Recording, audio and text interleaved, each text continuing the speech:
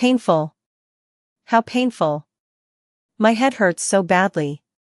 A gaudy and dazzling dream world filled with murmurs instantly shattered. The sound asleep Zhou Mingrui felt an abnormal throbbing pain in his head as though someone had ruthlessly lashed at him with a pole again and again. No, it was more like a sharp object pierced right through his temples followed by a twist. Ouch. In his stupor, Zhou Mingrui attempted to turn around, look up, and sit up. However, he was completely unable to move his limbs as though he had lost control over his body. From the looks of it, I'm still not awake. I'm still in a dream. Who knows, perhaps the next scene will be of me thinking I'm already awake, but in fact, am actually still sleeping. Zhou Mingrui, who was not unfamiliar with similar encounters, tried his best to focus in order to escape the shackles placed upon him by the darkness and confusion. However, while still in his reverie, whatever will he could summon was ethereal like a fleeting fog. He found his thoughts difficult to control and introspect. No matter how much he tried, he still lost his focus as random thoughts surfaced in his mind. Why would I suddenly have such an excruciating headache in the middle of the night? And it's really painful. Could it be something like a cerebral hemorrhage? F***K, don't tell me I'm going to die young? I need to wake up. Now. Eh? Why doesn't it seem to hurt as much as before? But why does it still feel like a blunt knife is slicing through my brains? From the looks of it, sleep is impossible. How am I to show up for work tomorrow? Why am I still thinking about work? This is some authentic headache. Of course I have to take time off. I don't have to worry about my manager's grumblings. Hey, putting it that way, it doesn't seem too bad. Hee, I can end up getting some spare time for myself. Throbbing pain inundated Zhou Mingrui, allowing him to slowly accumulate immaterial strength until he was finally able to move his back and open his eyes. He finally broke free from his reverie. His vision first blurred before it was screened by a faint crimson red. All he could see was a study desk made of burly wood in front of him. Right in the middle was an open notebook with coarse, yellow pages. The title was eye-catchingly written with strange, deep black lettering. To the left of the notebook was a stack of neatly arranged books, numbering about 8. The wall on their right was inset with grayish-white pipes with wall lamps connected to them. The lamp had a classical Western style to it. It was about half the size of an adult's head with an inner layer of transparent glass and an exterior grid with black metal. Diagonally beneath the lamp was a black ink bottle shrouded in a pale red glow. Its embossed surface formed a blurry angel pattern. In front of the ink bottle and to the right of the notebook sat a dark-colored pen with a fully circular body. Its tip shimmered with a faint glint while its cap rested right beside a brass revolver. A gun? A revolver? Zhou Mingrui was completely taken aback. The things laid before him were alien to him. It looked nothing like his room. While feeling shocked and confused, he discovered that the desk, notebook, ink bottle, and revolver were covered in a layer of crimson veil, a result of the light shining from the window. Subconsciously, he looked up and shifted his gaze up bit by bit. In midair, a crimson moon hung high above the backdrop of a black velvet curtain, glowing in silence. This? Zhou Mingrui felt inexplicably horrified as he stood up abruptly. However, before his feet fully straightened, his brain protested with throbbing pain. It made him temporarily lose his strength as he fell uncontrollably. His buttocks slammed heavily onto the burly wood chair. Pa! The pain did little. Zhou Mingrui stood up again by propping himself up.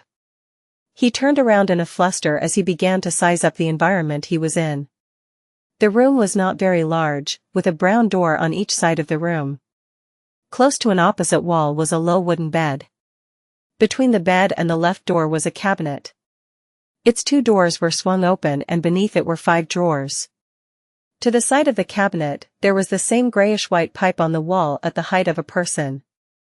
However, it was connected to a strange mechanical device with exposed gears and bearings in several spots.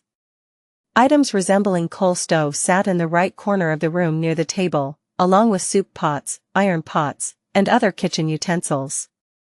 Across the right door was a dressing mirror with 2 cracks. Its bottom was made of wood and the patterns were simple and plain. With a sweep of his gaze, Zhou Mingrui noticed himself in the mirror, the present him. Black hair, brown eyes, a linen shirt, thinly built, average-looking features and a rather deep outline. This? Zhou Mingrui immediately drew a gasp as many helpless and confused guesses surfaced in his mind. The revolver in ancient European style and the crimson moon that looked different from Earth's moon could only mean one thing. See, could I have transmigrated? Zhou Mingrui widened his mouth slightly. He had grown up reading web novels and had often fantasized over such scenes. However, he momentarily found it hard to accept the situation when he found himself in one. This was probably what it meant to love a fantasy one?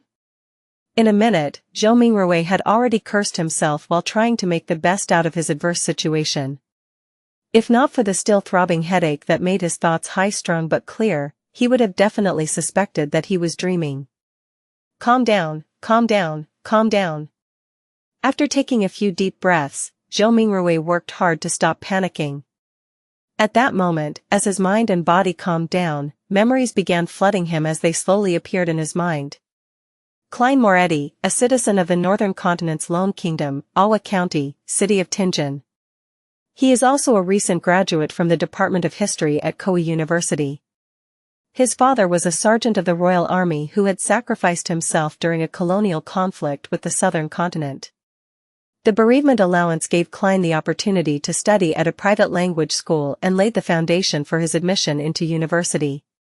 His mother was a devotee of the Evernight goddess. She passed away the year Klein passed the entrance examinations to Koei University. He also had an elder brother and a younger sister. They stayed in a 2-bedroom apartment together. Their family was not wealthy and its situation could even be described as somewhat wanting. At present, the family was supported solely by the elder brother who worked at an import and export company as a clerk. As a history graduate, Klein grasped knowledge of the ancient Fasak language, deemed the origin of all languages in the northern continent, as well as the Hermes language which often appeared in ancient mausoleums as well as text regarding sacrificial and praying rituals. Hermes language? Zhou Mingrui's mind stirred as he reached out to rub his throbbing temples. He cast his gaze toward the table at the open notebook. He noticed that the text on the yellowed paper turned from strange to alien, before turning from alien to something familiar. It then turned into something readable. It was text written in Hermes language. The dark ink wrote the following.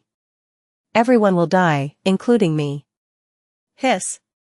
Zhou Mingrui felt inexplicably horrified. He instinctively leaned back in an attempt to widen the distance between him and the notebook, as well as the text on it.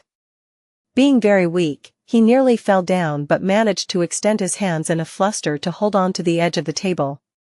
He felt that the surrounding air was turbulent as though there were faint murmurings resounding in it.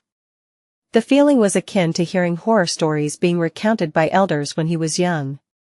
He shook his head, believing that everything was an illusion. Zhou Mingrui found his balance and shifted his gaze from the notebook as he heaved for breath. This time, his gaze landed on the shimmering brass revolver. He suddenly had a question arise in him. With Klein's family situation, how can they have the money or means to buy a revolver? Zhou Mingrui could not help but frown. While in deep thought, he suddenly discovered a red handprint to the side of the table. Its color was deeper than the moonlight and much thicker than the veil. It was a bloody handprint. A bloody handprint? Zhou Mingrui subconsciously flipped his right hand that had been holding the edge of the table. Looking down, he saw that his palm and fingers were covered in blood. At the same time, the throbbing pain in his head continued. Although it had weakened a little, it continued incessantly. Did I smash my head open? Zhou Mingrui guessed as he turned around and walked towards a cracked dressing mirror. A few steps later, a black-haired figure of medium build and brown eyes appeared clearly in front of him. The person had a distinct scholarly air to him. Is this the present me? Klein Moretti? Zhou Mingrui was stunned momentarily. Since there was insufficient lighting at night, he failed to see something clearly. He continued forward until he was just a step short from colliding with the mirror. Using the crimson veil-like moonlight as illumination, He turned his head and examined the corner of his forehead. A clear reflection appeared in the mirror. His temple had a grotesque wound with burn marks along its periphery. Blood stained the wound's surroundings, and there were grayish-white brain juices squirming slowly within. This is actually a proverb that describes Lord Yi. In ancient times, Lord Yi was very fond of dragons, adorning his whole palace, beams, pillars, doors, windows, and walls, with drawings and carvings of them. When a real dragon in heaven heard of this, it was deeply moved by his infatuation and paid him a visit. When Lord Yi saw the real dragon thrusting its head in through the window of his study and its tail moving in his palace, he was frightened out of the house for his life. Clearly, what Lord Yi loved was not a real dragon. Tap. Tap. Tap. Zhou Mingrui reeled back in fear at the sight that greeted him. It was as though the person in the dressing mirror was not himself, but a desiccated corpse. How could a person with such grievous wounds be still alive?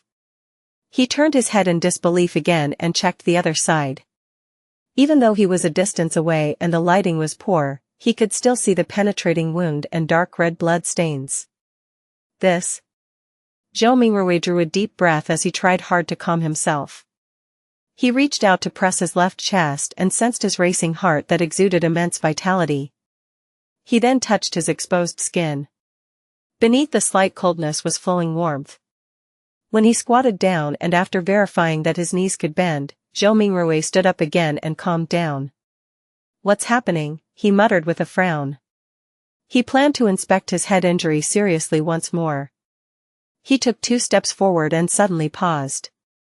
The moonlight of the sanguine moon was relatively dark, so it was insufficient for his serious inspection. A memory fragment triggered as Zhou Mingrui turned his head to look at the grayish-white pipes and the metallic grid lamp on the wall right beside the study desk. This was the most common gas lamp of the times. Its flame was stable and its illumination capabilities were excellent. With Klein Moretti's family situation, even a kerosene lamp was a dream, much less a gas lamp. Using candles was most apt for their standing and stature. However, back when he burned the midnight oil 4 years ago to be admitted into Koei University, his elder brother, Benson, felt that it was an important matter which their family's future depended upon. Therefore, he insisted on creating conducive studying conditions for Klein even if it meant taking on debt. Of course, Benson, who was literate and had worked for several years, was not a rash person who did not think of the consequences. He had quite some tricks up his sleeve. He reasoned with the landlord to raise the apartment's standards by installing gas pipes to improve the likelihood of rentals in the future. The landlord was convinced and provided the money to complete the basic modifications. Then, using the convenience of working at an import and export company, he purchased a brand new gas lamp which was nearly at cost price. In the end, all he needed was to use his savings and did not need to borrow money. After the memory fragment flashed past his mind, Zhou Mingrui came to the desk where he turned the pipe's valve and began twisting the gas lamp switch. With a sputtering sound, a spark sounded from friction. Light did not descend upon Zhou Mingrui as he had expected. He twisted the switch a few more times, but all the gas lamp did was sputter and remain dark. Retracting his hand and pressing on his left temple, Zhou Mingrui sought for the reason by rummaging through his memory fragments. A few seconds later, he turned around and walked toward the door. He arrived at the machine installation which was similarly inset into the wall and had grayish-white pipes connected to it. This was a gas meter. After seeing the exposed gears and bearings, Zhou Mingrui took out a coin from his trousers pocket. It was dark yellow in color and had a bronze shimmer to it. The front of the coin was engraved with a portrait of a crown-wearing man, and there was a 1 on a clump of wheat on the back. Zhou Mingrui knew that this was the most basic currency of the Lone Kingdom. It was called a copper penny. 1 penny's purchasing power was roughly 3 to 4 yuan before his transmigration. Such coins had other denominations such as the 5 pence, a half-pence and a quarter-pence. Despite the 3 types, the denominations were not in small enough units. In everyday life, one had to buy several different things just to spend a single coin from time to time. After flipping the coin, which was only minted and circulated after King George III ascended to the throne, a few times. Zhou Mingrui inserted it into the gas meter's thin vertical mouth. Clink! Clang! After the penny fell to the bottom of the meter, the sound of grinding gears sounded immediately, producing a short but melodious mechanical rhythm. Zhou Mingrui stared at the meter for a few seconds before returning to the burly wood desk. He then reached out to twist the gas lamp switch. After some sputtering, there was a sharp sound. A fire plume ignited and rapidly grew. Bright light first occupied the internals of the wall lamp before penetrating the transparent glass, blanketing the room with a warm glow. The darkness quickly receded as the crimson retreated out the window.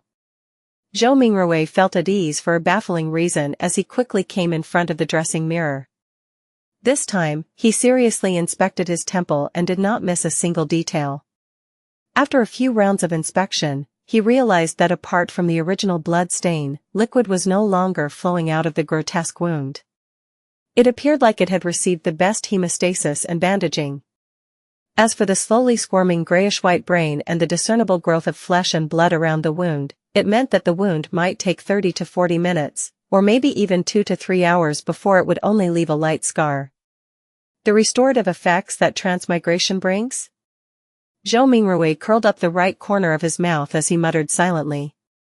Following that, he let out a long sigh. Regardless, he was still alive.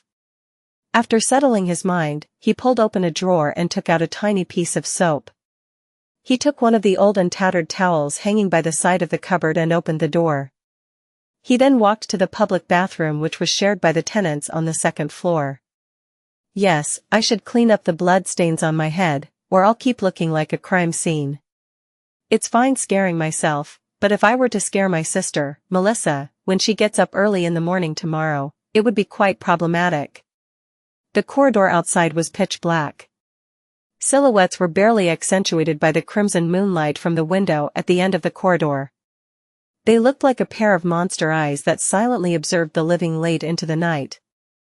Zhou Mingrui lightened his footsteps as he walked towards the communal bathroom with a shuddering fear. When he entered, there was even more moonlight, allowing him to see everything clearly. Zhou Mingrui stood in front of a wash basin and turned the tap's knob. Upon hearing the gushing sound of water, he suddenly recalled his landlord, Mr. Frankie. As water was included in the rent, this short and thin gentleman who wore a top hat, a vest, and a black suit, always inspected the bathroom actively to take note of any sounds of flowing water. If the water gushed too loudly, Mr. Frankie would ignore all of his gentlemanly traits by flailing his walking stick and striking the bathroom's door, shouting things like "Darn thief, wastage is a shameless matter, I'll remember you, if I see this happen another time, scram along with your filthy luggage, mark my words, this is the most value-for-money apartment in Tianjin City. You will not find a more kindly landlord anywhere else." Putting away those thoughts, Zhou Mingrui used a moist towel to clean the blood stains from his face again and again. After checking himself using the rundown mirror in the bathroom and verifying that all that was left were a hideous wound and a pale face, did Zhou Mingrui relax. Then, he took off his linen shirt and used a bar of soap to wash away the bloodstains. At that moment, he knitted his brows and recalled of a possible problem. The wound was too exaggerated and there was too much blood. Apart from his body, his room likely still had signs of his injury. After Zhou Mingrui was done with his linen shirt a few minutes later, he briskly returned to his apartment with a moist towel. He first wiped the blood handprint on the desk and then, using the gas lamp's illumination, sought out spots which he missed out. He immediately discovered that quite a substantial amount of blood had splattered onto the floor beneath the desk. And there was a yellow bullet to the left side of the wall. Releasing a round with a revolver pointed at the temple? After mixing and matching the clues from before, Zhou Mingrui had a rough idea how Klein had died. He was in no hurry to verify his guess. Instead, he seriously wiped away the blood stains and cleaned up the scene. Following that, he took the bullet and returned to the side of his desk. He opened the revolver cylinder and poured out the rounds inside. A total of 5 rounds and a cartridge shell all had a brass luster to them. Indeed. Zhou Mingrui looked at the empty cartridge shell in front of him and stuffed the rounds back into the cylinder while nodding. He shifted his gaze to the left and it landed on the notebook's words, "Everyone will die, including me." Following that, even more questions arose in him. Where did the gun come from? Was it suicide or a faked suicide? What kind of trouble could a history graduate of humble origins get himself into? Why would such a suicide method only leave behind so little blood? Was it because I transmigrated in a timely manner and it came with healing benefits? After pondering for a moment, Zhou Mingrui changed into another linen shirt. He sat on the chair and began pondering over more important matters. Klein's experience was still not something he needed to concern himself with. The true problem was to figure out the reason for his transmigration and if he could return. His parents, relatives, best buddies, and friends. The fascinating world of the internet and all sorts of delicious delicacies. These were reasons that prompted his desire to return. Click. Click. Click. Zhou Mingrui's right hand was subconsciously pulling out the revolver cylinder and slamming it back into place, again and again. Yeah, there has not been much difference for me between this period of time and the past. I was just a little unlucky, but why would I transmigrate for no baffling reason? Bad luck. Yes, I tried a luck enhancement ritual before dinner today.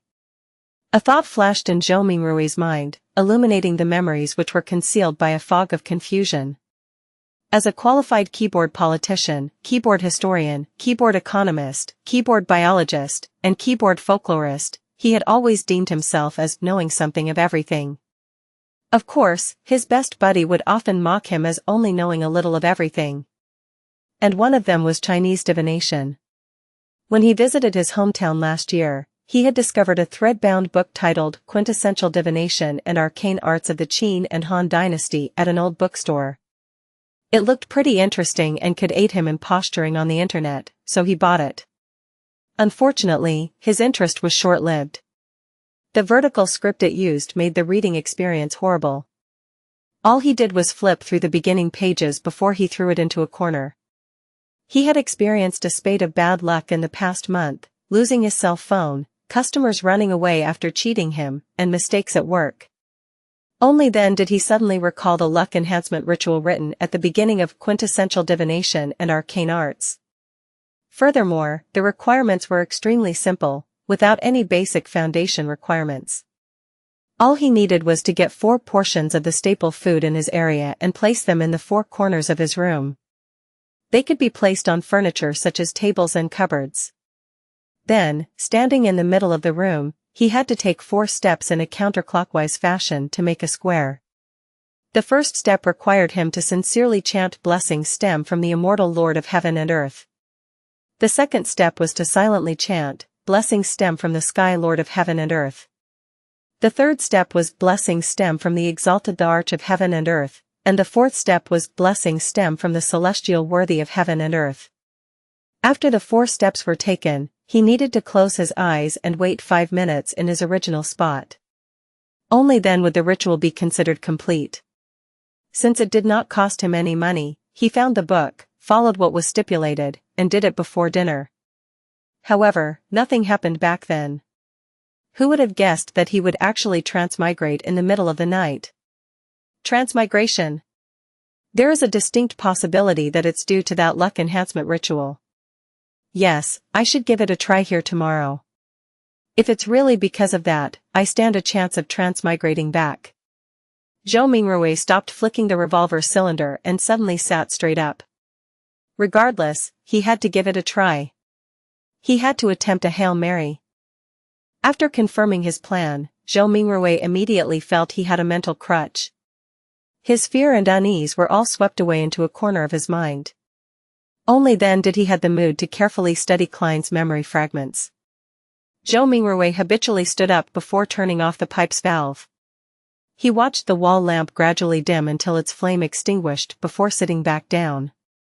As he subconsciously fiddled with the revolver's brass cylinder, he pressed the side of his head. He slowly recalled his memories in the crimson-dyed darkness as though he was the most attentive viewer in a movie theater. Perhaps as a result of having a bullet pass through his head, Klein's memories were like shattered glass. Not only were the memories not contiguous, there were many spots which were clearly missing. For example, memories pertaining to how the exquisite revolver appeared in his possession, whether he had committed suicide or was killed, as well as the meaning of the words "everyone will die," including me on the notebook, or whether he had participated in anything odd 2 days before the incident. Not only had these particular memories become fragmented, there were also missing pieces. It was the same even for knowledge he ought to know. In light of the present situation, Zhou Mingrui believed that if Klein were to return to university, it was unlikely he could graduate. This was despite him having left campus just days ago without relaxing one bit. He needs to participate in the Tianjin University's history department interview 2 days later. The university graduates of Lone Kingdom do not have the tradition of staying at their alma mater. His mentor had given him a recommendation letter for Tianjin University and Backland University. Through the window, Zhou Mingrui silently observed the red moon setting in the west. The gradual sinking of the moon continued until faint light glowed from the east, dyeing the horizon golden. At that moment, there was a commotion inside the apartment. Soon, the sound of footsteps approached his door. "Melissa is awake. She's really as punctual as always." Zhou Mingrui smiled. Due to Klein's memories, seeing Melissa made him feel as though she was really his younger sister. "However, I do not have a younger sister." He immediately contradicted himself. Melissa was different from Benson and Klein. Her rudimentary education was not completed at the Sunday school classes offered by the Church of the Evernight Goddess. When she reached schooling age, the Lone Kingdom had enacted the Basic Education Law. A primary and secondary education committee was established and was specially provided with funding, increasing the kingdom's investment into education. In less than 3 years, under the premise that numerous church schools would be incorporated, many public primary schools were established to strictly maintain the principle of religious neutrality. This was to prevent education from involving itself in the conflicts between the Lord of Storms, Evernight Goddess, and the God of Steam and Machinery. Compared to Sunday school that only cost a copper penny a week, a public primary school's cost of 3 pence a week appeared rather expensive. However, the former only provided education every Sunday, whereas the latter provided 6 days of classes a week. In conclusion, the price was so low that it was almost free. Melissa was different from most girls. From a young age, she enjoyed things like gears, springs, and bearings. Her ambition was to be a steam mechanic. Having suffered from a lack of culture, Benson, who knew the importance of education, supported his sister's dreams just like how he supported Klein's university education. After all, Tianjin Technical School was only considered secondary education. There was no need for her to attend language school or a public school for more knowledge. In July last year, 15-year-old Melissa passed her entrance examinations and fulfilled her dreams of becoming a student at the Tianjin Technical School's Steam and Machinery Department. As such, her weekly school fees raised to 9 pence. Meanwhile, Benson's company was affected by the situation in the southern continent. There was a drastic drop both in profit and business transactions. More than a third of the employees were retrenched.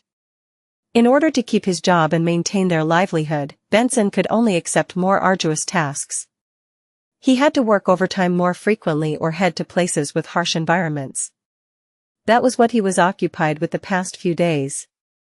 It was not that Klein did not think of helping share his elder brother's burden, but being born a commoner and having been admitted into an average language school, he felt a strong sense of inadequacy when he enrolled into university. For example, as the origin of all languages in the northern continent, the ancient language of Faisak was something all the children of nobles and of the wealthy class would learn from a young age. In contrast, he only made first contact with it in university. He faced many similar aspects during his schooling career. Klein nearly gave his all and often stayed up late into the night and woke up early before barely managing to catch up to the others, eventually allowing him to graduate with average results. Memories regarding his elder brother and younger sister remained active in Zhou Mingrui's mind until he turned the doorknob open. Only then did he jolt awake and remember that he held a revolver in his hand. This was a semi-regulated item. It will scare children. Also, there's still a wound on my head. With Melissa arriving at any moment, Zhou Mingrui pressed onto his temple and hurriedly pulled open a desk drawer and threw the revolver in before slamming it close. What happened? Melissa looked over curiously when she heard the commotion. She was still in the prime of her youth. Even though she did not have much nutritious food to eat, making her face thin and slightly pale, her skin remained lustrous as it exuded the vibes of a young girl. When Zhou Mingrui saw his sister's brown eyes look over, he forcibly composed himself and picked up an item beside his hand before calmly closing the drawer to conceal the existence of the revolver. He placed his other hand on his temple, the texture confirming that his wound had already healed. He took out a silver vine leaf pocket watch and pressed the top gently, causing its cover to flip open. It was a picture of the siblings' father. It was the most valuable item the Royal Army sergeant left behind, but being a second-hand item, it would often malfunction from time to time in recent years even though he had gotten a watchsmith to fix it.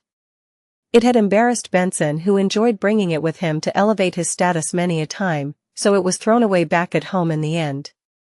It had to be said that perhaps Melissa did have talent in machinery. After grasping the principles behind the watch, she borrowed the tools from her technical school to fiddle with the pocket watch. Recently, she even claimed to have fixed it. Zhou Mingrui looked at the watch's open cover and saw that the second hand was not moving. Subconsciously, he twisted the top dial to wind the pocket watch. However, despite winding it a few times, he did not hear the sound of taut springs. The second hand remained motionless. It looks like it's broken again. He looked at his sister while trying to find a topic of conversation. Melissa shot him an expressionless glance and briskly walked over to take the pocket watch away. She stood in her spot and pulled up the button sitting atop the pocket watch. With a few simple turns, the tick-tocking of the second hand sounded. Isn't pulling the button up usually meant to adjust the time? Zhou Mingrui's expression immediately turned blank. At that moment, a bell chimed from a faraway cathedral. It chimed 6 times, sounding distant and ethereal. Melissa tilted her head to listen to it and pulled the button up once again. Following that, she turned it to synchronize the time. It's okay now, she said simply without emotion. She then pressed the top button back and handed the pocket watch back to Zhou Mingrui. Zhou Mingrui returned a smile politely in embarrassment. Melissa gave her elder brother a piercing stare before turning to walk to the cupboard. She took her toiletries and towel before opening the door to leave. She headed for the public bathroom. Why did her expression have a look of disparagement and resignation? Is it a look of love and concern for a retarded brother? Zhou Mingrui lowered his head and chuckled. He closed the pocket watch's cover with a click before opening it again. He repeated this action as his idle thoughts focused on a question. Klein committed suicide without a silencer. Well, I'll consider it a suicide for now. His suicide should have caused quite a commotion, yet, Melissa, who was just a wall away, did not notice it at all. Was she sleeping too soundly? Or is Klein's suicide shrouded in mystery to begin with? Click. The pocket watch opened. Clack. The pocket watch closed. Melissa returned from washing up and saw her brother's subconscious act of constantly opening and closing the pocket watch.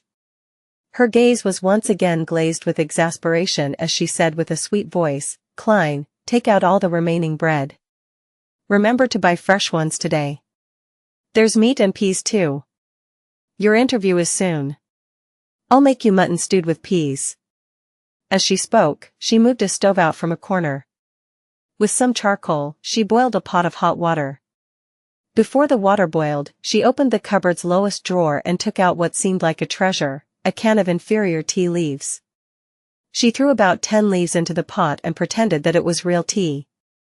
Melissa poured 2 big cups of tea as she shared 2 pieces of rye bread with Zhou Mingrui over tea.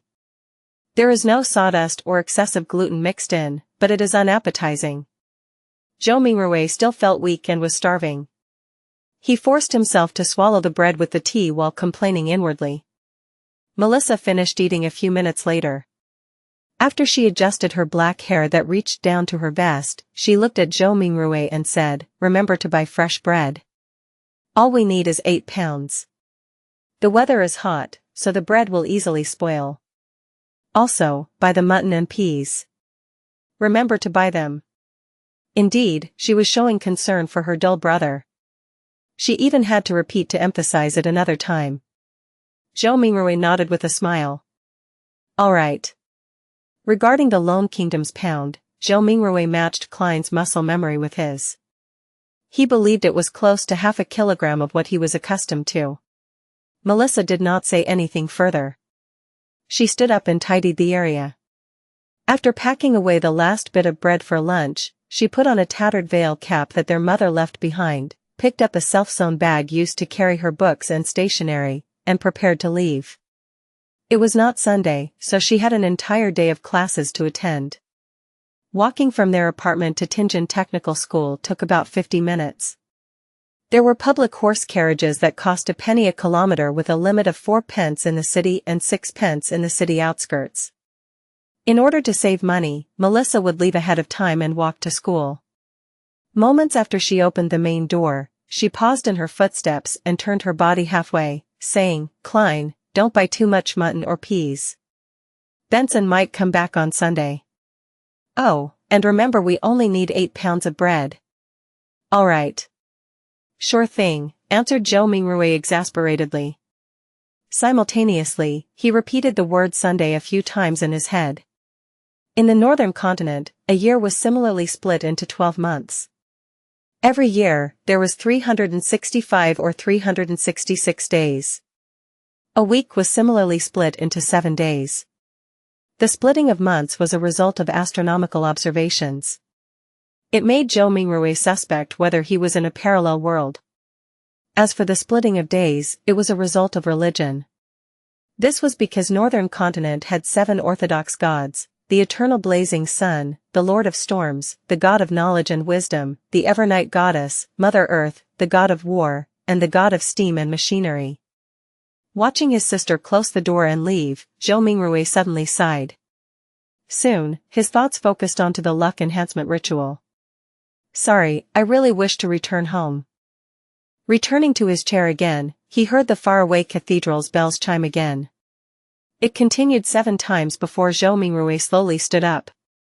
He went up front to the cupboard and took out his clothes. A black vest with a matching suit, trousers that clung tightly to his legs, a half-top hat and his faint scholarly air made Zhou Mingrui feel like he was watching an English drama set in the Victorian era. He suddenly muttered softly as he shook his head with a wry smile, "I'm not going for an interview. All I'm doing is buying some ingredients to prepare for my luck enhancement ritual." Klein was so concerned about his impending interview that it became instinct. When he was not focused enough, he habitually wore his only decent set of clothing. After taking a breath, Zhou Mingrui took off his suit and vest, switching to a brownish-yellow coat. He also changed to a felt hat with a rounded edge of the same color. With his outfit done, he walked to the side of the bed and lifted a square cushion. He reached his hand into an inconspicuous hole beneath and rummaged around before finding an intermediate layer. When he retracted his right hand, there was a roll of notes in his palm. There were about 8 notes with faded dark green colors. These were all the savings Benson had at the moment. It even included the living expenses for the next 3 days. 2 of them were 5 solely notes and the remaining were 1 solely notes. In the Lone Kingdom's currency system, solely was ranked second. It originated from ancient silver coins. 1 solely was equivalent to 12 copper pence. They had denominations of 1 and 5 solely. At the top of the currency system was the gold pound. They were also paper-based but were guaranteed by gold and pegged directly. A gold pound was equivalent to 20 solely. They had denominations of 1, 5, and 10 gold pounds. Zhou Mingrui spread a note and caught a whiff of the faint unique ink. This was the smell of money. Perhaps a result of Klein's memory fragments or his constant desire for money, Zhou Mingrui felt like he had instantly fallen in love with these notes. Look, their designs are so beautiful. It makes the stern and old-fashioned George III and his 2 mustaches appear especially adorable. Look, the watermark that can be seen when the note is placed against sunlight is so alluring. The exquisite design for the anti-counterfeit label makes it completely different from those fake fancy schlocks. Zhou Mingrui admired it for nearly a minute before pulling out 2 1-soli notes. He then rolled up the remaining notes and stuffed them back into the cushion's concealed layer. After arranging and flattening the cloth around the hole, Zhou Mingrui folded the 2 notes he had taken out neatly and placed them into the left pocket of his brownish-yellow jacket. He separated the notes from the few pence he had in his trouser pocket. With all of this done, he placed a key into his right pocket and brought a dark brownish paper bag along with him and quickly walked toward the door. His shuffling footsteps slowed down from a brisk pace until it eventually stopped. Zhou Mingrui stood by the door and was unsure when he had already begun to frown. Klein's suicide was fraught with peculiarities. Would he encounter any accidents if he were to leave just like that? After some deep thought, Zhou Mingrui returned to his desk and pulled open the drawer. He then took out the shimmering brass revolver. This was the only defensive weapon he could think of, and it was the only weapon with sufficient power. Although he had never practicing shooting, just pulling such a revolver out would definitely daunt anyone. He caressed the revolver's cold metal before stuffing his revolver into the pocket where his notes were. He clasped the money in his palm as his fingers pressed onto the gun's handle. It was perfectly concealed. Feeling secure, he who knew a little of everything suddenly had a worry. Would I end up misfiring? Being deluged with such a thought, Zhou Mingrui quickly thought of a solution. He drew the revolver and released the cylinder. He then aligned the empty chamber which was a result of the suicide along the gun's hammer before closing it. This way, even if there was a misfire, he would discharge an empty round. After stuffing his revolver back into his pocket, Zhou Mingrui kept his left hand in there. He pressed down on his hat with his right hand and pulled open the door before leaving. The corridor during the day remained dim as limited sunlight shone in from the window situated at the end of the corridor. Zhou Mingrui quickly went down the stairs and left the apartment before taking in the brilliance and warmth of the sun. Although it was almost July, it was still considered the middle of summer. However, Tianjin was situated north of the Lone Kingdom, so it had unique climate characteristics. The highest annual temperature was not even 30 degrees Celsius on Earth, with even cooler mornings. However, the streets were awash with filthy water and strewn junk. From Klein's memories, this was not a rare sight in low-income communities, even if there were sewers. After all, there were just too many people and people needed to survive. Come and try our delicious roasted fish. Hot and fresh oyster soup. Drink a bowl in the morning and feel invigorated all day. Fresh fish from the port for just 5 pence apiece. Muffins and eel soup make the perfect combination. Conch. Conch. Conch. Vegetables freshly plucked from the farms outside the city. Cheap and fresh. The mobile hawkers who sold vegetables, fruits, and hot food shouted along the streets as they beckoned the rushing pedestrians. Some of them would stop and carefully compare before purchasing. Others would impatiently wave their hands as they had yet to find work for the day. Zhou Mingrui took in a whiff of the air that mixed both noxious and fragrant aromas. As he clenched the revolver tightly in his left hand, he held the notes tight. He pressed down on his hat with his right hand while passing through the busy street, slouching a little. There was bound to be thieves in populated areas. Furthermore, this street had no lack of poor citizens who were working part-time after losing their previous jobs. There were also starving children that were exploited by adults to do their bidding. He proceeded forward until he reached a point where the crowdedness around him restored to normal. He straightened his back and raised his head to look down the street.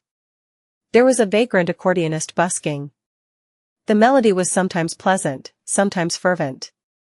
Beside him were several children in ragged clothes with sallow complexions due to malnutrition. They listened to the music and moved to the beat, dancing self-made choreographies. Their faces were filled with joy as though they were a prince or an angel. A deadpan woman passed by, her skirt was dirty and her skin was dull. Her gaze appeared dull and sluggish. Only when she looked at the bunch of children did a faint glow flash. It was as though she had seen herself from 3 decades ago. Zhou Mingrui overtook her and turned into another street before stopping at Smyron Bakery. The owner of the bakery was a 70-plus-year-old granny named Wendy Smyron. Her hair was completely grayish-white and she always wore a genial smile. From the beginning of Klein's memories, she had been here selling bread and pastries. Oh, the Tianjin biscuits and lemon cakes she bakes are very delicious. Zhou Mingrui gulped a mouthful of saliva and smiled. Mrs. Smyron, 8 pounds of rye bread. Oh. Dear Klein, where's Benson? Is he not back? Wendy asked smilingly. In a few more days, answered Zhou Mingrui vaguely. As Wendy took the rye bread, she sighed. He sure is a hard-working lad. He will have a good wife. Upon saying this, the corners of her lips curled up as she said playfully, all is good now. You have already graduated. You are a history graduate of our Koei University. Oh, you will soon be able to earn money. You should not be staying in the apartment you are currently living in. At the very least, you should have a bathroom you can call your own. Mrs. Smyron, you seem to be a young and energetic woman today. All Zhou Mingrui could do was respond with a dry smile. If Klein were to successfully pass his interview and become a lecturer at Tianjin University, it was true that his family would immediately be pushed up to a higher socioeconomic status. In his memory fragments, he had once fantasized about renting a bungalow in the suburbs. There would be 5 or 6 rooms, 2 bathrooms, a huge balcony upstairs, 2 rooms, a dining room, a living room, a kitchen, a bathroom, and an underground storage room on the first floor. This was not a wishful dream. Even a lecturer on probation at Tianjin University would have a weekly salary of 2 gold pounds. After the probationary period, the salary would be raised to 3 gold pounds and 10 soli. One had to know that despite working for so many years, Klein's brother, Benson, only had a weekly salary of 1 pound and 10 soli. Ordinary workers at a factory did not even get a pound or, at best, a little more. And rent for a bungalow was about 19 soli to 1 pound and 18 soli. This is the difference between earning 3 to 4,000 yuan and earning 14 to 15,000 yuan a month. Zhou Mingrui mumbled to himself. However, all of this was under the premise that he passed either the Tianjin University or Backland University interviews. There were not many other opportunities. People without any connections were unable to get recommendations to become a public servant. And those who studied history were more limited in job opportunities. There was not much demand for private consultants from the aristocrats, banks, or industrial magnates. Taking into account that the knowledge Klein grasped were fragmented and incomplete, Zhou Mingrui felt awkward and guilty towards Mrs. Smyron's expectations of him. No, I have always been this young, answered Wendy humorously. As she spoke, she packed the 16 rye bread she had weighed into the brown paper bag that Zhou Mingrui had brought. She stretched out her right hand and said, 9 pence. Every rye bread weighed at about half a pound as differences were inevitable. 9 pence? Wasn't it 11 pence 2 days ago? Zhou Mingrui asked subconsciously. It cost 15 pence the month before the previous month. You have to thank the people who protested on the streets for the repeal of the Grain Act, said Wendy as she shrugged. Zhou Mingrui nodded in vague acknowledgement. Klein's memories regarding this was incomplete. All he remembered was that the core tenet of the Grain Act was to protect the prices of domestic agriculture products. Once the prices rose to a certain level, grain imports from southern nations like Fanapotter, Mason, Lemberg were stopped. Why would people protest the act? Without saying much, Zhou Mingrui, afraid he would end up pulling out the revolver, carefully took out his notes and handed one of them over to Mrs. Smyron. He was given 3 copper pence in change. Stuffing them into his trouser pocket, he took the paper bag containing the bread and headed for the lettuce and meat market across the street. He was working hard for the mutton stewed with peas his sister had exhorted. There was a municipal square at the intersection of Iron Cross Street and Daffodil Street. Many tents were erected there, and clowns dressed in odd and funny attires were distributing flyers. There's a circus performance tomorrow night? Zhou Mingrui glanced at the flyers in the hands of others as he read their contents under his breath. Melissa would definitely like it. However, how much is the entrance fee? With that thought, Zhou Mingrui went closer. Just as he was about to ask a clown with a red and yellow painted face, a hoarse woman's voice sounded from beside him. would you like to try a divination? Zhou Mingrui subconsciously turned his head and saw a woman wearing a pointed hat and a long black dress standing in front of a short tent. Her face was smeared with red and yellow paint and her eyes were a profound grayish blue. No, Zhou Mingrui shook his head in response. He did not have the spare cash for divination.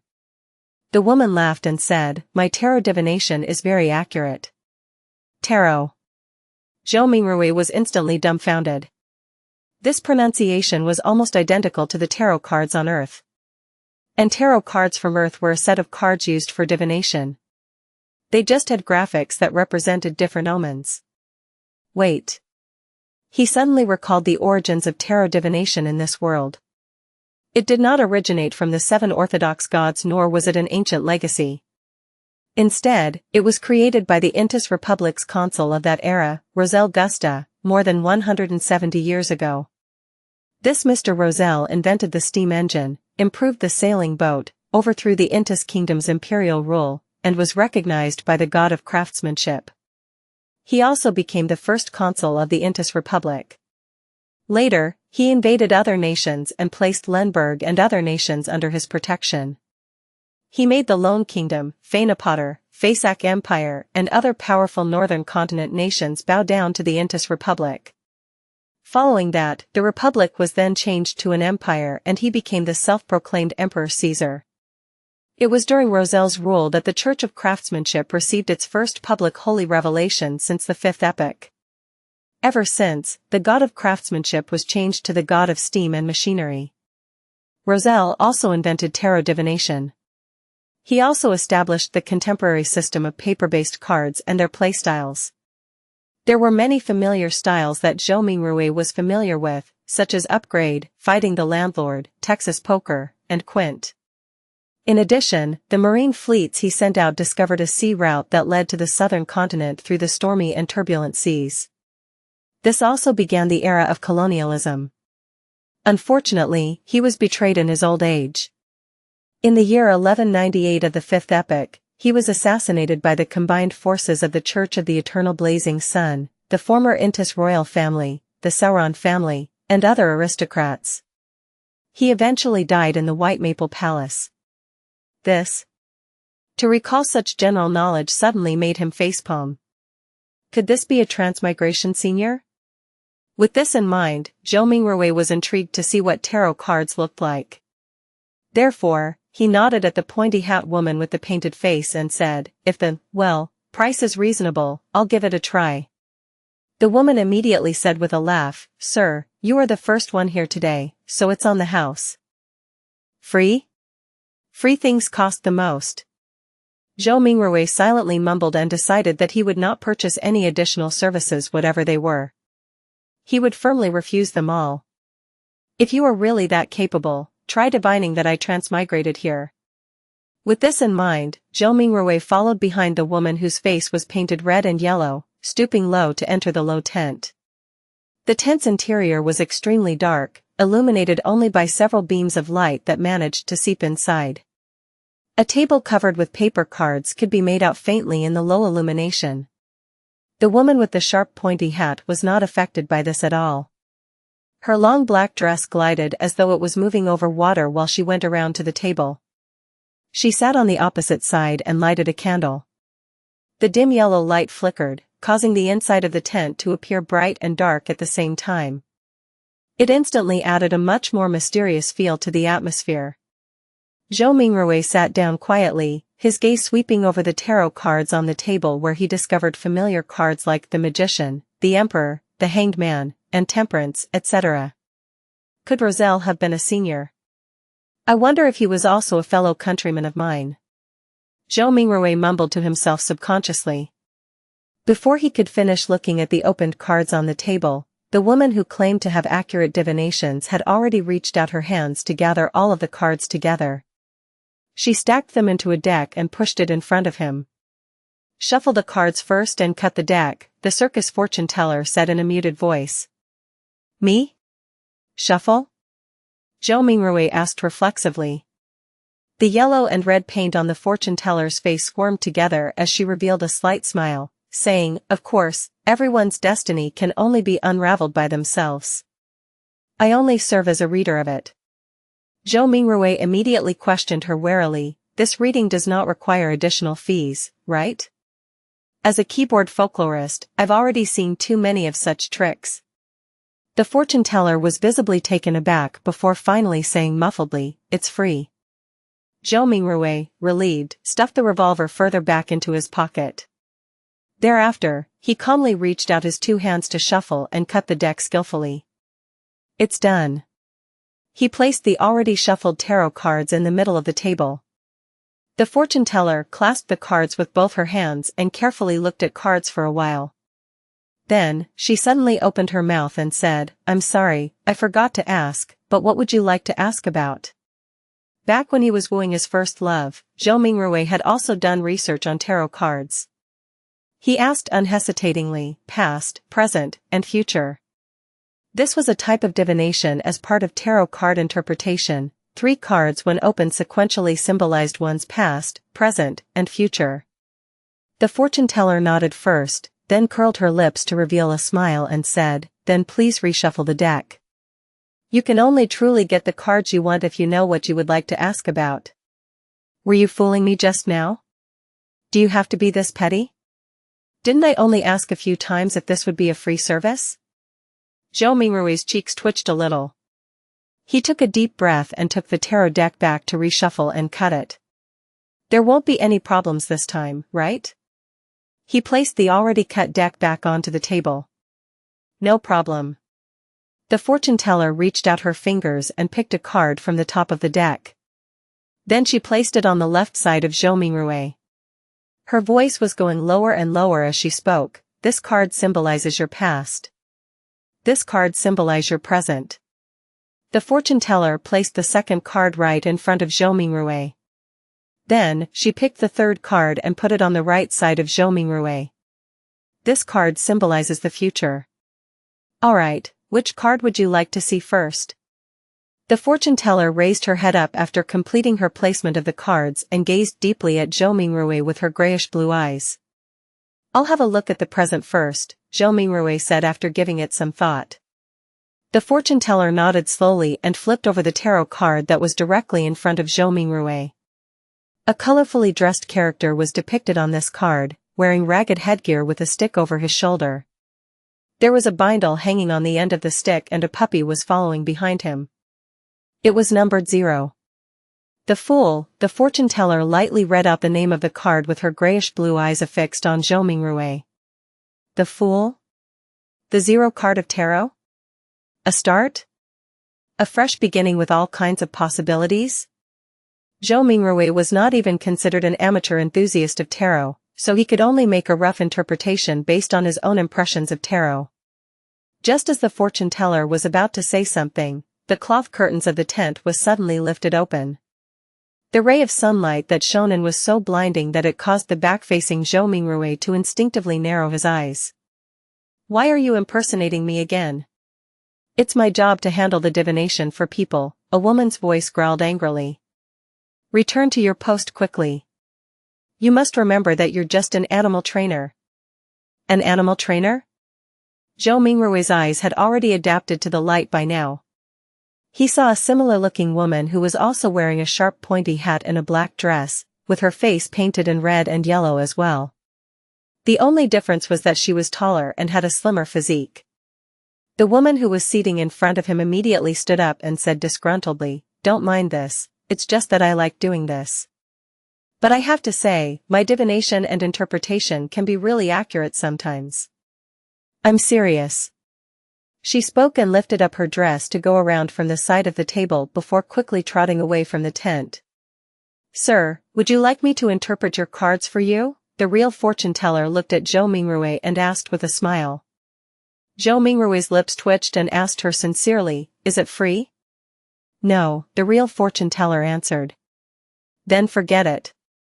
Zhou Mingrui pulled his hands back and put them into his pockets. He clutched his revolver and money before stooping again to exit the tent. Damn. He actually got an animal trainer to be his fortune teller? Was an animal trainer who didn't want to be a fortune teller not a good clown? Zhou Mingrui very quickly put this matter behind him. He spent 7 pence at the lettuce and meat market for a pound of not-so-great mutton.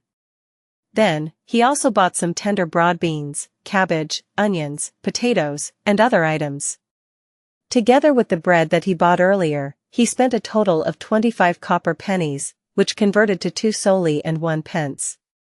There is really not enough to go around for spending. Poor Benson. Not only had Zhou Mingrui spent the 2 notes that he had brought with him, but it was also necessary for him to top it up with the 1 penny he had in his pocket. He just sighed and did not think further about it as he hurried back home. With the staple food, he could now carry out the luck enhancement ritual. After the second-floor tenants gradually left, Zhou Mingrui was still in no hurry to carry out the ritual. Instead, he translated the blessing stem from the immortal Lord of Heaven and Earth and related phrases into the ancient Fasak language, as well as the Lone language. He was intending to try the ritual again the next day in those local languages if the original incantation did not take effect. After all, he had to take into consideration the differences between the 2 worlds. In Rome, do as the Romans do. As for translating it into an ancient ritual prayer that used the dedicated Hermes language, Zhou Mingrui had a difficult time completing it due to his lack of vocabulary. After readying everything, he finally took out the 4 loaves of rye bread. He placed one in the corner where the coal stove was originally, one at the bottom inner side of the dress mirror, one at the top of the cupboard where 2 walls met, and one at the right side of the study table where miscellaneous items were kept. With a deep breath, Zhou Mingrui came to the center of the room and spent a few minutes to calm himself. Then, he took a solemn step forward and went in a counterclockwise direction in the shape of a square. When he took the first step, he chanted in a low whisper, "Blessings stem from the immortal Lord of Heaven and Earth." The second step, he sincerely chanted, "Blessings stem from the Sky Lord of Heaven and Earth." The third step, Zhou Mingrui breathed out a whisper. "Blessings stem from the exalted the Arch of Heaven and Earth." At the fourth step, he spat out a foul breath and meditated in concentration. "Blessings stem from the celestial worthy of Heaven and Earth." When he returned back to the original spot, Zhou Mingrui closed his eyes and waited in his place for an outcome. He had some anticipation in him, some unease, some hope, and some fear. Could he make it back?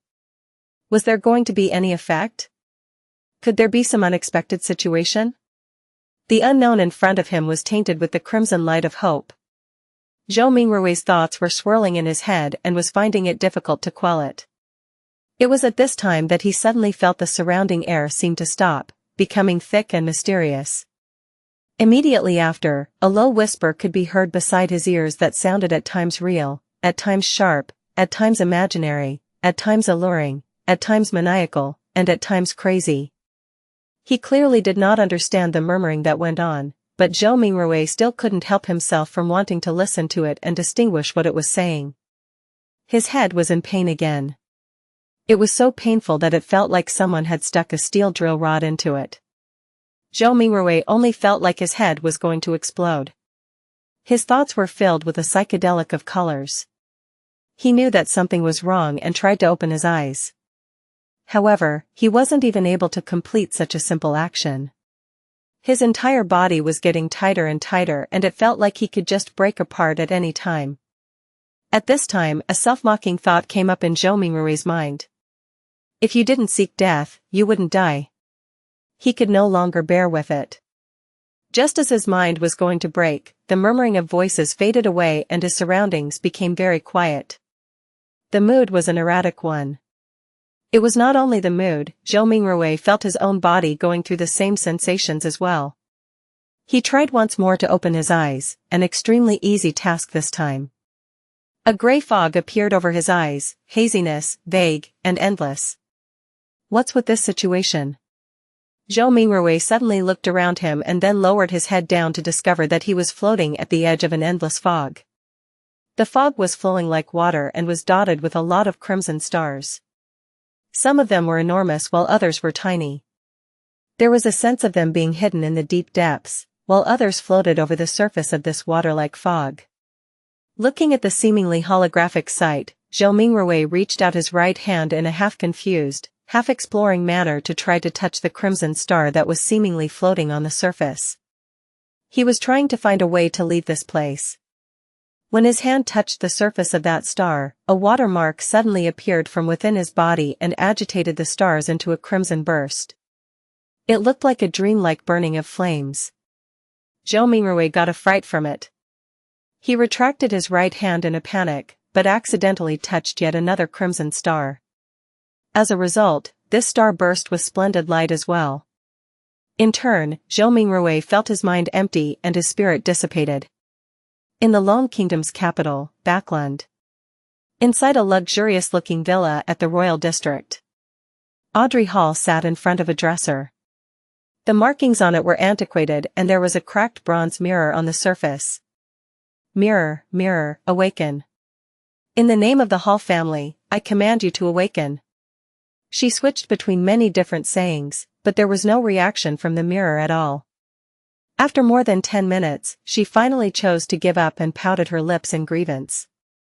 She said in a soft murmur, "Father was indeed lying to me. He always tells me that this mirror was the treasure of the Roman Empire's Dark Emperor, and that it is an extraordinary item." Her voice trailed off. The bronze mirror which rested on the dresser suddenly glowed with a crimson light that shrouded her completely. In the Sonia Sea, a 3-masted sailboat that looked like an obvious relic was navigating through a storm. Alger Wilson stood on deck, his body undulating with the currents at sea, maintaining his balance easily. He wore a robe embroidered with lightning patterns, and in his hand was a quirky-shaped glass bottle. Bubbles billowed inside the bottle at times, frost turned into snow at times, and signs of gusting wind could be seen at times. "Still short on the ghost shark's blood," Alger murmured. Then at this moment, a crimson burst appeared in the space between the glass bottle and the surface of his palm. In an instant, it enveloped the surroundings as well. In the fog of grey mist, Audrey Hall regained her sight. She started reckoning the situation in a state of horror and confusion when she noticed the blurry image of a man on the opposite side of her doing the same as well. Immediately after, the both of them discovered another mystery person standing not far from them who was shrouded in a grey mist. The mysterious person was none other than Zhou Mingrui. He was similarly dumbfounded. "Sir, where is this?" Audrey and Alger were startled at first, falling silent in the process. Then, they immediately started speaking in unison. "What are you planning on doing?" Not only did they speak the same lone language, they also shared the same grim and tense vibes. "Where am I? What do I plan to do here? I would like to know too." Calming himself down, Zhou Mingrui silently repeated the questions posed by the two. What left the deepest impression on him were neither the sentences formed by words nor the meanings behind them, but the display of bewilderment, vigilance, panic, and reverence by the couple. For some baffling reason, two people had been mysteriously dragged into this world surrounded by grey fog. As the perpetrator, Zhou Mingrui was already feeling abnormally dumbfounded and startled, let alone the couple who was pulled into this mess completely passively. For them, such events and encounters might already be beyond their imaginations, right? Momentarily, Zhou Mingrui thought of two options. The first option was feigning victimhood to hide his true identity, and in turn gain a considerable amount of trust. He could then take a wait-and-see approach and take advantage of his circumstances where necessary. The other option was to maintain his mysterious identity in the eyes of the couple. He could then effect the subsequent development while gleaning valuable information from them. Without the luxury of time to deliberate over the situation, he grasped hold of the thought that flashed across his mind. He made an immediate decision to try out the second idea.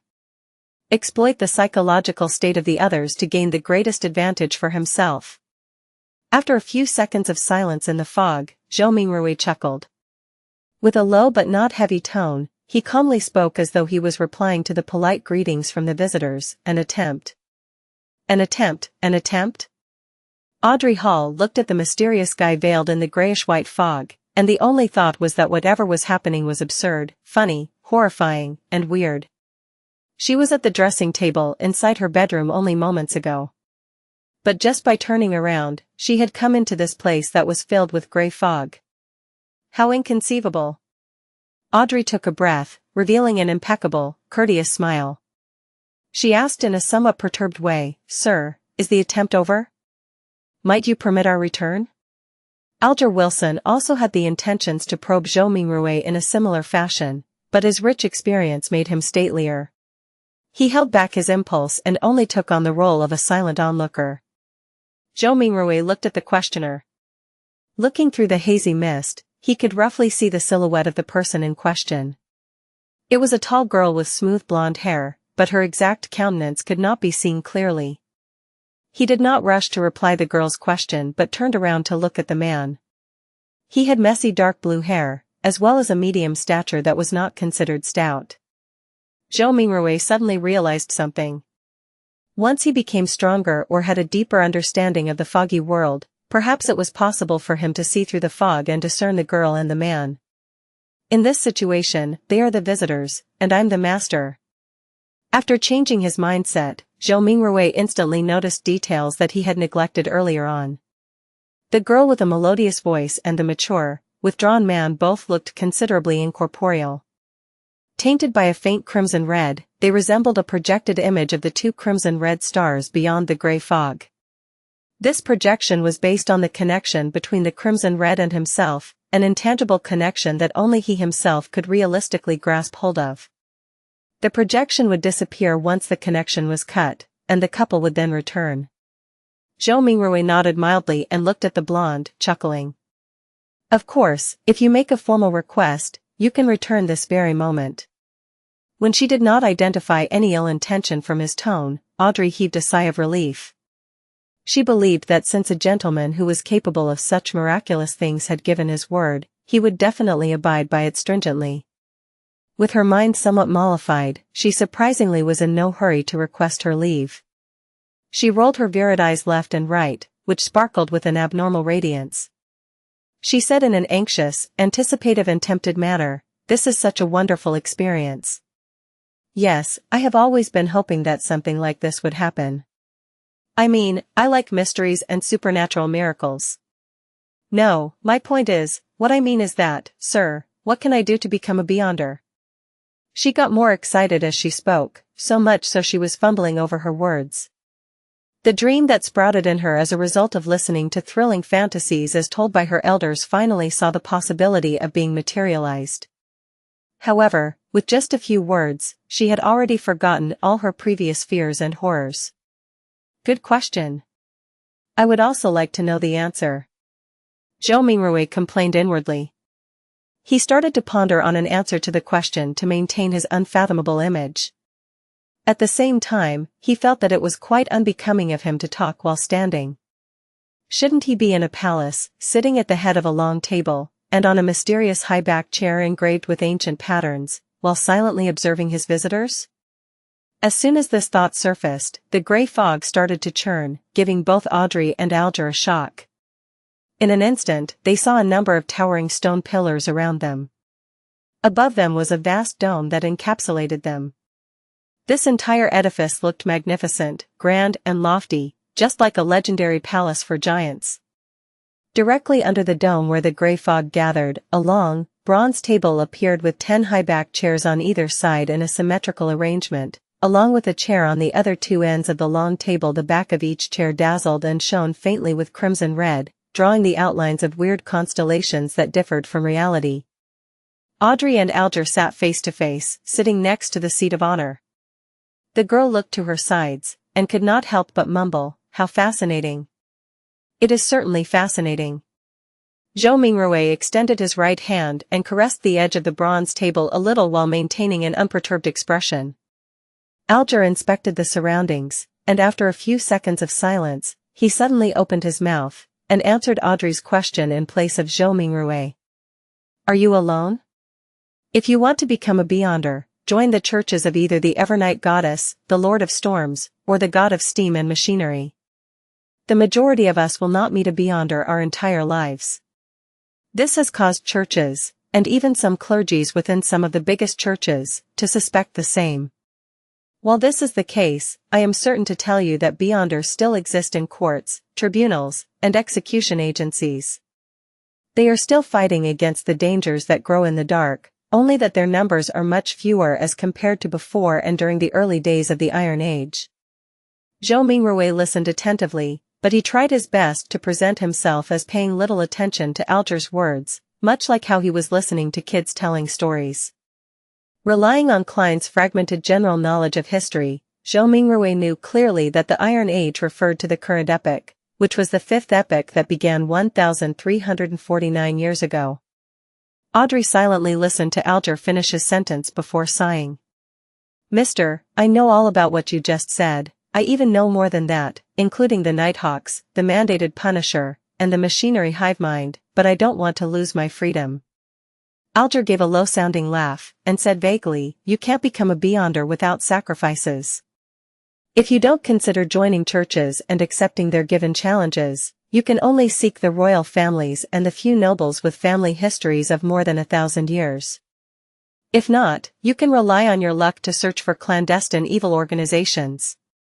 Audrey puffed her cheeks subconsciously and looked around in a fluster. After confirming that both the mysterious man and Audrey did not notice her tick, she pressed, "Are there no other solutions?" Alger sank into silence. About half a minute later, he turned around to look at the mysterious man who was watching the two of them in silence.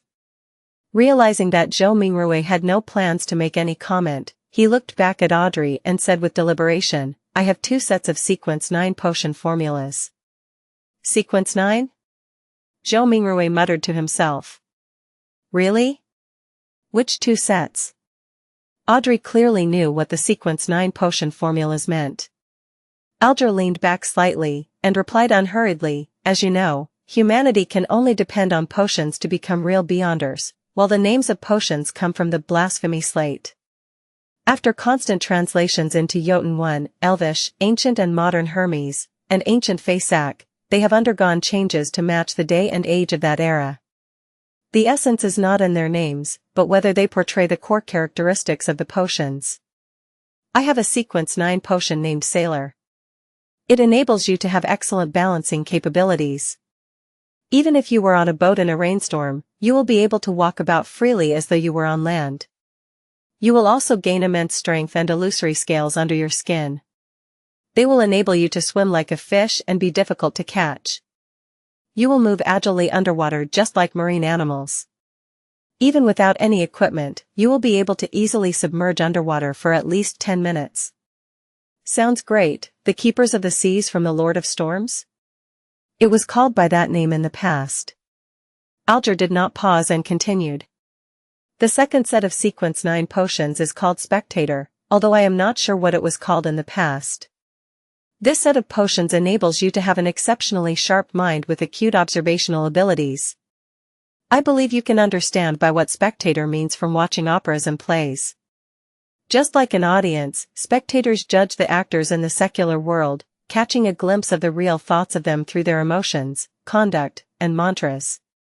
At this point, Alger emphasized, "You must remember, regardless of whether you are at an extravagant banquet or a crowded street, spectators can only be spectators forever."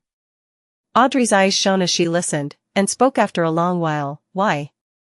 "Alright, this is a follow-up question. I think I have fallen in love with this feeling, of being a spectator. How can I get this potion's formula? What can I use to trade with you for it?"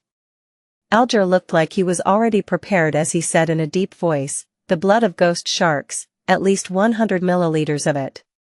Audrey nodded her head excitedly, but subsequently asked worriedly, "If I can get it, and I'm saying if, how do I hand it to you?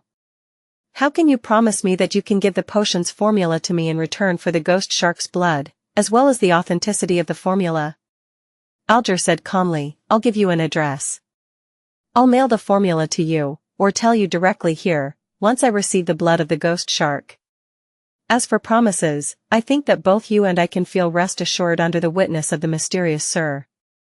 As he said this, he swept his eyes towards Zhou Mingrui, who was sitting up straight at the seat of honor. "Sir, the fact that you brought us here shows that you have tremendous strength unimaginable to us. Neither one of us would dare violate a promise with you as witness." "That's right." Audrey's eyes sparkled and agreed with excitement. From her perspective, the mysterious gentleman who had unimaginable abilities was definitely an authoritative witness. How could I or the guy opposite me dare trick him? Audrey half turned her body and looked at Zhou Mingrui earnestly. Sir, please be the witness of our trade. At that moment, she then realized that she was all too impolite, having forgotten all along to ask a particular question. She asked hurriedly, Sir, how should we address you? Alger nodded slightly, and echoed the same question in a serious manner, Sir, how should we address you? Zhou Mingrui was taken aback. He gently rapped his fingers on the bronze table. The contents of the earlier divination flashed across his mind suddenly. He leaned back, withdrew his right hand, and crossed his 10 fingers, placing them below his chin. He gave the duo a faint smile. You can address me as. Upon saying this, he paused for a moment. He said amiably and calmly, the fool. Language of giants. You can address me as the fool. The simple answer soon emanated through the grand hall and dissipated into the fog. However, the voice kept resonating in Audrey's and Alger's hearts, stirring up one ripple after another. They never expected such a designation, but they felt that he was deserving of it. The designation perfectly embodied his image as someone mysterious, powerful, and bizarre. After a few seconds of silence, Audrey stood up, held up her skirt slightly and bent her knees, curtsying to Zhou Mingrui.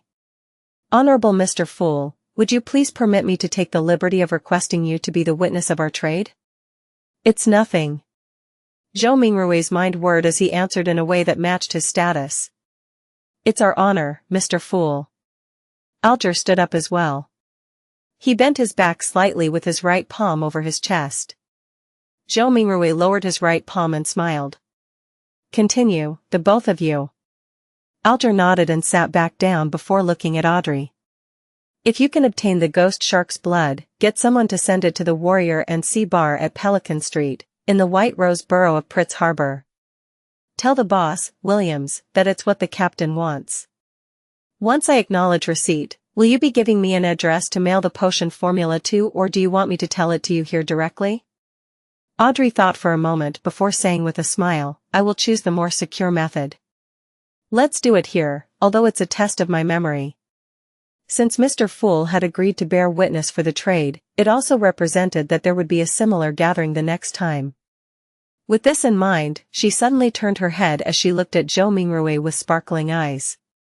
With a tone of interest, she suggested, Mr. Fool, would you mind making a few more attempts like this? Alger listened to her suggestion calmly. He was tempted by the suggestion as well. He hurriedly echoed, Mr. Fool, don't you find such gatherings interesting? Although your powers exceed our imaginations, there has to be certain domains that you don't understand or excel in. The person across me is obviously a young lady of lofty stature. I also have my unique set of experiences, insights, mediums, and resources. Perhaps there will come a day when both of us can help you complete something trivial that might be inconvenient for you. From his point of view, the fact that he had been pulled into this space without any warning or any means to resist meant that the mysterious Mr. Fool was in control. Participating in the gatherings was not necessarily something he could refuse. Therefore, it was better to reap the benefits of this encounter as much as he could to make up for his passive and disadvantaged state. The trio at the long table had different backgrounds, resources, information channels, and comprehension of the mystical domain. If they interacted and enjoyed some limited cooperation, they could produce unpredictable and immeasurable effects. The resource trade that had just been negotiated was one example. Another example would be if he wished to kill someone. He could easily request the gathering's members who did not appear to be related to him both on the surface and in reality for help. He could perfectly misdirect any investigators. A young lady of lofty stature. Was my behavior and accent that obvious? Audrey stared blankly, mouth slightly agape, but she soon jolted back to her senses and nodded her head without any hesitation. Mr. Fool, I think it's a very good suggestion. As long as this gathering becomes regular, you can totally leave certain things that are inconvenient for you to us. Of course, it has to be something within our capacities. From the moment he heard the suggestion, Zhou Mingrui was already weighing the pros and cons. More gatherings definitely allowed him to gain more knowledge of the secrets of the Beyonders or other mysteries, a boon for his transmigration back. For example, it was likely that the potion formula would appear at the next gathering because of the spectators. Similarly, the information he gained was bound to be helpful for his present life. However, more gatherings meant it was easier to expose himself. Indeed, regardless of the world, there is no such thing as a free lunch. Zhou Mingrui extended his right hand again as he rapped the side of the long table with his finger gently. Considering the fact that he was in control of the gathering's summoning and dismissal, any threat of exposure was within the confines of his control. The pros clearly exceeded the cons, so Zhou Mingrui rapidly made a decision. He stopped his rapping as he smiled at the anticipative and perturbed gazes of the duo. I'm a person who likes a fair and equal exchange. Your help will not go unrewarded. Every Monday at 3 in the afternoon, try your best to be alone. After I make a few more attempts and figure out certain things, perhaps you can apply for a leave of absence ahead of time. You will no longer need to worry about being in inappropriate situations. This was a form of agreement to Alger's and Audrey's suggestions. Audrey had just turned 17. Having been taken care of her entire life, she had the character of a young girl. Therefore, she could not help but clench her fist and gradually pump it in front of her chest when she heard the fool's reply. Without waiting for Alger to say a word, Audrey said in excitement, her eyes glowing, then, shall we give ourselves call signs? After all, we can't use our real names for conversation. Although I might not be able to deceive Mr. Fool regarding my true identity, the person opposite me poses some danger. I must not let him know who I am. Good idea, answered Zhou Mingrui in a simple and relaxed manner. Audrey's mind immediately began worrying as she aired her thoughts as they came to her. You are Mr. Fool, which is derived from tarot cards. Then, as a fixed, long-term, and secretive gathering, we should be uniform in our designations. Yes, I'll also choose one from the tarot cards. Her tone slowly turned joyous. I've decided. My designation shall be Justice. It was one of the 22 major arcana tarot cards. What about you, Mr.? Audrey cheekily smiled at her partner sitting across her. Alger frowned slightly before relaxing it immediately. The Hanged Man. It was another major arcana card. Alright, then we can be considered as the founding members of the Tarot Club. Audrey was the first to blurt it out happily, only to look fearfully at the fog-concealed Zhou Mingrui. Will that be alright, Mr. Fool? Zhou Mingrui shook his head in amusement. You can decide on such trivial matters by yourselves. Thank you.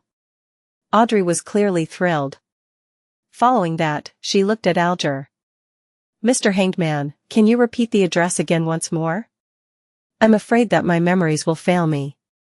No problem. Alger was very pleased with Audrey's seriousness as he repeated the address once more. After repeating it to herself silently thrice, Audrey said again in excitement, I heard that tarot cards were invented by Emperor Roselle as a game. In fact, doesn't it come equipped with the power to divine the future? No. Most of the time, divination stems from oneself.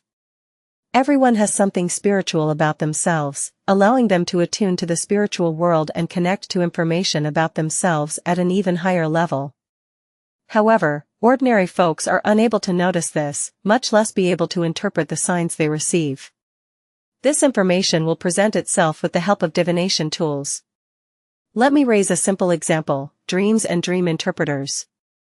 Alger took a glance at Zhou Mingrui and seeing no response from him, he refuted Audrey's claim. Tarot cards are, in fact, such a tool. It uses more symbolism and more logical elements to help us in conveniently and accurately interpreting the signs.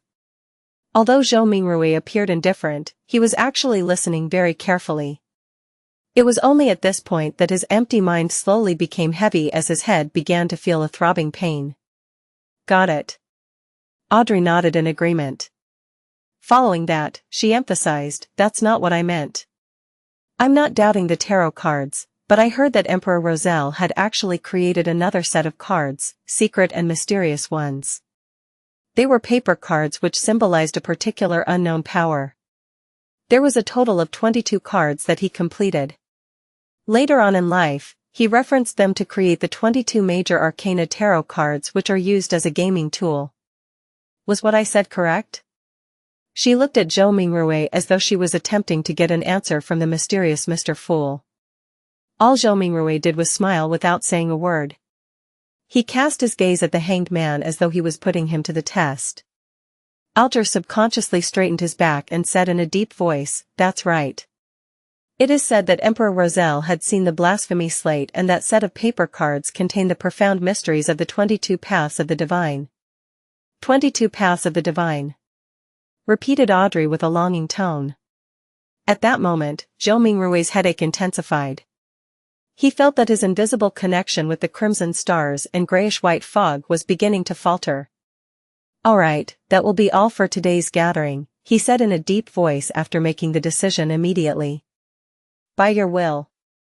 Alger bowed his head respectfully. "By your will." Audrey mimicked the hanged man.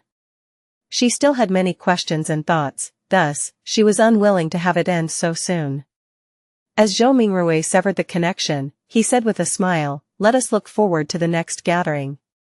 The stars brightened once more as the crimson light receded like water. Just as Audrey and Alger heard Mr. Fool's words, their figures turned into a blur as they phased away.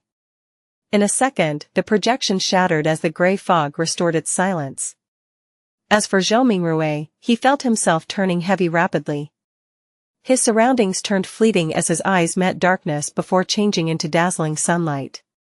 He was still standing in the middle of his apartment. It was like a dream. What the heck was that foggy world? Who or what sort of power created the changes that just happened? Zhou Mingrui sighed softly. He was completely puzzled as he walked towards the study desk as though his legs were filled with lead. He picked up the pocket watch he placed outside to determine how much time had passed. Time flowed at the same pace. Zhou Mingrui made a rough judgment. After putting down his pocket watch, he found himself unable to endure the splitting headache any further. He sat on the chair and lowered his head, using his left thumb and middle finger to massage his temples. After a long while, he suddenly let out a sigh and said in Mandarin, "From the looks of it, I won't be able to return any time soon." Only the clueless could be fearless. After witnessing such a fascinating event and learning the situation regarding Beyonders and the mysterious world, Zhou Mingrui no longer dared to rashly try the luck enhancement ritual using ancient Faisak or Lone language. Who knew what other kinds of situation would happen? Perhaps, it would be more bizarre, horrifying, or even a living hell. At the very least, I should attempt only when I have a deep mastery of mysticism, thought Zhou Mingrui helplessly. Thankfully, the so-called gathering could provide him with help. After another bout of silence, he muttered to himself with a tone of dismay, disappointment, agony, and grief, "From this moment forth, I'm Klein." Klein tried his best to refocus his solutions and plans so as to purge the negative emotions in him.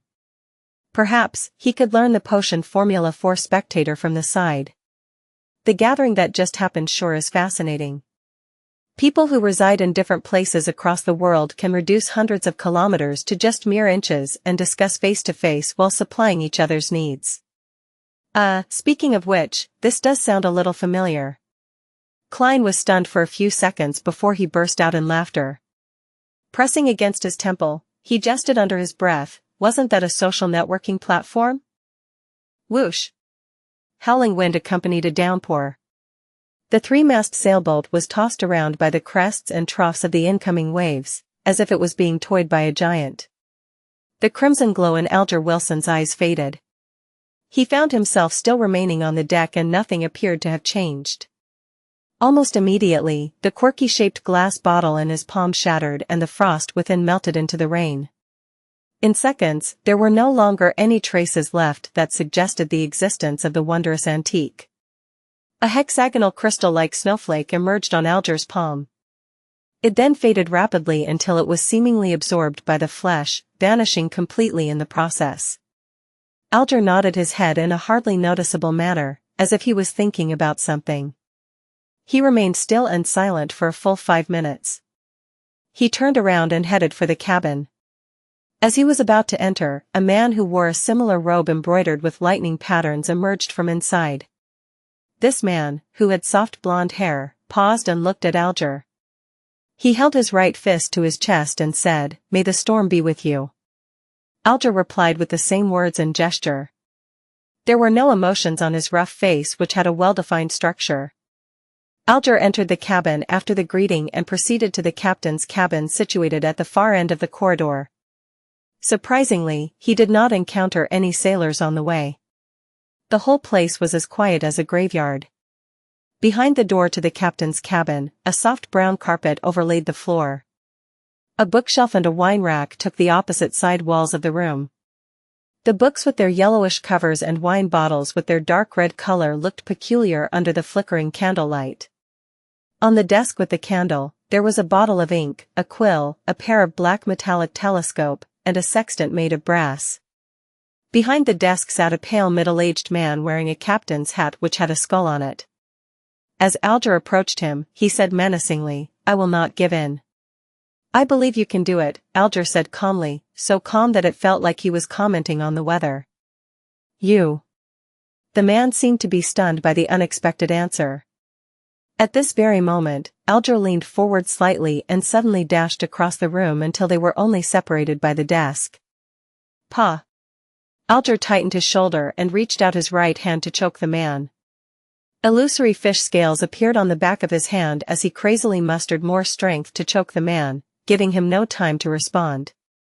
Crack! Amid the crisp cracking sound, the man's eyes widened as his body was lifted up. His legs twitched furiously before they soon became motionless. His pupils began to widen as he stared aimlessly. There was a stench from between his legs as his pants gradually turned moist. While lifting the man, Alger lowered his back and strode toward the wall. Bang! He used the man as a shield and smashed forward at the wall. His extremely muscular arm was monstrous. A hole cracked open in the wooden wall, and rain poured in, accompanied by the scent of the ocean. Alger flung the man out of the cabin, straight into the giant waves that resembled mountains. The wind continued to howl in the dark as almighty nature devoured everything. Alger took out a white handkerchief and wiped his right hand carefully before throwing it into the sea as well. He stepped back and waited patiently for company. In less than 10 seconds, the blond man from before rushed in and asked, "What happened?" "The captain has escaped," Alger answered in an annoyed manner as he panted. "I didn't know he still had some of his beyonder powers." "Damn it," the blond man cursed softly. He went up to the opening and stared into the distance. However, nothing was visible except for the waves and the rain. "Forget it, he was just extra loot," the blond man said, waving his arm. "We will still be rewarded for finding this ghost ship from the Tudor era." Even if he was a keeper of the sea, he would not have hastily dived into the sea under this weather condition. "The captain will not be able to survive much longer if the storm continues," Alger said, as he nodded in approval. The wooden wall was repairing itself at a discernible rate. He gazed at the wall and turned his head subconsciously towards the rudder and the sail. He was perfectly aware of what was going on behind all the wooden planks. The chief mate, the second mate, the crew, and the sailors were not present. There was no living person on board. Amidst all the emptiness, the rudder and the sail moved eerily by themselves. Alger again pictured the fool who was covered in grayish-white fog and sighed. He turned back and looked outside at the mighty waves and spoke as though in a reverie while filled with anticipation and awe. "A new era has begun. Empress Borough, Backland, capital of the Lone Kingdom." Audrey Hall pinched her cheeks in disbelief of her encounter a while ago. On the dressing table in front of her, the old bronze mirror had shattered into pieces. Audrey cast her gaze downwards and saw the swirling crimson on the back of her hand. It was like a tattoo depicting a star. The crimson gradually faded and disappeared into her skin. Only at this point in time was Audrey certain that it was not a dream. Her eyes twinkled as she grinned. She could not help but stand up before bending down to lift up the hem of her dress. She curtsied towards thin air and started dancing lively. It was the ancient elf dance, the most popular dance among royalty at the moment. She had a bright smile on her face as she moved about gracefully. Knock. Knock. Someone suddenly knocked at her bedroom door. Who is it? Audrey immediately stopped her dance and asked as she tidied her dress to look more elegant. My lady, may I come in? You should start to prepare for the ceremony, Audrey's maidservant asked from outside the door. Audrey looked into a mirror on the dressing table and quickly wiped the smile from her face, leaving only a tiny hint of a smile. She responded gently after she had ensured everything was presentable, come in. The doorknob turned and Annie, her maidservant, pushed in. Oh, it cracked. Annie said as she instantly saw the outcome of the old bronze mirror. Audrey blinked and said slowly, yes. Susie was here just now. I am sure you know she likes to wreak havoc. Susie was a golden retriever that was not so much of a purebred.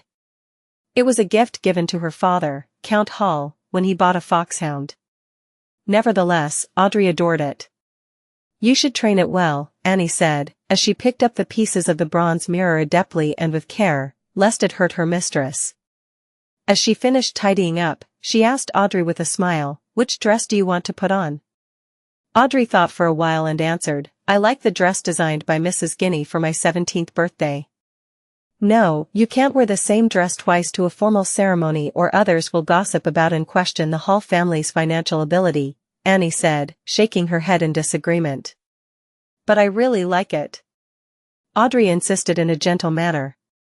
You can wear it at home or when you attend an event that isn't so formal, Annie said firmly, suggesting that it was not negotiable.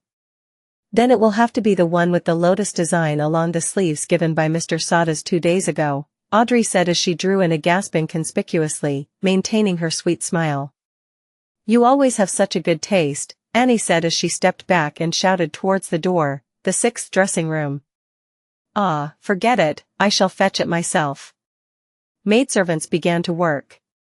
The dress, accessories, footwear, hat, makeup, and hairstyle, everything had to be taken care of. When it was almost ready, Count Hall appeared at the door wearing a dark brown waistcoat. He had a hat sharing the same color as his clothes and a nice mustache. His blue eyes were filled with joy, but his loosening muscles, widening waist, and wrinkles were obviously destroying his handsome youth. The brightest jewel of Backland, it is time for our departure, Count Hall said, knocking at the door twice. Father. Stop calling me that, Audrey protested as she got up with the help of the maidservants. Well then, it's time to set off, my beautiful little princess, Count Hall said as he bent his left arm, signaling Audrey to hold his arm. Audrey shook her head slightly and said, that is for my mother, Mrs. Hall, the Countess. Then this side, Count Hall bent his right arm with a smile and said, this is for you, my greatest pride. The Royal Navy Base, Pritz Harbor, Oak Island. When Audrey took her father's arm and walked down the carriage, she was suddenly shocked by the juggernaut in front of her. In the military port not far away, there was a huge ship shimmering with metallic reflections. It did not have a sail, leaving only an observatory deck, 2 towering chimneys, and 2 turrets at the ends of the ship. It was so majestic and large that the fleet of sails nearby were like newborn dwarfs clustering around a giant. Holy Lord of Storms. Oh, M-Lord. An ironclad warship. Amidst the furor, Audrey was also shocked by this unprecedented miracle created by mankind. It was an ocean miracle that had never been seen before. It took a while for the aristocrats, ministers, and members of parliament to compose themselves. Then, a black spot on the sky started to grow in size until it occupied a third of the sky and entered everyone's view. The atmosphere suddenly became solemn. It was a gigantic flying machine with a beautiful streamlined design hovering in midair. The deep blue machine had airbags made of cotton which were supported by alloy structures that were strong but light. The alloy structure's bottom had openings mounted with machine guns, projectile launchers, and muzzles. The exaggerated humming noise from the ignition steam engine and the tail blades produced a symphony that left everyone amazed. The king's family arrived on their airship, exuding a lofty and indisputable authority. 2 swords, each with a ruby crown at the handle, were pointing vertically down and reflected the sunlight on both sides of the cabin. They were the sword of judgment emblem which symbolized the Augustus family and has been passed down from the previous epoch. Audrey was not yet 18, so she had not attended the introductory ceremony, which was an event led by the Empress that marked one's debut into the backland social scene, to announce her adult status. Therefore, she could not be nearer to the airship and had to remain silent at the back to watch the entire event. Nevertheless, it did not matter to her. In fact, she was relieved that she did not need to deal with the princes. The miracle that mankind used to conquer the sky touched down gently. The first ones to step down the stairs were the handsome young guards who wore red ceremonial uniforms with white trousers. Decorated with medals, they formed two lines with rifles in hand. They were awaiting the appearances of King George III, his queen, and the prince and princess. Audrey was not new to meeting important people, so she showed no interest at all. Instead, she had her attention on the two statue-like black-armored cavalry flanking the king. In this era of iron, steam, and cannons, it was surprising that there was still someone who could bear wearing full armor. The cold metallic luster and the dull black helmet conveyed solemnity and authority. Could they be the higher-order disciplinary paladins? Audrey recalled snippets of a casual conversation among adults. She was curious but did not dare go close. The ceremony commenced with the arrival of the king's family. The incumbent prime minister, Lord Aguisid Negan, went up to the front. He was a member of the Conservative Party and the second non-aristocrat to become the prime minister till this very day. He was given the title of a lord for his great contributions. Of course, Audrey knew more. The main supporter of the Conservative Party was the present Duke of Negan, Palace Negan, who was the brother of Aguisid. Aguisid was a slender and almost bald 50-plus-year-old man with a sharp gaze. He surveyed the area before speaking. Ladies and gentlemen, I believe you have witnessed this history-making ironclad warship. It has dimensions of 101 by 21 meters. It has an amazing port and starboard design. The armor belt is 457 millimeters thick. The displacement is 10,060 tons. There are 4 305mm main cannons, 6 rapid-fire cannons, 12 6-pound cannons, 18 6-barrel machine guns, and 4 torpedo launchers. It can reach a speed of 16 knots. It will be the real hegemon. It will conquer the seas. The crowd was roused. The mere descriptions were enough to instill fearful images in them, let alone the fact that the actual thing was right in front of them. Aguisid smiled and spoke a few more lines before saluting the king and requested, "Your Majesty, please give it a name. Since it will set sail from Pritz Harbor, it should be named the Pritz," George III responded. His expression showed his delight. The Pritz. The Pritz. The word spread from the Navy Minister and the Admiral of the Royal Navy to all the soldiers and officers on the deck. They all exclaimed in unison, "The Pritz." George III ordered the Pritz to set sail for a trial in the midst of the gun salutes and the celebratory atmosphere. Hunk. Thick smoke spewed out from the chimneys. The sound from the machinery could be heard faintly beneath the sound of the ship horn. The juggernaut departed from the harbor. Everyone was shocked when the 2 main cannons at the ship's bow fired at an uninhabited island in its path. Boom. Boom. Boom. The ground shook as dust shot up into the sky. Shock waves spread out, producing waves in the sea. Satisfied, Aguisid turned back to the crowd and announced, "From this day on, doomsday will fall on the 7 pirates who call themselves admirals and the 4 who call themselves kings. They can only shiver in fear. It is the end of their era. Only the ironclad warship will roam the seas, no matter whether the pirates have the powers of the Beyonders, ghost ships, or cursed ships." Aguisid's chief secretary deliberately asked, "Can't they build their own ironclad warships?" Some of the nobles and members of parliament nodded, feeling that such a possibility could not be eliminated. Aguisid immediately smiled and shook his head slowly as he answered, "Impossible. It will never be possible.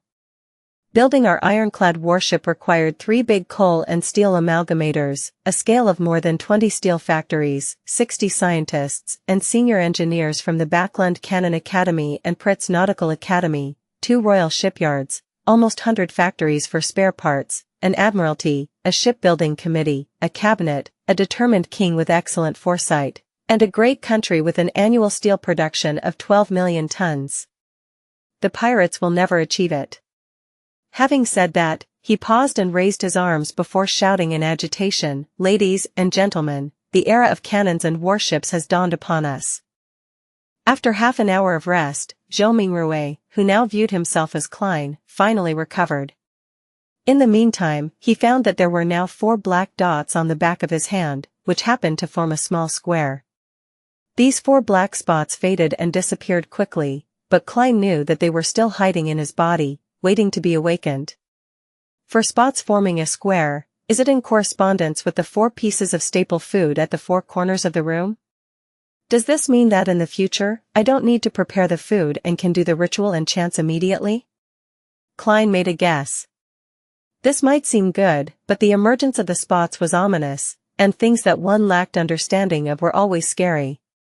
The fact that those inexplicable Chinese divinations from Earth could produce effects here, the strange transmigration in his sleep, the mysterious murmurings that almost drove him crazy during the ritual, and the mysterious and trippy grey world whose significance he had no idea of made Klein shiver in the hot weather of June. The oldest and strongest emotion of mankind is fear, and the oldest and strongest fear is the fear of the unknown. He recalled this saying as he was experiencing the fear of the unknown acutely. There was in him an unprecedented and irresistible urge to make contact with the mysterious domain, to learn more, and to explore the unknown. There was also a contradicting escape mentality within him compelling him to pretend nothing had happened. Intense sunlight shone through the window onto the desk. It was as if there were grains of gold sprinkled on the desk. Klein gazed at the desk, feeling as though he had come into contact with warmth and hope. He relaxed slightly, and a strong sense of fatigue washed over him. His eyelids were as heavy as lead as they kept closing themselves. It must have been the combined effect of the sleepless night and the tiring encounter. Klein shook his head and pushed himself up with the aid of the desk. He stumbled towards the double-decked bed, completely disregarding the rye bread placed at the 4 corners of the room. He fell asleep immediately after he lay down. Groan. Groan. Klein was woken up by hunger pangs. When he opened his eyes, he felt rejuvenated. There's still a slight headache. He rubbed his temples and sat up. He was so hungry that he could eat a horse. He returned to the desk while straightening his shirt. He picked up the silver vine-leaf pocket watch. Pa! The pocket watch's lid sprang open and the second hand was ticking. 12:30. I slept for 3 hours. Klein put the pocket watch back into his linen shirt pocket and while swallowing.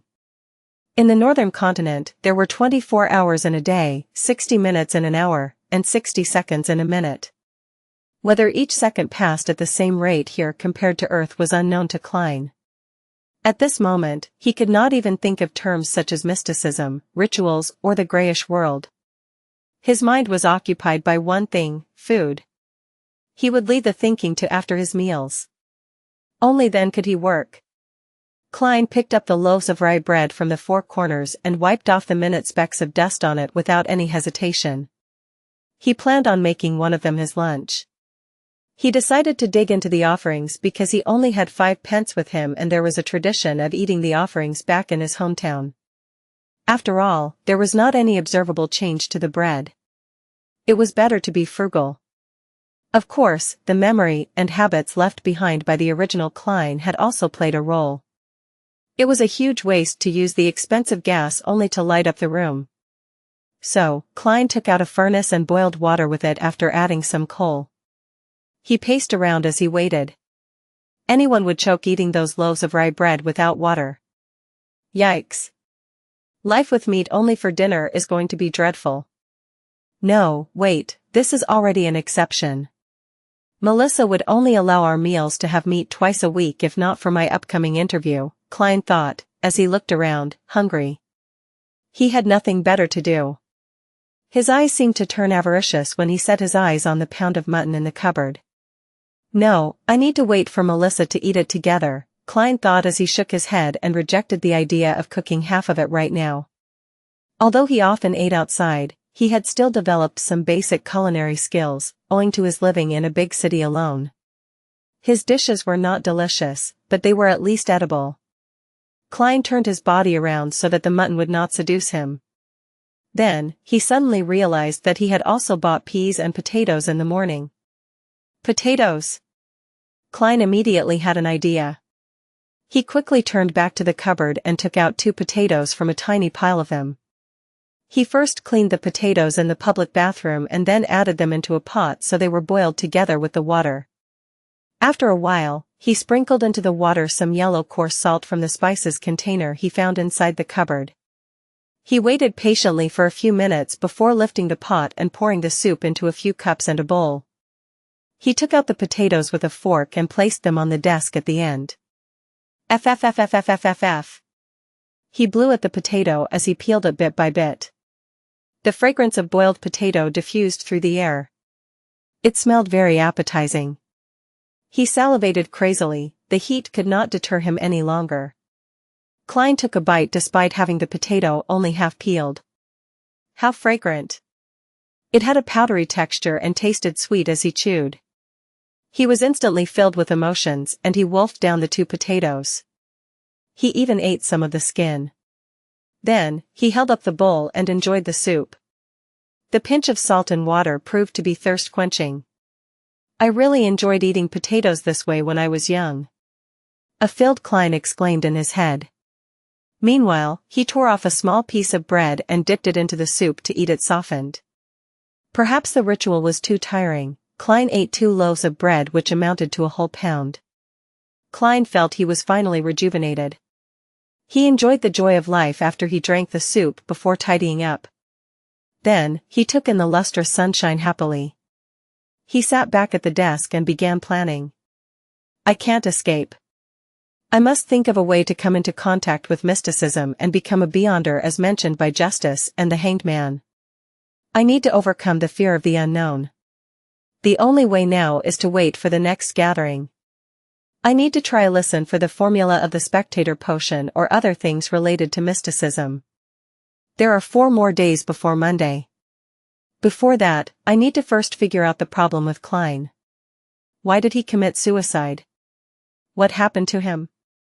Unable to transmigrate back and wash his hands of everything, Klein picked up the notebook that lay on the table.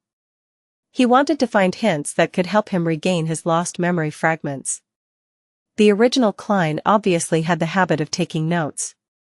He also liked to write diaries. Klein was fully aware that the cabinet that supported the desk on the right stored a whole stack of completed notebooks. The book he had began on the 10th of May.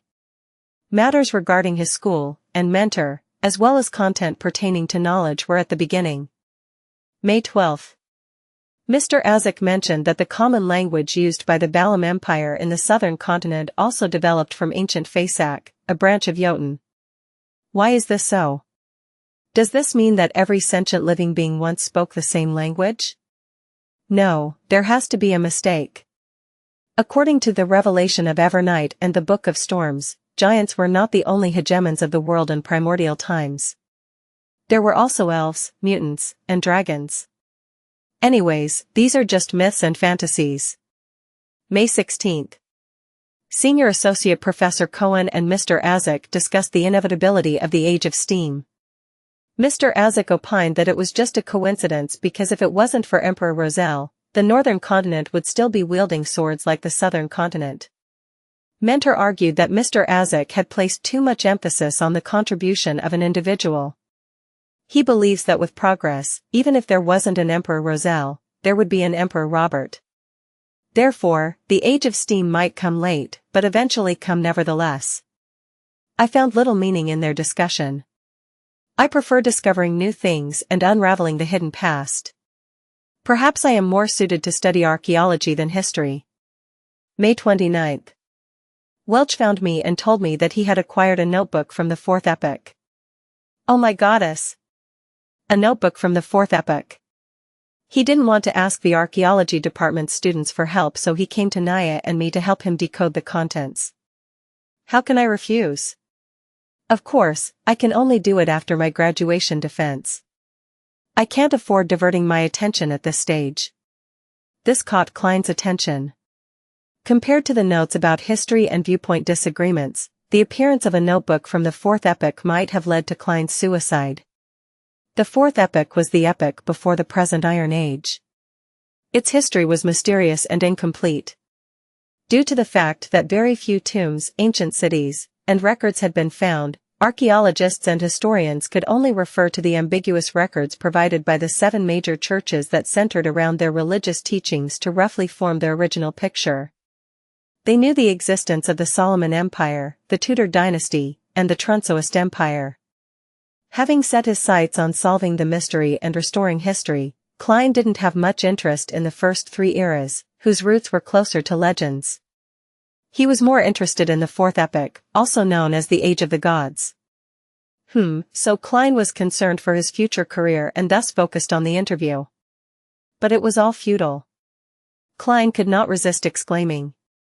Universities were still very scarce and the majority of students were either from noble or wealthy families. As long as he did not have an extreme mindset, a commoner who had been admitted into university would have been able to build precious social connections through group discussions and networking events despite the prejudice and exclusion from the entrenched social circles. The very generous Welch McGovern was an example. He was the son of a banker from Constant City, Mid-Seashire, Lone Kingdom. He was used to asking Naya and Klein for help because they were always in the same group for work. Without thinking further, Klein continued reading the notebook. June 18th. I have graduated. Farewell, Koei University. June 19th. I have seen the notebook. By comparing sentence structures and root words, I discovered that it is a modified form of ancient Faesak. More precisely, over the course of its 1,000-year history, the Faesak language had changed constantly, a little at a time. June 20th. We have deciphered the contents of the first page. The author was a member of a family called Antigonus. June 21st. He mentioned the Dark Emperor. This is anachronistic with regards to the time this notebook is deduced to be written. Is Professor wrong? Is Dark Emperor a common title for every emperor of the Solomon Empire? June 22nd. The Antigonus family apparently had a very high standing in the Solomon Empire. The author mentions that he was making a secret transaction with a person named Tudor. Tudor? Is it related to the Tudor dynasty? June 23rd. I am trying to restrain myself from thinking about the notebook and going to Welch's place. I need to prepare for the interview. It's very important. June 24th. Naya tells me that they have found something new. I think I need to check it out. June 25th. From the new deciphered content, the author had accepted a mission to visit the nation of the Evernight situated at the summit of the highest peak of the Hornacis mountain range. Oh my goddess! How can a nation exist at the summit of that peak which is over 6,000 meters above sea level? How do they survive? June 26th. Are these strange things real? The record ended at this point. Zhou Mingrui transmigrated in the early hours of the 28th. Which means to say that there was indeed an entry for June 27th, it's that line. Everyone will die, including me. Klein flipped to the page he first saw when he arrived, feeling goosebumps while he made the deduction. In order to solve the mystery of the original Klein's suicide, he thought that he should visit Welch and take a look at the ancient notebook. However, with a lot of experience from novels, movies, and TV drama series, he suspected that if they were really related, this visit would be very dangerous. Those who went investigating castles despite knowing that they were haunted served as a warning. However, he had to go since escaping would never solve the problem. It would only make things worse, until it welled over and completely drowned him. Perhaps call the police? But claiming to have committed suicide would be silly, right? Knock. Knock, knock. There was a series of quick and forceful knocks. Klein sat straight up and listened. Knock. Knock, knock. The knocks echoed through the empty hallway. Who is it? Klein was thinking about the mysterious suicide of the original owner of this body and the unknown danger he might encounter when he heard the sudden knock on the door. He subconsciously opened the drawer, took out the revolver, and asked vigilantly. The other party was quiet for 2 seconds before a slightly sharp voice, in Awa's accent, replied, "It's me, Mountbatten, bitch Mountbatten." The voice paused for a moment before adding, "Police. Bitch Mountbatten." When Klein heard this name, he immediately thought of the owner of this name. He was the policeman in charge of the street where the apartment was located. He was a rude, brutal, hands-on man. But perhaps only such a man could be a deterrent for alcoholics, thieves, part-time thieves, villains, and hooligans. And his unique voice was one of his trademarks. "Okay, I'll be right there," Klein responded loudly. He had planned to put the revolver back into the drawer, but thinking that he had no idea why the police was outside and that they might search the room or do other things, he cautiously ran to the stove where the flames had already been extinguished and put the revolver in it. Then he picked up the coal basket, shook a few pieces into the stove, covered the gun, and finally placed the kettle over the stove to conceal everything. After doing all of that, he tidied up his clothes and quickly approached the door and murmured, "Sorry, I just had a nap." Outside the door stood 4 policemen in black and white checkered uniforms with peak caps. Bitch Mountbatten, the one with a brown beard, coughed and said to Klein, "These 3 inspectors have something to ask you." "Inspectors?" Klein looked at the shoulder badges of the other 3 reflexively and found that 2 of them had 3 silver hexagons and 1 had 2, both of which looked superior to Bitch Mountbatten, who had only 3 chevrons. As a history student, Klein did little to no research into the ranks of police epaulets, except that Bitch Mountbatten often boasted of being a senior sergeant. So these 3 are inspectors? Influenced by conversations with Benson, Welch, and his classmates, Klein had the common sense to make way and point into the room. "Please come in. How might I help you?" The leader of the 3 inspectors was a middle-aged man with sharp eyes. He seemed to be able to read the mind of a person and make them fearful. His eyes were wrinkled, and the edge of his hat revealed light brown hair. He looked around the room and asked in a deep voice, "Do you know Welch McGovern? What's wrong with him?" Klein quivered and blurted back, "I'm the one asking the questions." The dignified middle-aged police inspector had a stern look in his eyes. The inspector next to him, also wearing 3 silver hexagons, looked at Klein and smiled gently. "Don't be nervous. It's just a routine questioning." This policeman was in his 30s, with a straight nose and gray eyes that, like a lake in an ancient forest that no one visited, gave him an indescribable sense of depth. Klein took a breath and organized his words. "If you mean Welch McGovern, the graduate of Coe University from Constant, then I'm sure I know him. We are classmates with the same mentor, Senior Associate Professor Quentin Cohen." In the Lone Kingdom, professor was not only a professional title, but also a position, just like the combination of professors and department deans on Earth. That meant there could only be one professor in a university's department. If an associate professor wanted to become professor, they had to wait for their superior to retire, or force out their superior with their abilities. As talents needed to be retained, the kingdom's Higher Education Commission had added senior associate professors in the 3-level system of lecturers, associate professors, and professors after years of observation. This title was given to anyone with high academic achievements or with enough seniority but did not make it to the position of professor. At this point, Klein looked into the eyes of the middle-aged police inspector and thought for a second. "To be honest, our relationship is quite good. During this period, I met with him and Naya frequently to interpret and discuss the 4th epic notebook that belonged to him." "Inspectors, did something happen to him?"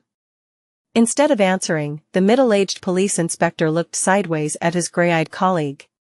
The inspector with the peak cap and ordinary looks replied mildly, "I'm sorry, Mr. Welch has passed away." "What?" Despite having some hunches, Klein could not help but shout out in astonishment. "Welch died just like the original owner of this body? That is a little scary." "What about Naya?" Klein questioned hurriedly. "Ms. Naya passed away too," the gray-eyed police inspector said quite calmly. Both of them died in Mr. Welch's house. Killed? Klein had a vague guess. Perhaps it was suicide. The gray-eyed inspector shook his head. No, the scene suggests that they committed suicide. Mr. Welch hit the wall with his head many times, covering the wall with blood. Ms. Naya drowned herself in a basin. Yes, the kind used to wash your face. That's impossible. Klein's hairs stood on their ends as he seemed capable of imagining the strange scene. A girl kneeling on a chair and burying her face into a basin filled with water. Her soft brown hair swaying in the wind, but her entire person remaining motionless. Welch falling to the ground and staring at the ceiling intently. His forehead in a complete blood-mangled mess, while the traces of the impact on the wall were evident though with dripping of blood. The gray-eyed inspector continued, "We believe so too, but the autopsy results and the situation at the scene exclude factors such as drugs and external forces. They, being Mr. Welch and Ms. Naya, showed no signs of struggling." Before Klein could speak again, he stepped into the room and asked, pretending to be casual, "When was the last time you saw Mr. Welch or Ms. Naya?" As he spoke, he gestured with his eyes to his colleague with 2 silver hexagons. He was a young police inspector and looked about the same age as Klein. With black sideburns and green pupils, he was good-looking and had a poet's romantic temperament. When he heard the question, Klein thought about it and answered it thoughtfully. "It should be June 26th, we were reading a new chapter in the notes. Then, I went home to prepare for my interview on June 30th. The interview was for the history department of Tianjin University." Tianjin was known as the city of universities. There were 2 universities, Tianjin and Koei, as well as technical schools, law colleges, and business colleges. It was second only to Backland, the capital. As soon as he finished, he saw the young police inspector walk towards his desk in the corner of his eye and pick up the notes which resembled more of a diary. "Damn. I forgot to hide it." "Hey!" Klein cried out. The young inspector smiled back at him, but did not stop flipping through his notes, while the gray-eyed inspector explained, "This is a necessary procedure." At this time, Bitch Mountbatten and the dignified middle-aged police inspectors were just watching without interrupting or assisting in the search. "Where are your search warrants?" Klein had intended to question them, but on second thought, the judicial system of the Lone Kingdom did not seem to have such a thing as search warrants. At least he did not know if there was one. After all, the police force had only been established for 15 or 16 years.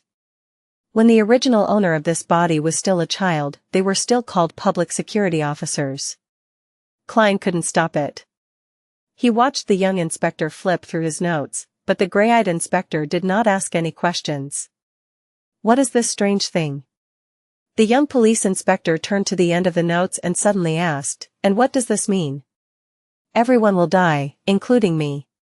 "Isn't it common sense that everyone dies except for deities?"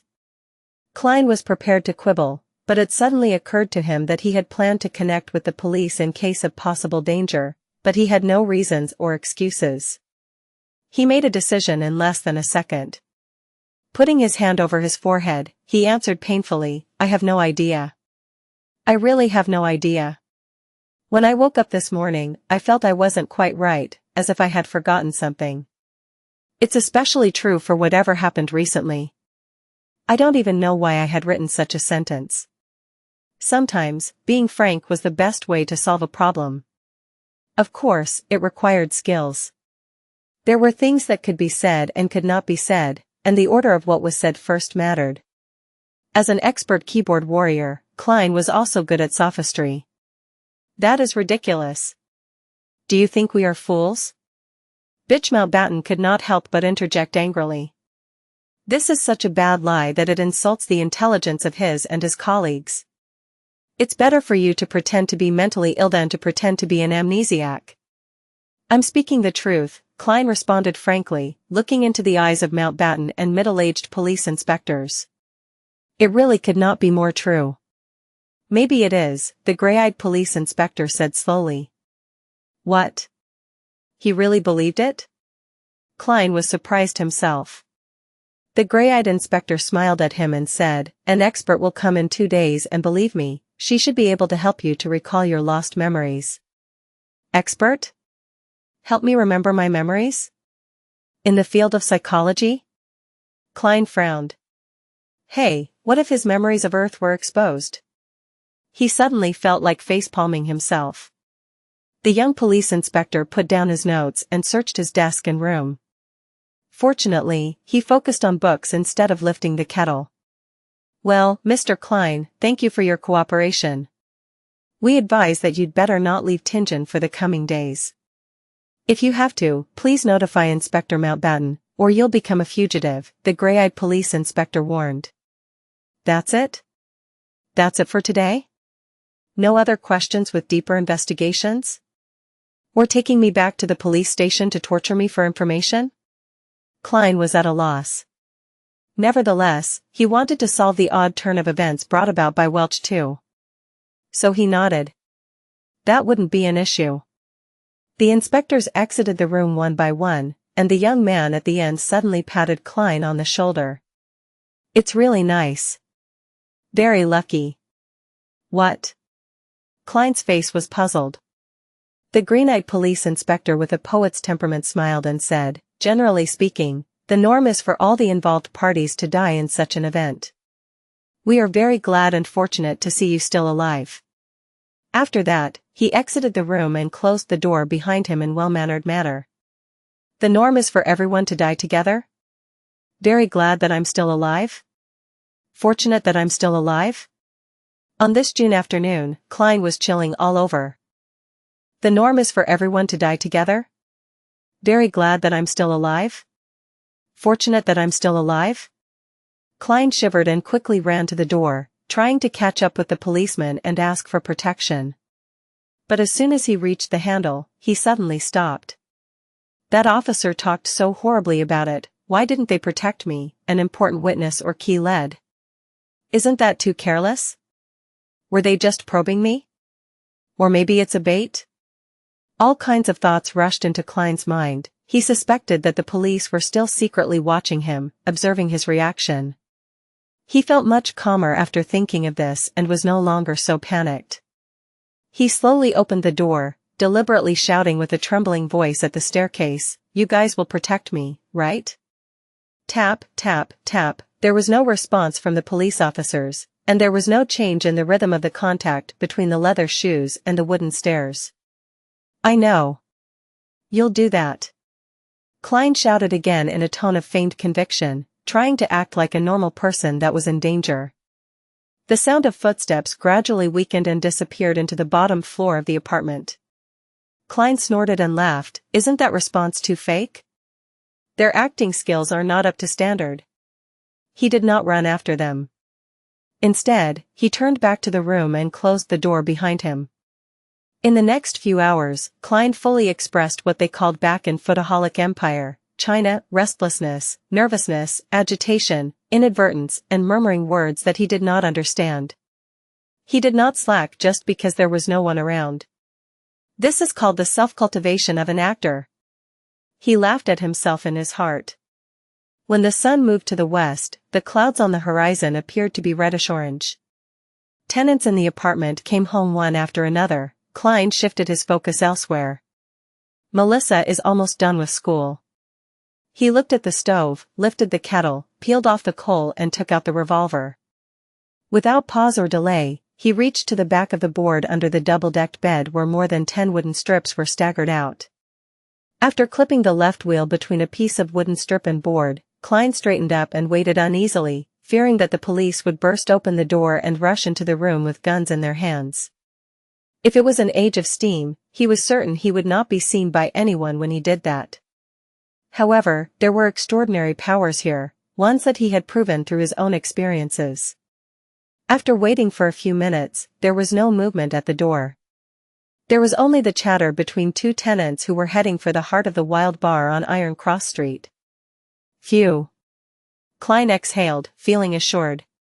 All he needed to do was wait for Melissa's return and cook the stewed mutton with tender peas. When the idea came to Klein's mind, his mouth seemed to taste the rich flavor of the gravy. He remembered how Melissa cooked stewed mutton with tender peas. First, she boiled the water and stir-fried the meat. Then, she added onions, salt, a little pepper, and water.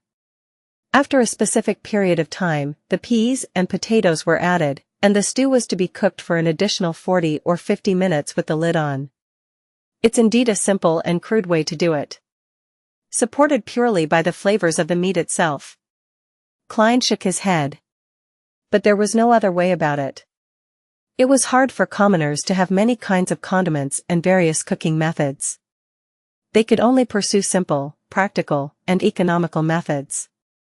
As long as the meat was not burnt or spoiled, anything was good for people who could only eat meat once or twice a week. Klein was not a very good cook himself and ordered takeout food most of the time. But by cooking 3 or 4 times a week, after many weeks of accumulated practice, he had a passing standard and felt that he would not let the pound of mutton down. When Melissa comes back to cook it, it will be done after 7:30 p.m. She would be starving by then. It's time for her to see what real cooking is. Klein made an excuse for himself. First, he started the fire again, went to the bathroom to collect water, and washed the mutton. Then he took out the kitchen boards and knives before chopping the mutton into tiny chunks. As for the explanation for his sudden culinary skills, he decided to blame it on the dead Welch McGovern, who had not only hired a chef who was good at the mid-seashore flavor, but also often created his own delicacies and invited people to try them. Well, the dead cannot refute me. Nevertheless, TSK, this is a world with beyonders, the dead are not necessarily unable to speak. With that in mind, Klein was a little guilty conscience. He threw aside his confused thoughts and put the meat into the soup bowl. Then he took out the condiment box and added in a spoonful of the crude salt, half of which had begun yellowing. In addition, he cautiously took some black pepper grains from a special small bottle, mixing and marinating them together. He placed the saucepan on the stove and, while waiting for it to heat up, Klein rummaged for the carrots from yesterday and cut them into pieces with the onions he bought today. When he was done with his preparations, he took out a small can from the cupboard and opened it. There was not much lard left in it. Klein took a spoonful, put it in the pan, and melted it. He added in the carrots and onions and stirred it for a while. As the fragrance began to pervade, Klein poured all the mutton into the pot and fried it with care for a while. He should have added cooking wine in the process, or red wine at least. However, the Moretti family did not have these luxuries and could only drink a glass of beer a week. Klein had to make do with whatever was available and poured in some boiled water. After stewing for about 20 minutes, he opened the lid, put the tender peas and cut potatoes in it, and added a cup of hot water and 2 spoons of salt. He closed the lid, lowered the fire, and exhaled satisfactorily, waiting for his sister to reach home. As seconds turned into minutes, the fragrance in the room intensified. There was the allure from the meat, the rich smell of potatoes, and the refreshing scent of onions. The smell gradually mixed up, and Klein swallowed his saliva from time to time, keeping track of the time with his pocket watch. After more than 40 minutes, some not-so-brisk but rhythmic footsteps approached. A key was inserted, the handle was turned, and the door opened. Before Melissa came in, she whispered doubtfully, "Smells good." With her bag still in her hand, she stepped in and glanced over at the stove. "You made this?" Melissa took off her veil hat and her hand paused mid-air, looking at Klein in astonishment. She twitched her nose and inhaled more of the fragrance. Her eyes quickly softened, and she seemed to find some confidence. "You made this?" she asked again. "Are you afraid I'd waste the mutton?" Klein smiled and returned with a question. Without waiting for an answer, he said to himself, "Don't worry, I specifically asked Welch to teach me how to cook this dish. You know, he has a good cook." "First time?" Melissa's eyebrows creased subconsciously, but they were smoothed by the fragrance. "It looks like I'm talented."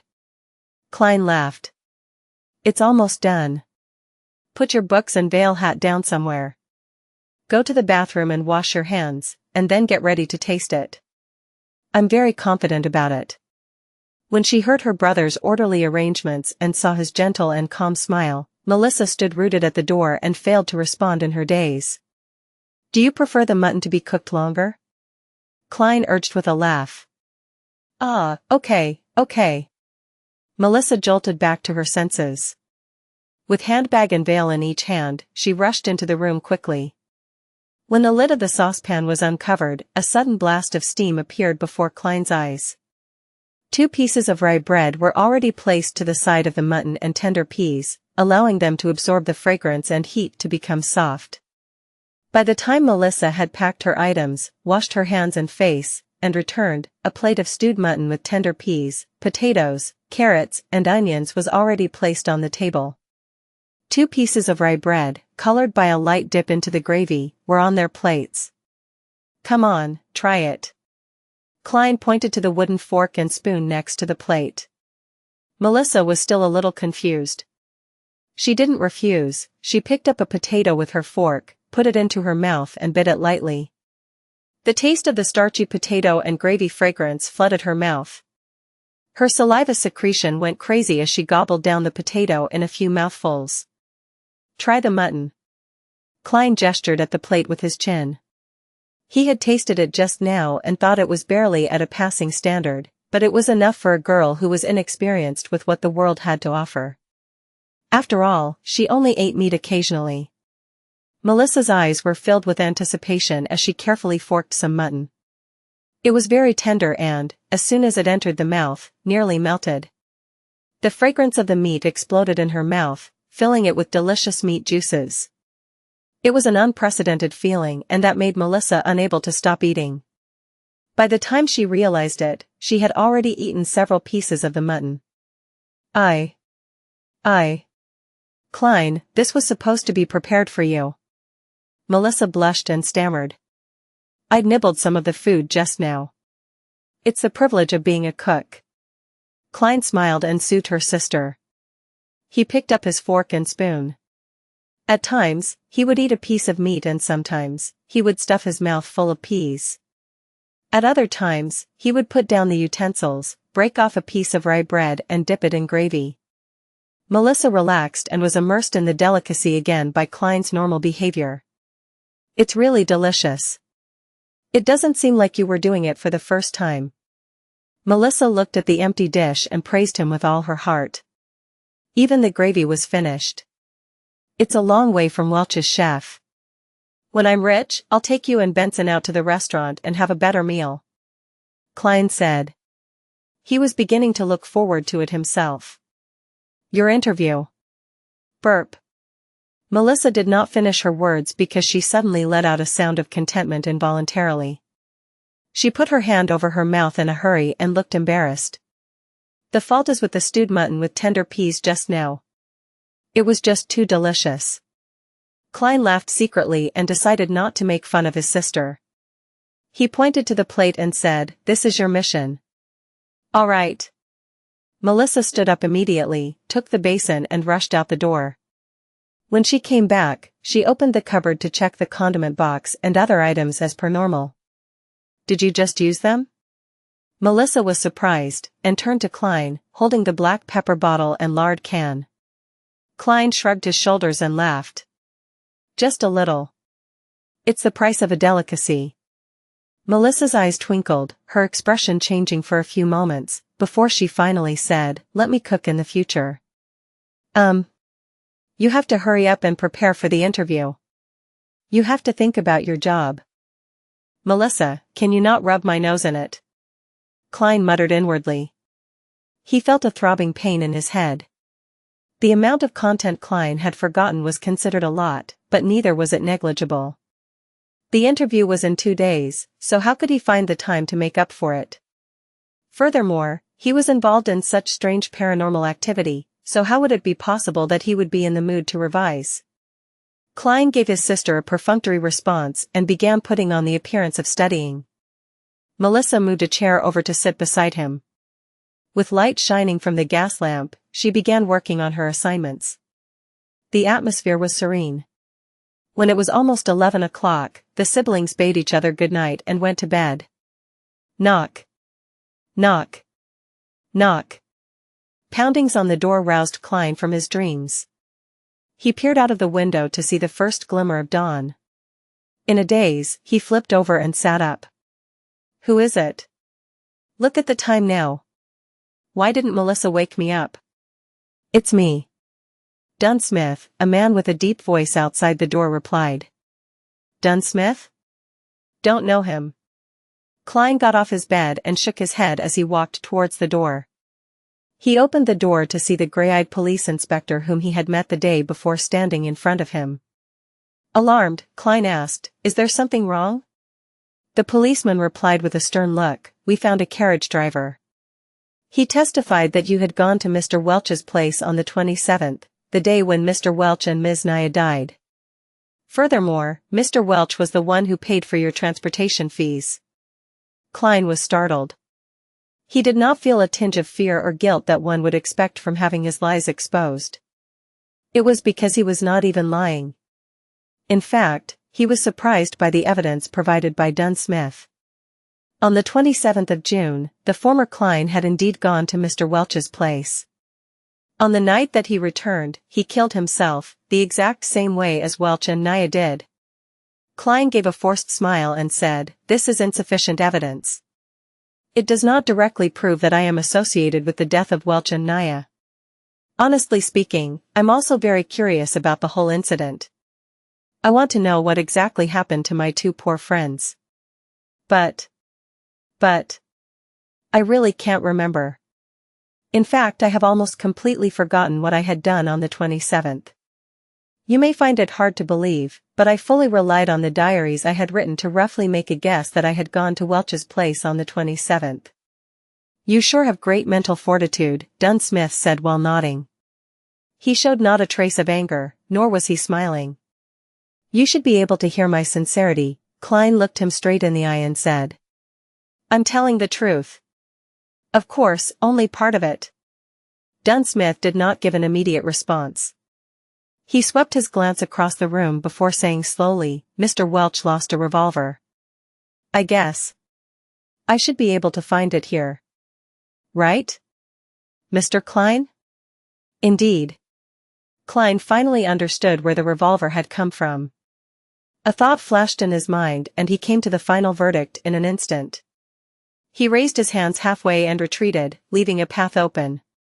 Then, he signaled at the bunk bed with his chin.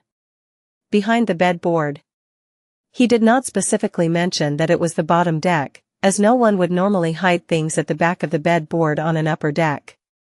That would be too obvious for guests to notice at a glance. Dunn Smith did not move forward. The corners of his mouth twitched as he asked, "Nothing to add on?" Without hesitation, Klein replied, "There is. Yesterday, when I woke up in the middle of the night, I realized I was laying on my desk with a revolver beside me. There was a bullet at the corner of the room. It was as if I had committed suicide. But due to a lack of experience of never having used a gun, or maybe I was too scared at the final moment. Anyway, the bullet did not achieve the desired result. My head is still in its place. I am still alive now. And since then, I have lost some memories, including what I saw and did at Welch's place on the 27th. I'm not lying. I really can't remember. For the sake of being eliminated as a suspect. For the sake of getting rid of all these strange events surrounding him, Klein explained almost everything that had happened. Except the transmigration and gathering. Also, Klein was careful with his words, allowing every sentence to be amenable. Such as, not revealing the fact that the bullet had hit his brains, but only mentioning that it did not achieve the desired result, and that his head was still in its place. To others, these two statements might seem to convey the exact same ideas, but in reality they were like chalk and cheese. Dunn Smith listened quietly, then said, "This corresponds with what I had surmised. It also corresponds with the hidden logic of similar incidents in the past. Of course, I have no idea how you managed to survive. I'm glad you believe in me. I don't know how I survived either." Klein heaved a small sigh of relief. But, Dunn threw out a conjunction. There is no use in me believing you. You are currently the prime suspect. You have to be confirmed by an expert that you have indeed forgotten what you went through, or that you indeed have nothing to do with the deaths of Mr. Welch and Miss Nia. He coughed, his expression becoming serious. Mr. Klein, I seek your cooperation on coming with me to the police station for the investigation. This should take roughly 2 to 3 days if it is confirmed that there are no issues with you. The expert is here? Klein asked blankly in return. Didn't they say it would take another 2 days? She came earlier than expected. Dunn turned sideways, signaling for Klein to leave. Allow me to leave a note, Klein requested. Benson was still away and Melissa had gone to school. He could only leave a note to inform them that he was involved in an incident associated with Welch so that they would not worry about him. Dunn nodded, barely minding. All right. Klein returned to the desk. As he searched for paper, he began thinking about what was about to occur. Honestly speaking, he did not wish to meet the expert. After all, he had a bigger secret. In a place where there were 7 major churches, under the premise that Emperor Roselle, who was suspected to be a transmigrator predecessor, was assassinated, a thing like transmigration usually meant having to go to court and enter arbitration. But, without weapons, combat skills, or superpowers, he was no match for a professional policeman. What's more, a few of Dunn's subordinates were standing in the dark outside. Once they draw their guns and shoot at me, I'd be finished. Ugh, I'll take one step at a time. Klein left the note, grabbed his keys, and followed Dunn out the room. Along the dark aisle, 4 policemen in black and white checkered uniforms split into pairs and guarded them on both sides. They were very alert. Tap. Tap. Tap. Klein followed alongside Dunn as they went down the wooden stairs which occasionally creaked in protest. Outside the apartment, there was a 4-wheeled carriage. On the side of the carriage, there was the 2 crossed swords and a crowned police emblem. Their surroundings were crowded and bustling with noise as usual. Go on, up. Dunn signaled for Klein to go first. Klein was just about to step forward when an oyster seller suddenly grabbed a customer and claimed that he was a thief. Both parties wrestled and triggered a response from the horses, causing great chaos. An opportunity. There wasn't much time for Klein to think any further. He bent forward and dashed towards the crowd. Either shoving or dodging, he escaped frantically towards the other end of the street. Right now, for the sake of not meeting the expert, he could only proceed by going to the pier outside the city, taking a boat down the Tussock River and escaping to the capital, Backland. The population was higher there, making it easier to hide. Of course, he could also get on a steam train, go eastward to the nearest Enmat harbor and take the sea route to Pritz, then towards Backland.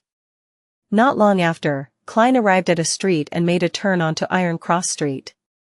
There were several carriages that could be hired. To the pier outside the city. Klein reached out his hand and hopped onto one of the carriages. He had thought through things clearly. Firstly, he had to mislead the police that were coming for him. Once the carriage was a suitable distance away from them, he would jump right off. Alrighty. The carriage driver tugged at the reins. Clop. Clop. Clop. The carriage left Iron Cross Street. Just as Klein was about to jump off the carriage, he noticed that it had turned into another road. It wasn't leading out of the city. Where are you going? Klein blurted in his momentary daze. To Welch's place. The carriage driver answered monotonously. What? Klein was at a loss for words. The carriage driver turned around, exposing his cold gray eyes. It was Dunn Smith, the gray-eyed policeman. You. Klein was flustered. Everything suddenly became a blur as though the world spun around him when he instantly sat up. Sat up? Klein looked around, confused. He noticed the crimson moon outside the window and the room being covered in a crimson veil. He reached out with his hand to feel his forehead. It was all moist and cold. Cold sweat. His back felt exactly the same. It was a nightmare. Klein heaved a sigh. All is well. All is well. He found it weird. He was rather clear-minded in his dream, he was even able to think calmly. After calming down, Klein looked at his pocket watch. It was only 2 in the morning. He got out of bed quietly and planned to head to the washroom where he could wash his face and empty his burgeoning bladder. He opened the door and walked along the dark corridor. Under the dim moonlight, he walked lightly towards the washroom. Suddenly, he noticed a silhouette outside the window at the end of the corridor. That silhouette was wearing a black windbreaker that was shorter than a coat, but longer than a jacket. That silhouette was partly camouflaged in the darkness, bathing in the crimson moonlight. That silhouette turned around slowly. His eyes deep, gray, and cold. Dunn Smith. Plop. Cline could not help but take a step back. For a moment he was unsure if he was awake or still in his dreams. The silhouette took off his black top hat and bowed a little as he said with a smile, "Reintroducing myself, Nighthawk, Dunn Smith." Nighthawk? One of the codenames of the Church of the Evernight Goddess Beyonder teams which Justice and the Hanged Man mentioned before. Cline suddenly realized something, and exclaimed after making a connection, "You can control dreams? You just made me dream of that?" Nighthawk Dunn Smith wore his black hat again, concealing his slightly high hairline. With deep gray eyes he said, "No, I only entered your dream and made the necessary guidance." His voice was deep and soothing. It reverberated through the dimly lit corridor without disturbing the sweet dreams of others. In dreams, even though much of your usually suppressed emotions and various dark thoughts in you are amplified, making everything seem chaotic, absurd, and crazy, they are all rooted in reality since reality exists. For veterans like me, everything is crystal clear. Compared to a conscious you, I believe the you in your dreams more. What normal human being could control his dream? If I had dreamed of something on Earth, wouldn't Dunn Smith have noticed? Cline was petrified by what had happened in the dream. Yet he quickly found it bizarre. He remembered being very much sober and rational, knowing what to say and what not to say. To put it simply, it did not feel like dreaming at all. So, Dunn Smith only saw what I wanted him to see? Cline's mind whirled as he gained a glimmer of understanding. This is a perk that resulted from transmigration? Like having a special body and soul? Or was it the effects of that luck enhancement ritual? So, Mr. Smith, do you believe that I really lost my memory? Cline organized his thoughts and asked in reply. Dunn Smith did not answer him directly. Instead he looked at him keenly. You are actually not surprised by the course of events? I've met people who wouldn't believe in the power of the Beyonders, and they would rather believe that they haven't really woken up. Cline tersely acknowledged as he said, "Perhaps, I have always been praying, hoping that there was such power to help me." An interesting train of thought. Perhaps you survived not only because you were lucky. Dunn nodded expressionlessly. I can now confirm that you really lost parts of your memories due to the incident, especially those related to it. So can I go back now? Cline heaved a long sigh of relief in his heart as he probed.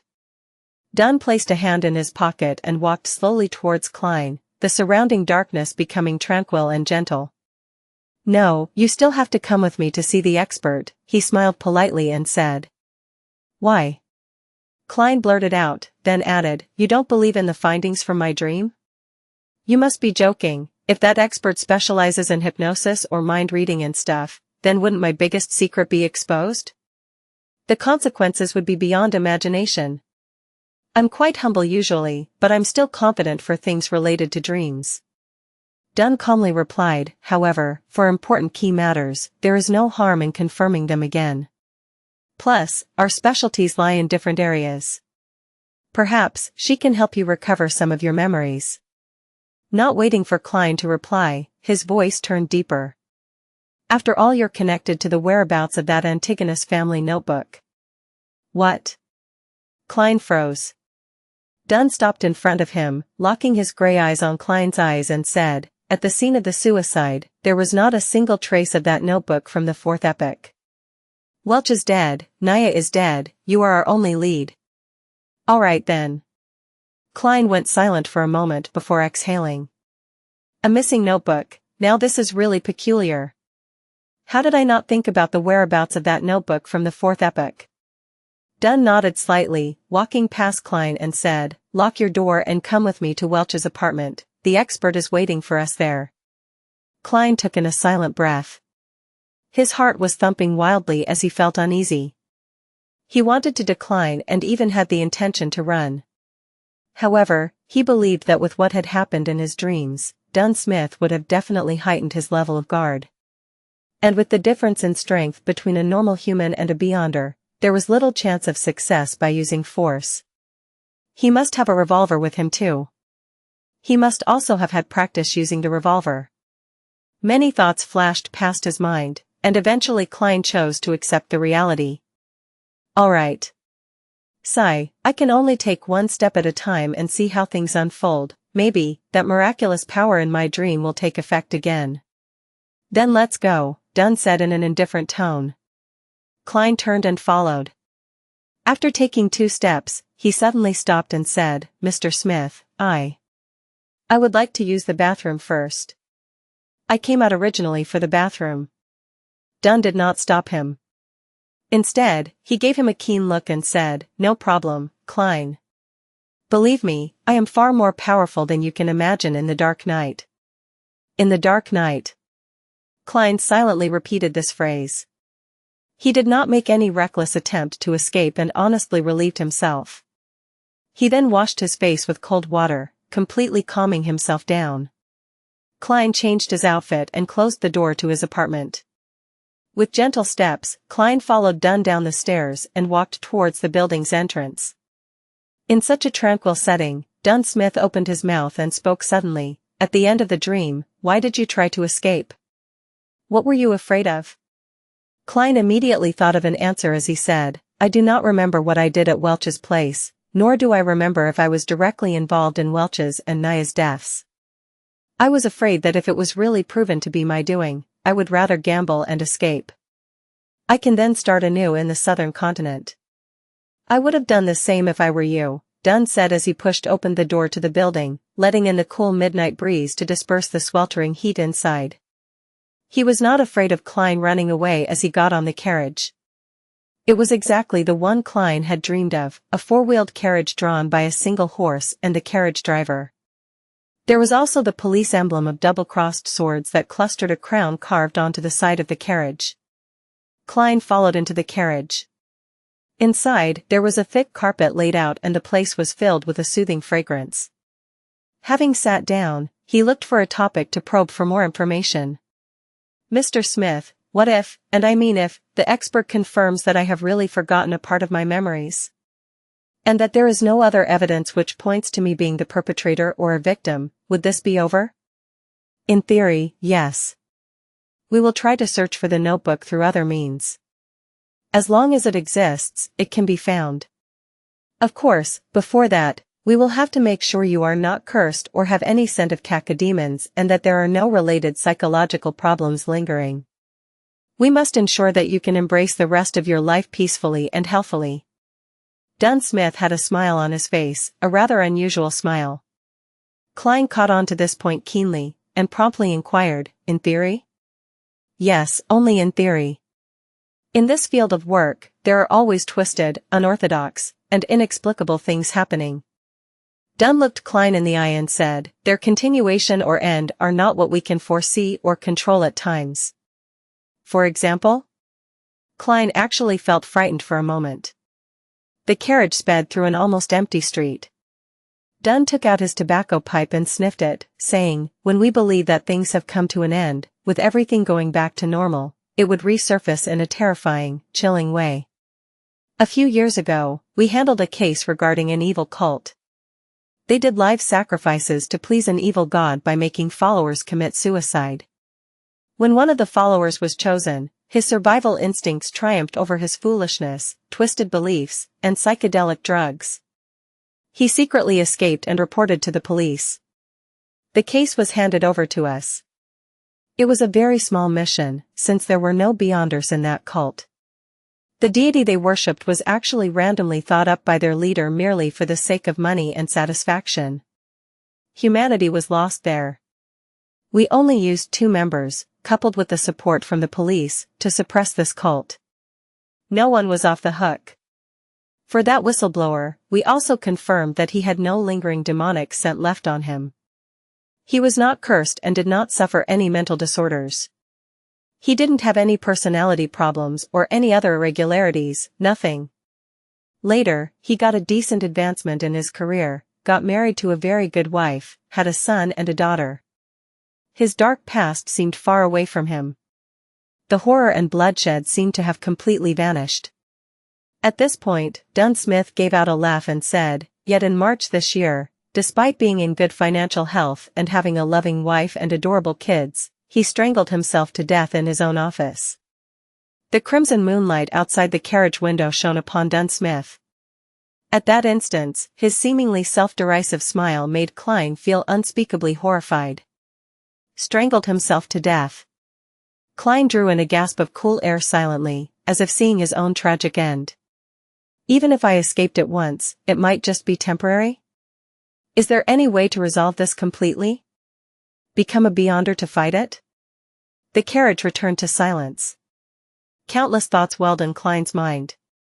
Under an awkward silence, the carriage traveled for a long time at high speeds. Just as Klein made up his mind to consult Dunn Smith for any solutions, the carriage came to a halt. "Mr. Smith, we have reached Welch's apartment." The carriage driver's voice was heard. "Let's get down." Dunn straightened out his black coat that reached his knees. "Oh, let me introduce beforehand, the official disguise of the expert is the most renowned spirit medium of Awa County." Klein suppressed his other thoughts and asked curiously, "Then what is her actual identity?" Dunn half-turned his body and turned his head back. With his abstruse gray eyes he said, "A true spirit medium." "A true medium." Klein repeated this description inwardly, and did not speak again. He followed Dunn Smith down the carriage. Welch's place in Tingen was a detached house with a garden. The road outside the hollowed metal gates allowed 4 carriages to pass through at once. Street lamps lined the sides of the road every 50 meters. They looked different from the ones Klein had seen in his previous life. They were gas lamps and the height of every lamp was about that of an adult male so that it was convenient to light the lamps. The black metal was closely pressed to the glass, forming a checkered pattern, casting out classical paper lantern-like artworks. Coldness and warmth were intertwined while darkness and light coexisted. Walking along the pathway blanketed by rays from the sunset, Klein and Dunn Smith entered Welch's rented place through the ajar metal gate. Facing the main entrance was a cemented road that led straight to a 2-floored bungalow. 2 carriages could go at once. There was a garden on the left and a lawn to the right. The pleasantly faint fragrance from the flowers mixed with the cool scent of the fresh grass made one feel happy and relaxed. As soon as he stepped in, Klein shivered and peered around. He felt that in the garden, somewhere in the lawn, on the roof, behind the swing, somewhere in a dark corner, pairs of eyes were observing him. There was clearly no one here, yet, Klein felt as if he was on a crowded street. This strange contrast, this peculiar feeling, tensed him up. A chill ran up his spine. "Something's wrong," he couldn't help but exclaim to Dunn. Dunn's expression remained unchanged as he walked beside him and replied calmly, "Just ignore them." Since the Nighthawk had said so, Klein tolerated the chilling feeling of not being able to notice the perpetrator despite being followed, spied, and observed. Step by step, he arrived at the main entrance of the bungalow. "If this goes on any longer, I will go crazy." As Dunn reached out his hand to knock on the door, Klein quickly turned around. Flowers swayed in the wind, without a person in sight. "Come in, gentlemen." A seemingly ethereal voice came from inside the house. Dunn turned the doorknob, pushed the door open and said to a woman on the sofa, "Daly, any results?" The chandelier in the living room was unlit. A set of 2 leather couches surrounded a marble coffee table. On the table was a lit candle, but the light emitted a cobalt blue glow. It covered the half-enclosed living room, dining room, and kitchen in a strange, eerie hue. On the middle of the sofa sat a lady in a hooded black robe who wore blue eyeshadow and blush. An exposed silver bracelet with a hanging white crystal pendant was worn around her wrist. At the first sight of her, Klein had an inexplicable feeling. She was dressed just like a real medium. Was she stereotyping herself? Daly, the medium with uncanny beauty, took a quick glance at Klein with her twinkling emerald eyes. She looked at Dunn Smith and said, "The original spirits have all disappeared, including that of Welch's and Naya's. Right now, all these little rascals know nothing at all." Spirits? Spirit medium. All the invisible things that were spying on him previously were spirits? There were so many of them? Klein removed his hat and placed it across his chest, bowing slightly as he said, "Good evening, madam." Dunn Smith sighed. "That's tricky. Daly, this is Klein Moretti. See if you can get anything out of him." The medium, Daly, shifted her gaze onto Klein immediately. She pointed at a single armchair and said, "Please, take a seat." "Thank you." Klein nodded, took a few steps over, and sat down obediently. His heart raced uncontrollably. Whether I survive, whether I get through this successfully or have my secrets exposed will all depend on whatever happens next. And the thing that made him feel the most helpless was that he had nothing to rely on. He could only place his hopes on his inherent specialness. This feeling really sucks, Klein thought bitterly. Next, Dunn sat on the two-seater sofa opposite of Klein. Daly took out 2 thumb-sized glass bottles from her waist pouch. Her emerald eyes smiled at Klein as she said, "I need a bit of help here. After all, you are not an enemy, I can't treat you harshly. That might make you uncomfortable or put you in pain. It might even leave some serious after effects on you. I will give you some fragrances, making you feel tender and smooth, which will allow you to let loose bit by bit so that you can truly indulge in those feelings." That sounded wrong. Klein gaped as his eyes were filled with shock. Seated across him, Dunn laughed and said, "Don't be weirded out. We are different from the fellows from the Church of the Lord of Storms. Here, the ladies can also verbally tease men. In this regard, you should be able to understand. Your mother was a devout believer of the goddess. You and your brother used to attend Sunday school at church. I understand. It's just that I never thought that she would be such a... Klein gestured, as he could not find the right words. He almost blurted out the direct translation for veteran driver 1. Dunn curved the corners of his mouth up and said, "Don't worry. Actually, Daly seldom does this. She just wants to use these methods to calm you down. She prefers corpses over men." "You make me sound perverted," Daly interjected with a smile. She opened one of the little bottles and dripped a few drops onto the bright blue candle flame. Night vanilla, slumber flower, and chamomile, all distilled and extracted to form this aromatic floral essence. I call it amantha, it means tranquility in the Hermes language. It smells really amazing. As they chatted, the candle flame flickered, evaporating the floral essence and filling the room with its aroma. A beautifully enchanting aroma found its way into Klein's nostrils. He no longer felt tensed up. He was instantly calm as if he was gazing into the darkness of the silent night. This bottle is called the Eye of the Spirit. Barks and leaves of drago and poplar trees are sun-dried for 7 days and decocted thrice. Then, they are immersed in Lanti wine. Of course, there would be several incantations while we're at it. As Daly described the liquid, the amber substance dripped onto the cobalt blue candle flame. Upon smelling the ethereal scent of the aromatic wine, Klein noticed that the candle flame was dancing wildly. The luster of Daly's blue eyeshadow and blush shone oddly, to the extent of him seeing double. It is a great helping hand for mediumship. It is also a floral essence that is sufficiently enchanting. As Daly explained continuously, Klein felt as if her voice was coming from all around. Bewildered, Klein looked around and realized that everything was swaying and in a blur. He felt like he was shrouded by layers and layers of fog. Even his body was swaying as it phased away before he began floating and then losing his balance. Colors blended like an impressionist painting, the reds were redder, the blues were bluer, and the blacks were blacker, appearing more defined than usual. It was dreamy and hazy.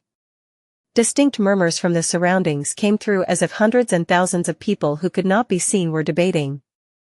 This feels similar to the luck enhancement ritual I did before, but without the kind of madness that makes your head feel like exploding. Klein looked around and thought questioningly. At this moment, his vision was locked onto a pair of eyes that were crystal clear like emerald. On a blurry sofa sat Daly in a black robe. Eccentrically, her gaze concentrated on the tip of Klein's head. She smiled and in a gentle voice, said, "Let me properly introduce myself. I am the spirit medium, Daly. I can still have rational thoughts. It's like when I was at that luck enhancement ritual and that gathering." The thought crossed Klein's mind as he intentionally behaved muddled and said, "Hello there. The mental worlds of humans are extremely vast. Many secrets are hidden within the mind. Look at the ocean, what we know about it is all on the superficial level. But in reality, deep in the ocean, there is a larger unseen portion. Other than islands, there is the entire ocean. There is the boundless sky that symbolizes the spiritual world. You are the spirit of your body. Not only do you know of the islands above, but you also know of the things hidden beneath the sea, as well as the entire ocean. Anything that exists leaves some traces behind. The superficial memories of the islands may be wiped out, but what is left under the sea and the entire ocean will definitely have a corresponding projection left in it." Daly went on and on, bewitching Klein. The vague surrounding winds and shadows took on similar forms. It is though Klein's spirit was fully exposed in the form of an ocean, waiting for him to search and discover. Klein watched patiently, as he churned the ocean occasionally. Then, in an airy voice, he replied, "No. I can't remember. I have forgotten." He expressed his agony at just the right level. Daly tried to guide him once again, but the clear-headed Klein was unaffected. "Okay. We shall end here. You may leave." "Leave. Leave." The airy voice lingered and Daly disappeared. The wind and shadows began calming as the ethereal smell and subtle scent of the aromatic wine became more distinct again. The colors returned to their normal state and the fuzzy feeling was no longer around. Klein's body quivered, and he found his balance again. He opened his eyes, which he had no memory of closing, and noticed that the candle with the bright blue flame was still before him. Dunn Smith was still resting comfortably on the couch. Same for Daly with the black-hooded robe. "Why did you use the theory that belongs to that bunch of evil madmen, the psychology alchemists?" Dunn furrowed his eyebrows and stared at Daly.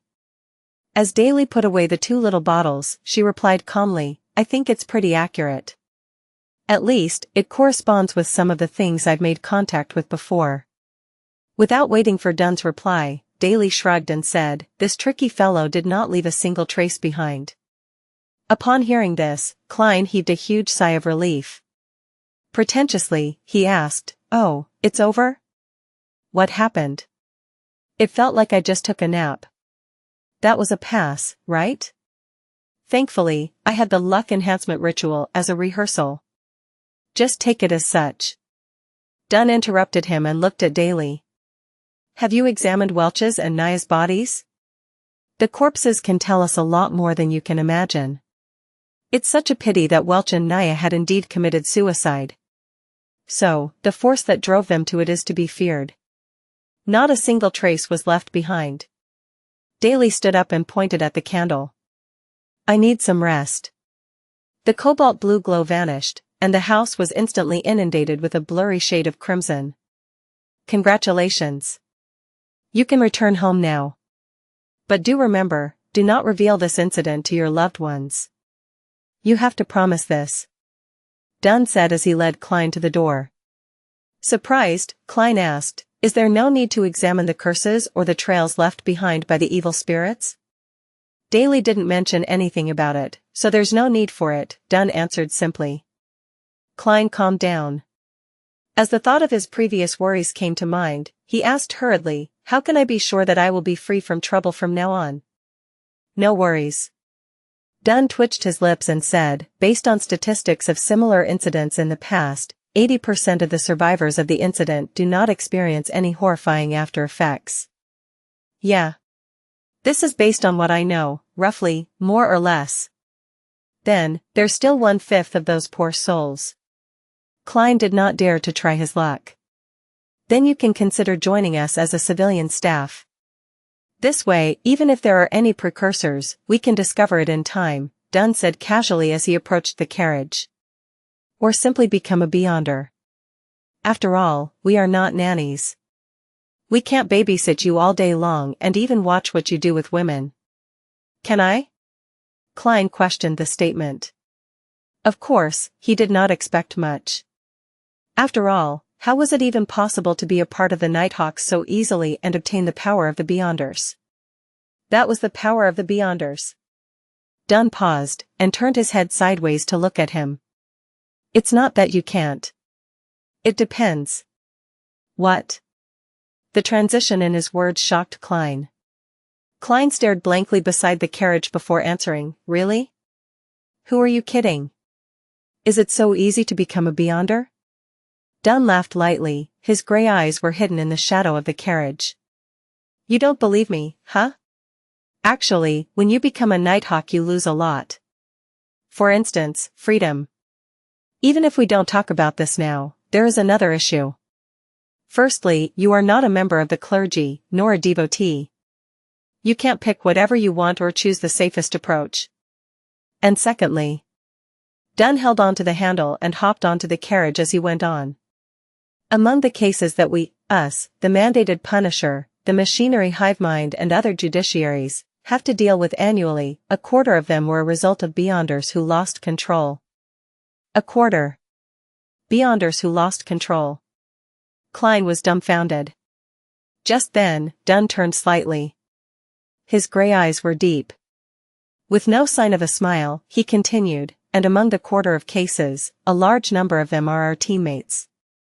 Veteran driver is an internet slang phrase describing people who are very experienced in particular domains, especially sexually related things such as posting pornographic resources. A wave of tumultuous emotions rose up in Klein's heart after he heard Dunn. Instinctively, he uttered, Why? The Beyonders have serious hidden dangers? So much so that the Church's internal judiciary and the Beyonders, who dealt with bizarre phenomenon, are also prone to problems? Dunn stepped into the carriage and sat back in his seat. His expression and tone remained the same. This is not something that you need to understand. Neither is it something you can understand, unless you become one of us. Klein was struck dumb for a moment, after which he sat down and questioned in a tone that was half dubious and half joking. If I don't come to understand, how is it possible for me to make a decision to join? And not joining would mean Klein could not understand. This would end in a deadlock. Dunn Smith took out the pipe once again, placed it against his nose, and took a whiff. You probably misunderstood, a civilian staff member is also one of us.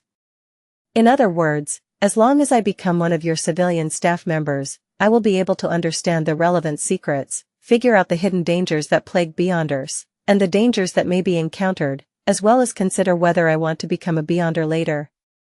Klein reorganized his thoughts and paraphrased what Dunn had shared. Dunn smiled and said, Yes, that is the case, except for one point. You cannot simply become a Beyonder just because you want to, because every church will be equally strict in this aspect.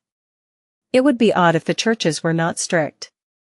Klein lampooned silently, as he added with a more intense tone coupled with stronger body language, What about civilian staff members? This should be quite strict as well, right? There shouldn't be any problems if it's you, said Dunn with half-closed eyelids as he whiffed the pipe with partially relaxed countenance. However, he did not ignite it.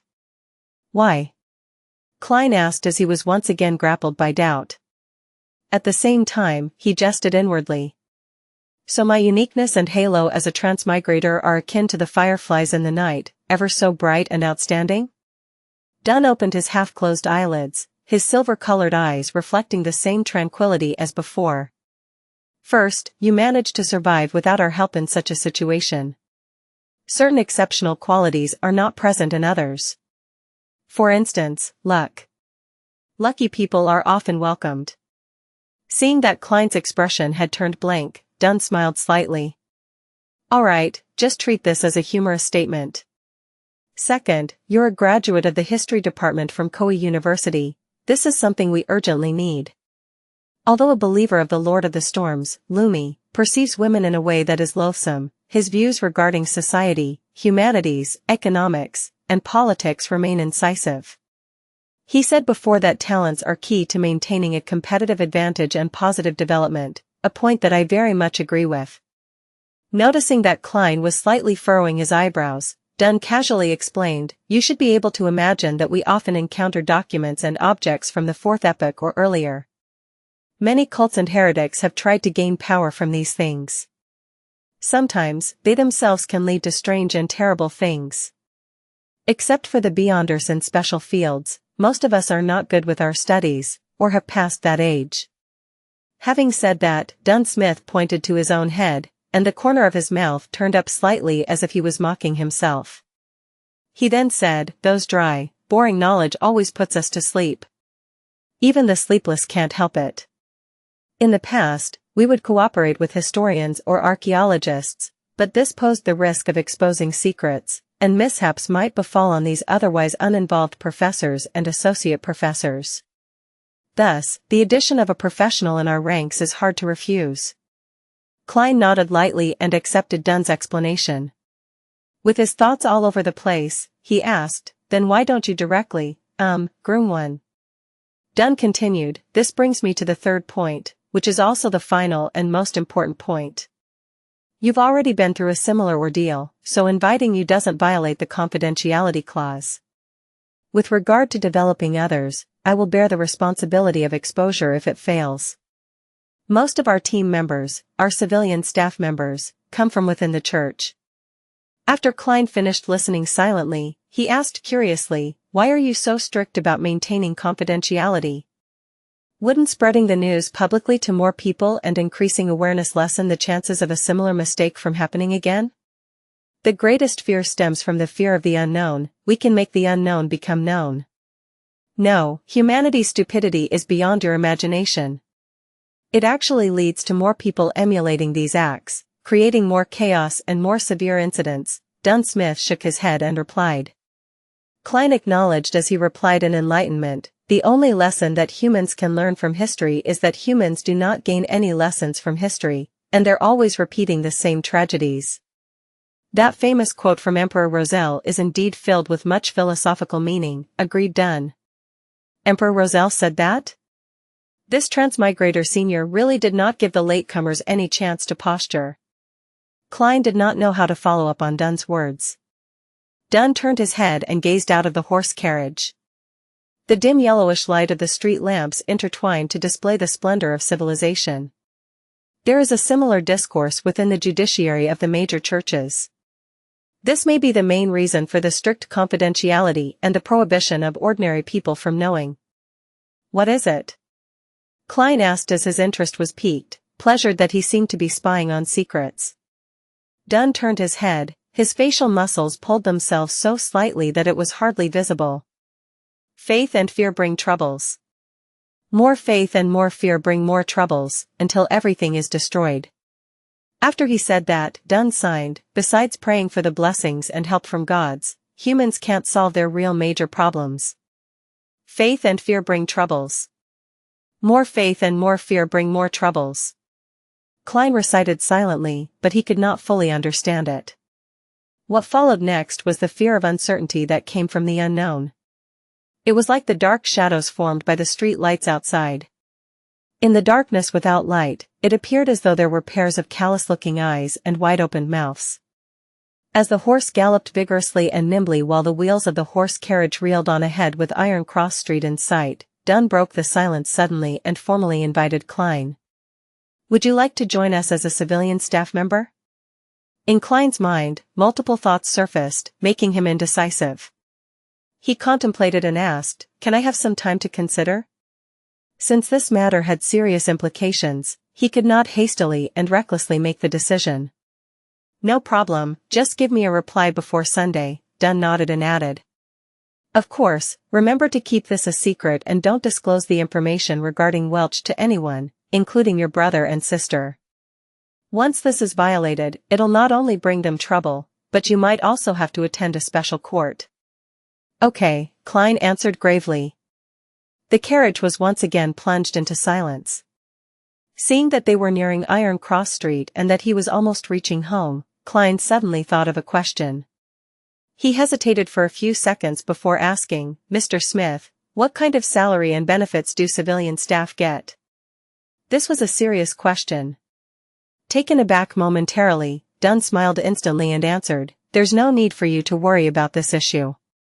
Our funds are guaranteed by the church and the police department. For newly registered civilian staffs, the weekly salaries are placed at £2.10 solely. There is an additional 10 solely as compensation for the risk and confidentiality. All of this will add up to a total of £3. This is hardly worse than a confirmed university lecturer. After which, your salary will gradually rise according to your experience and contributions. As for civilian staff members, the contract is generally 5 years. After 5 years, you can quit normally if you're no longer willing to stay.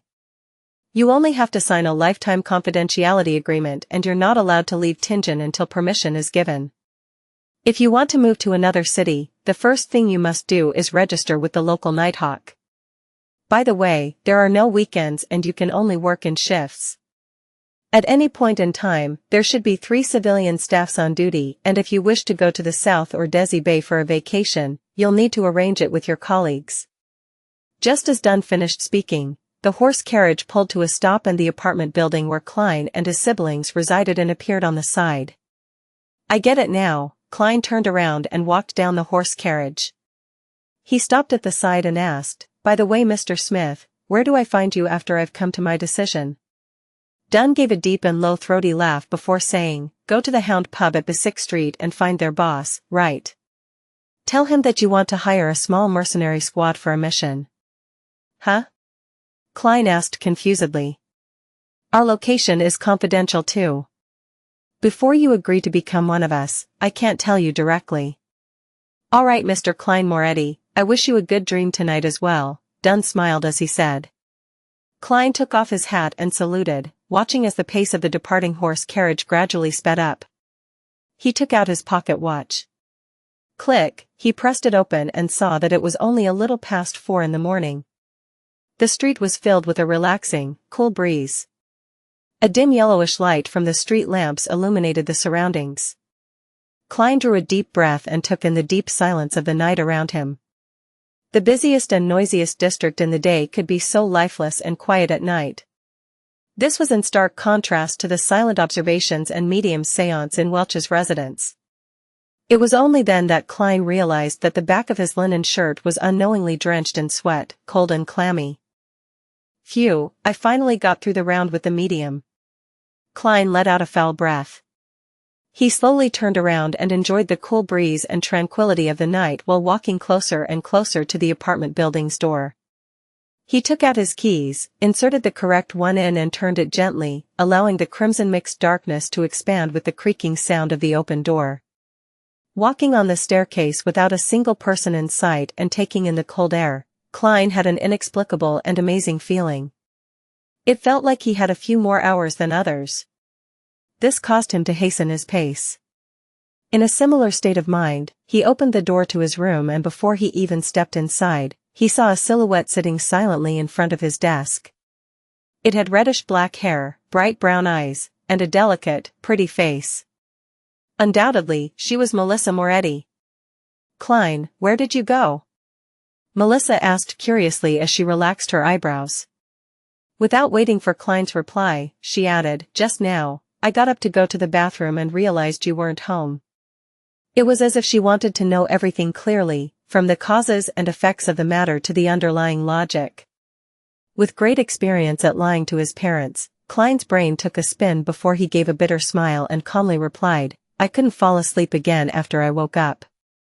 Instead of wasting time, I decided that I should train my body. So I went out to run a few rounds. Look at my sweat." He took off his jacket and half-turned his body, pointing to his back. Melissa stood up, took a glance half-heartedly and deliberated for a few moments before saying, "Honestly speaking, Klein, you don't have to stress yourself out. I'm sure you can pass the interview to Tingen University. Even if you can't, if, you can still find better ones. I haven't even thought about the interview." Klein nodded his head and said, "I understand." He did not mention the offer that he had gotten because he had not decided whether he wanted to join them or not. Staring at Klein intensely, Melissa suddenly turned around and trotted into the interior of the house. She took out an object that resembled a tortoise. It was comprised of items like gears, rusted iron, torsion springs and ordinary springs. After quickly tightening the torsion spring, Melissa placed the object on the desk. Ka. Ka. Ka. Dum. Dum. Dum. The tortoise moved and jumped with a rhythm that could pull anyone's attention. Whenever I feel irritated, I feel much better seeing it move. I've been doing this very often recently and it's very effective. Klein, give it a try, invited Melissa as her eyes brightened. Klein did not turn down his sister's goodwill. He approached the tortoise and waited for it to stop before laughing. He said, "Simplicity and regularity can indeed help relaxation." Without waiting for Melissa's reply, Klein pointed to the tortoise and casually asked, "Did you make this yourself? When did you make this? Why wasn't I aware of it? I made use of unwanted materials from school and things picked up from the streets to make this. It was only finished 2 days ago," Melissa said in her usual tone, the side of her lips upturned a few more degrees. "That's impressive," Klein praised sincerely. As a boy with poor skills in machine assembly, he encountered great difficulties even assembling a four-wheel toy car as a child. With her chin slightly raised and her eyes slightly bent, Melissa calmly replied, "It was okay." Being overly humble is a bad trait, Klein smiled slightly and continued, "This is a tortoise, right?" Instantly, the atmosphere in the room took a great plunge, leaving behind an air of graveness for a while. Then, Melissa faintly replied with a voice that seemed enigmatic like the crimson veil, "It's a puppet." Puppet. Klein gave an awkward smile, and tried to forcefully explain, "The problem lies in the materials, they're too rudimentary." Following that, he tried to change the topic and said, "Why would you go to the bathroom in the middle of the night? Isn't there a toilet here? Don't you always sleep till dawn?" Melissa was taken aback momentarily. It was only after a few seconds, before she opened her mouth, prepared to explain. At that moment, an intense sound of digestion sounded from her thoraco-abdominal 1 area. "I'll go get some more sleep." Bang! She grabbed her tortoise-like puppet, trotted to the interior of the house, and closed the door to her room.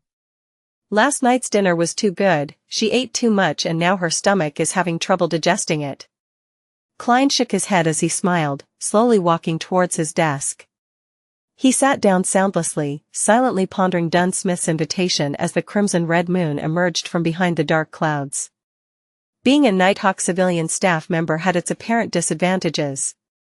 With me being a transmigrator, the fool, initiator of the mysterious gathering, and the multiple secrets I have, it will be risky to be under the noses of the Church of the Evernight Goddesses team that specializes in dealing with matters regarding the Beyonders. As long as I joined Dunn Smith and his team, I would certainly aim to become a Beyonder. I could then cover up the benefits gained from the gathering. Yet, becoming a formal member would entail many restrictions on my freedom, like how a civilian staff has to report his leaving of Tingen. No longer would I be able to go wherever I want or do whatever I want. I would miss many opportunities. The Nighthawks are a strict organization. Once a mission is given, I can only wait for the arrangements and accept orders. There is no room for rejection. Beyonders have the risk of losing control. Having all the disadvantages listed out one by one, Klein turned to considering the necessities and advantages. Judging from the situation of the luck enhancement ritual, I'm not one of the 80% of lucky people. In the future, there is bound to be some bizarre event happening to me, increasing the dangers I face. Only by becoming one of the Beyonders or by joining the Nighthawks can I be equipped with the ability to resist. The wish to become a Beyonder cannot be solely reliant on the gathering.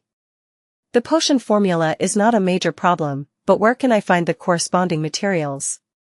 How am I to obtain and concoct them? Not forgetting the noose of daily practice, I'm faced with serious obstacles.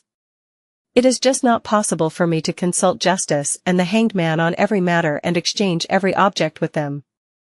This would not only hurt the image of the fool and arouse their suspicions, but there will also be inadequate time to communicate on such trivial issues. Similarly, I am unable to produce anything that can pique their interest.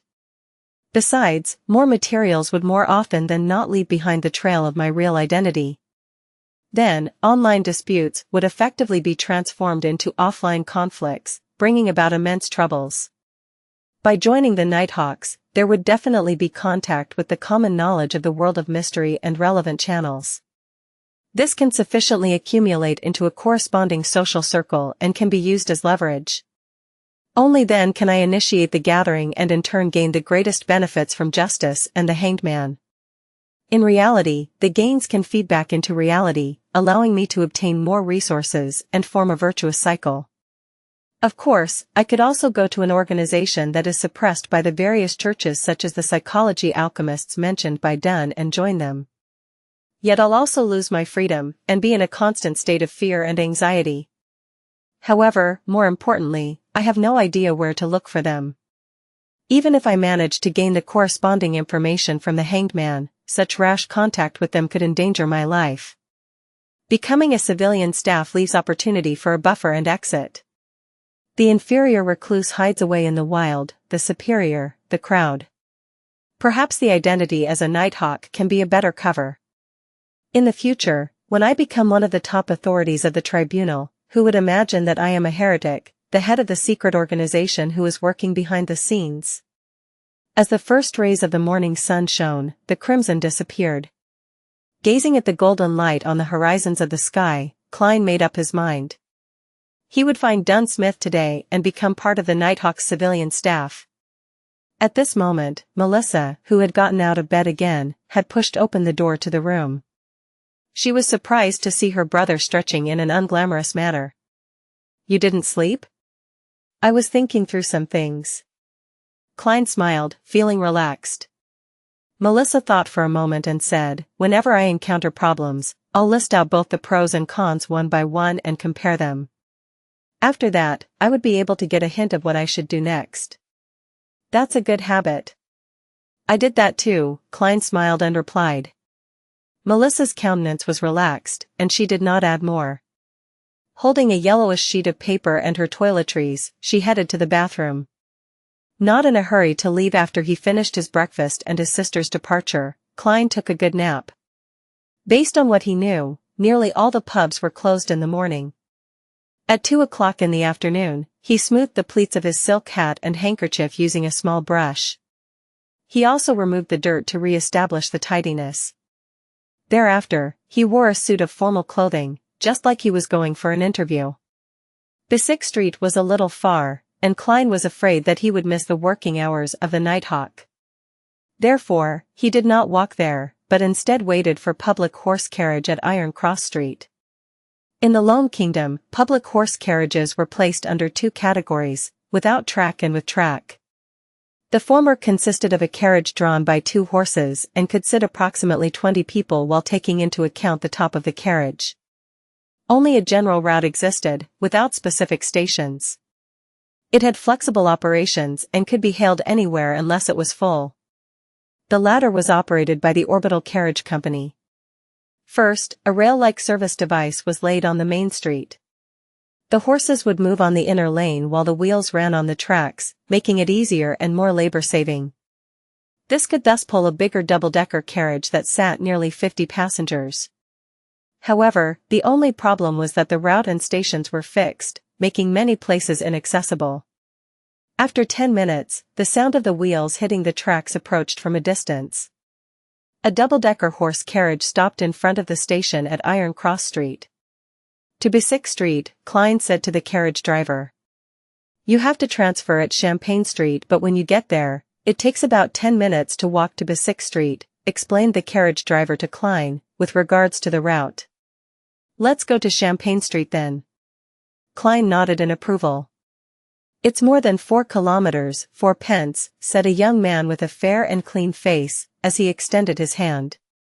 He was a worker responsible for money collection. "Okay." Klein fished out 4 copper coins from his pocket and handed it to the other party. He walked up to the carriage and found that there were not many passengers. Even on the first floor, there were a few empty seats. "I only have 3 pence on me now, so I can only walk when I go back." Klein pressed his hat down and sat down firmly. On this floor, the men and women were mostly well-dressed, although there were a few clothed in their work clothes, leisurely reading newspapers. Almost no one spoke, and it was quite quiet. Klein shut his eyes and recharged his strength, oblivious to the coming and going of passengers around him. Station after station passed until he finally heard the few words Champagne Street. After alighting the horse carriage, he inquired along the way and soon reached Basic Street, where he saw the pub with the brownish-yellow hound logo. Klein reached out his right hand and gave a forceful push. The heavy door gradually opened, inundating him with a wave of uproarious noises and an impetuous heat wave. Although it was still afternoon, there were already many customers in the pub. Some were temporary workers, looking for opportunities here, waiting to be hired. Others were simply idling around, numbing themselves with alcohol. The pub was dimly lit. In the center, there were two large iron cages with a third of its bottom sinking deep into the ground without any gaps. People held wooden wine cups and surrounded it, sometimes discussing loudly while laughing, sometimes cursing loudly. Giving a curious glance, Klein found two dogs caged inside. One was black and white, similar to the husky found on Earth. The other was wholly black, with shiny fur, making it look healthy and fierce. "Do you want to bet?" "Doug has won 8 games in a row," said a little man wearing a brown beret, as he neared Klein and pointed to the black dog. "Bet?" Taken aback at first, Klein regained his senses immediately. Dogfighting? When he was at Koei University, those aristocratic and wealthy students would always ask him contemptuously and curiously if the boorish workers and unemployed hooligans enjoyed participating in boxing and gambling at the pubs. Besides being able to gamble on boxing and card games, didn't it also include cruel and bloody activities like cockfighting, dogfighting, and others? The short man smirked. "Mister, we're civilized people. We don't engage in such unglamorous activities." Having said that, he whispered, "Besides, laws were introduced to ban these things last year." "Then what are y'all betting on?" asked Klein curiously. "The better hunter." Just as the short man finished his sentence, a resounding cacophony sounded. He turned his head, waved his hands excitedly, and said, "You can't place a bet for this round as it has started, wait for the next one then." Upon hearing that, Klein tipped his toes, lifted his head, and looked as far as he could. He saw 2 strong men each dragging a sack, coming to the side of the iron cage and opening the prison door. They then dumped the contents of the sack into the cage. There were gray and disgusting animals. Klein tried to identify them carefully before realizing that they were rats. Hundreds of rats. As the iron cage was deep underground without any gaps, the rats moved in all directions but could not find a way out. Right then, just as the door of the cage was closed, the chain of the 2 dogs were untied. Woof! The black dog pounced ahead and killed a rat in one bite. The black and white dog was dazed at first before it started playing excitedly with the rats. The surrounding people either raised their wine cups and intensified their gaze or shouted loudly, "Bite it! Kill it! Doug, Doug! Motherf **** king rat baiting with dogs too." Klein regained his senses and the corner of his mouth twitched unceasingly. The objective of the gamble is to determine which dog can catch more rats. Perhaps, one can even bet on the specific number of rats caught. No wonder there were people purchasing live rats at Iron Cross Street. That's really unique. Klein shook his head, laughing as he backtracked, and circled along the edge of the alcoholic customers, and reached the front of the bar. "New here," said the bartender as he spared Klein a glance while wiping the cups. He continued, "1 cup of rye beer is a penny. And Matt beer costs 2 pence. 4 pence for Southville beer, or do you want a cup of purely brewed malt Lanty?" "I came here for Mr. Wright," said Klein directly and bluntly. The bartender whistled and shouted to the side, "Old man, someone is looking for you." "Oh, who?" A vague voice sounded, and an intoxicated old man stood up from behind the bar.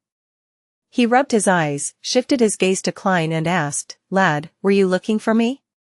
"Mr. Wright, I would like to hire a small mercenary squad for a mission," replied Klein, according to what Dunn had instructed. A small mercenary squad? Are you living in an adventure story?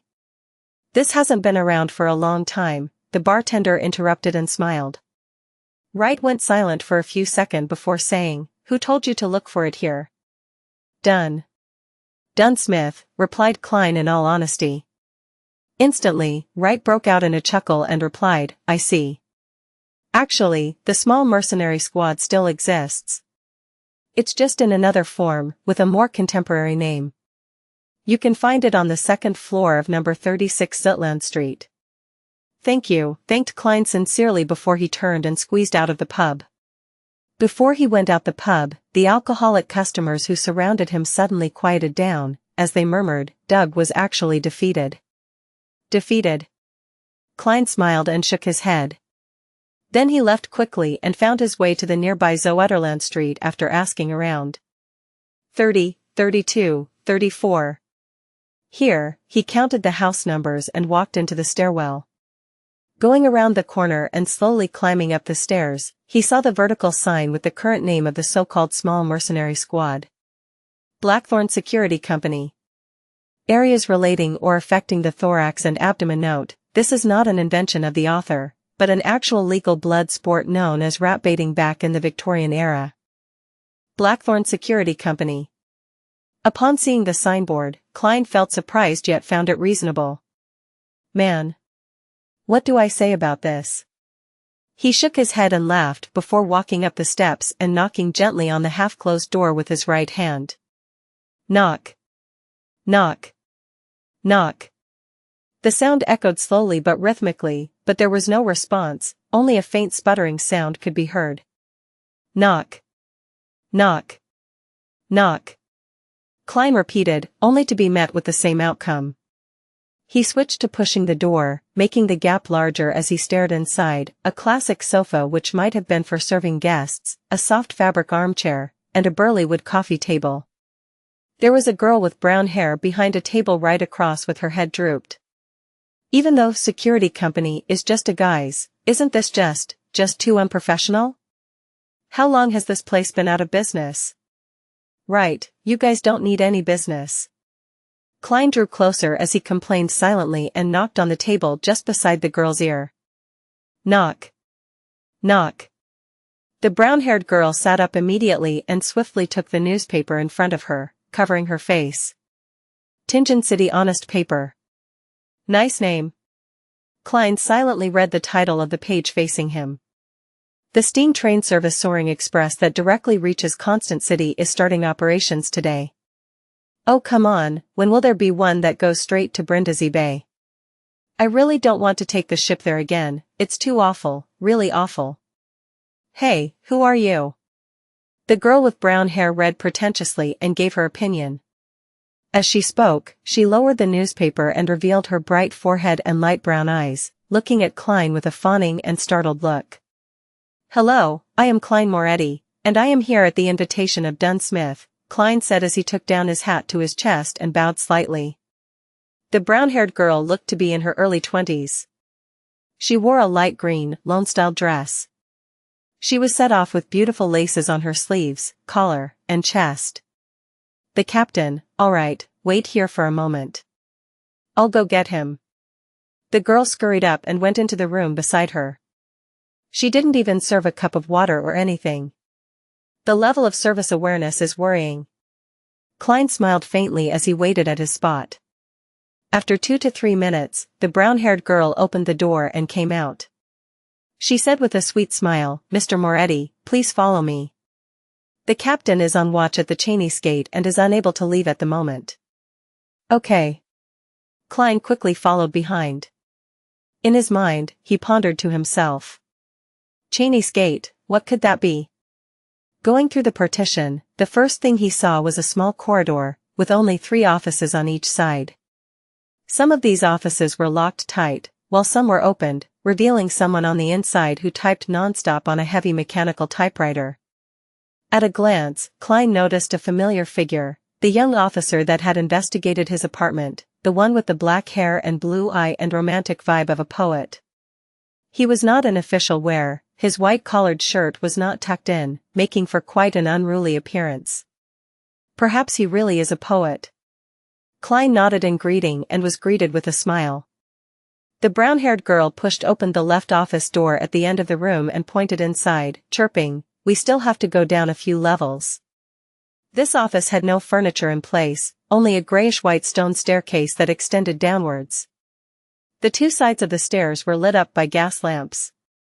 The stable glow dispelled the darkness and gave a sense of harmony. The brown-haired girl walked in front, staring at her feet while walking carefully. "Although I walk here often, I am still constantly afraid of falling down, tumbling down like a barrel. You don't know, Leonard did such a folly. On the first day of becoming a sleepless, the first day where he had not mastered his new powers, he tried to rush down the flight of stairs. And he became a cartwheel. Haha, it was hilarious if you think about it. Oh yes, it was the guy that greeted you just now. This was about 3 years ago. Speaking of which, I have been with the Nighthawks for 5 years, I was only 17 when I joined."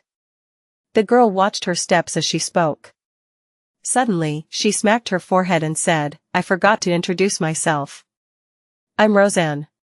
My father was a member of the Nighthawks, who sacrificed himself in an accident 5 years ago.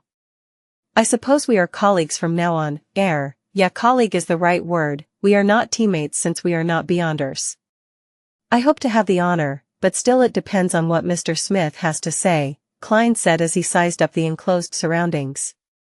He felt that they were going underground, dampness seeped out from the stone walls, dispelling the summer heat. "Don't worry, the fact that you came so far means the captain has agreed. I've always been a little afraid of him, even though he is amiable, a fatherly figure. I don't know why, but I'm still afraid." Roseanne spoke as though there was a piece of sweet in her throat. Klein answered humorously, "Isn't being afraid of a father normal?" "True," Roseanne said as she held the wall around the bend. As they spoke, the two finished walking down the stairs and reached a stone-paved floor. It was a long aisle, both sides of the walls were mounted with gas lamps surrounded by metal gratings. Klein and Roseanne's shadows were elongated under the illumination. Klein keenly noticed that there was a dark sacred emblem every few meters, the symbol of the Evernight goddess. A deep black background dotted with sparkling embellishments, as they clustered precisely half the crimson moon. These emblems did not seem special, but walking between them gave Klein a sense of serenity. Roseanne also stopped talking, unlike her previous talkative state. Before long, an intersection appeared up front. Roseanne briefly introduced. "The path to the left will lead to the St. Selena Cathedral, to the right are the armory, storeroom, and archives. And straight ahead is the Chinese Gate." "St. Selena Cathedral? Then, Zutland Street is just behind Red Moonlight Street?" Klein was a little stunned. St. Selena Cathedral of Red Moonlight Street was the headquarters of the Church of the Evernight Goddess in Tingen, a sacred ground where local followers yearned to visit. Along with Holy Numeric's Cathedral of the Church of the God of Steam and Machinery in the suburbs, and the River and Sea Cathedral of the Church of the Lord of Storms in North Tingen, they sustained the religious circles in Tingen City and its affiliated towns and villages. Aware that his status made it unsuitable for him to ask more, Klein only listened silently. They passed the intersection and moved straight ahead. In less than a minute, a black iron split gate carved with 7 sacred emblems were seen. It stood there, heavy, cold and domineering, like a giant guarding in the darkness. "Chinese Gate." Roseanne reminded him and pointed at the room beside them, saying, "Captain is inside. Go on in by yourself." "All right, thank you." Klein replied politely. The room Roseanne was referring to was just in front of Chinese Gate. The windows were opened, revealing the lit room inside. Klein took a deep breath to calm himself. Knock. Knock. Knock. "Come in." He heard Dunn Smith's deep and amiable voice. Klein opened the unlatched door gently. There was only a table and 4 chairs inside. Dunn Smith, with his high hairline, who was wearing the black coat from the previous night plus a gold watch chain around his chest, was reading the newspaper leisurely. "Come and have a seat. Have you decided?" Are you certain you want to join us? Dunn smiled and asked as he put down the newspaper. Klein removed his hat and bowed, then he sat beside the table and said, "Yes, I am certain." "Then take a look at this deed, heh. People like to call it a contract now." Dunn pulled out the table drawer and took out 2 contract copies. There were not many clauses, and most of them had been mentioned by Dunn Smith. The emphasis was on the confidential clause. Violators were tried in the tribunal courts of the Church of the Evernight Goddess instead of the kingdom's courts. It was akin to how soldiers and officers were sent to court-martial for trials. A 5-year contract. £2 and 10 solely for weekly wages, 10 solely as compensation for the risk and confidentiality. Klein read through it and answered resolutely, "I've no problem with it." "Then sign it," Dunn said as he pointed to the dark red fountain pen and ink. Klein used a piece of waste paper to try out the pen before drawing a breath. He signed on both contracts with his name, Klein Moretti. As he did not have a stamp yet, he could only use his thumbprint. Dunn received the contract, took out a stamp from the drawer, and stamped on the end of the contract and a few key parts. With that done, he stood up and returned a contract with one hand, and reached for Klein with the other saying, "Welcome, from now on, you are one of us, and please note that the contract is confidential as well." Klein stood up as well. He received the contract, shook his hand, and said, "So, I shall be addressing you as Captain?" "Yes." Dunn's grayish eyes seemed especially deep in the dim surroundings. After shaking hands, they sat down. Klein glanced at the stamp on the contract. It read, "Nighthawk Squad, Tingen City, Awa County, Lone Kingdom." "I can't believe you guys would use the name Blackthorn Security Company as a disguise," he laughed and said. "Actually, we have other signboards." Dunn pulled out a piece of paper from the drawer. It was stamped with the stamps of the city government and the police department. The content were as follows: 7th Unit, Special Operations Department, Awa County Police, Lone Kingdom. The first 4 units are the regular police responsible for general security, like the VIP Protection Unit and Key Installations Protection Unit. And from Unit 5 onwards are the ones dealing with supernatural incidents in each city. Our unit is responsible for incidents related to the followers of Evernight Goddess in Tingen. If there are different types of followers, then we divide the area accordingly. We are mainly in charge of places like the North, West and the Golden Indus region. Dunn briefly introduced, Unit 6 of the mandated Punisher Squad under the Church of the Lord of Storms is in charge of the Pier region, the East, and the South. The University area and the suburbs are under Unit 5, which is the Machinery Hivemind Squad in Tingen. Right. Klein had no questions about it. He then laughed. "What happens if someone really comes here due to the Blackthorn Security Company signboard and requests for our services?" "We'll take those requests, why shouldn't we? As long as it doesn't affect our daily operations," Dunn said slowly and humorously. "Any earnings would be considered additional bonuses, so our members are quite willing to take those jobs. Anyway, the market for trivial and troublesome matters such as finding dogs and cats have been monopolized by private detectives." "So how many people are there in this Nighthawk Squad?" Klein asked since they were on this topic. "There aren't many supernatural incidents, so there are even fewer Beyonders. There are only 6 formal members of the Nighthawks in the entire Tingen City, including me." As for civilian staff, there are 6 including you." Klein nodded his head, and eventually asked the question that he was most concerned about, "So, Captain, what do you mean by Beyonders losing control? Why does it happen?" Upon hearing Klein's question, Dunn looked out of the window toward the corridor that led to Cheney's Gate. He took out his pipe, stuffed it with some tobacco and mint leaves, and held it to his nose. He took a deep whiff as his voice turned reflective and drifting. "Only at home can I enjoy the beautiful flavors of tobacco mixed with mint leaves without any worries. Klein, do you know about the creation myth?" "Of course, when I received primary education during Sunday school, we learned to read using the revelation of Evernight. Among them, the Book of Wisdom and the letters from the saints mentioned the myth of creation." Klein attempted to recall via the memory fragments of the original Klein. He slowed down his tempo and said, "The Creator awoke from chaos and shattered the darkness, creating the first ray of light. He then fused himself completely into the universe and made up all of existence. His body became the land and stars. One of his eyes became the sun, while the other became the crimson moon. Some of his blood rushed into the seas and rivers, nourishing and nurturing lives." Klein subconsciously paused when he said that. Partially, it was because the relevant memories were a blur and that the creation myth was very similar to the Chinese creation myth of Pangu. The imaginations of people from different worlds shared something in common on their myths and legends.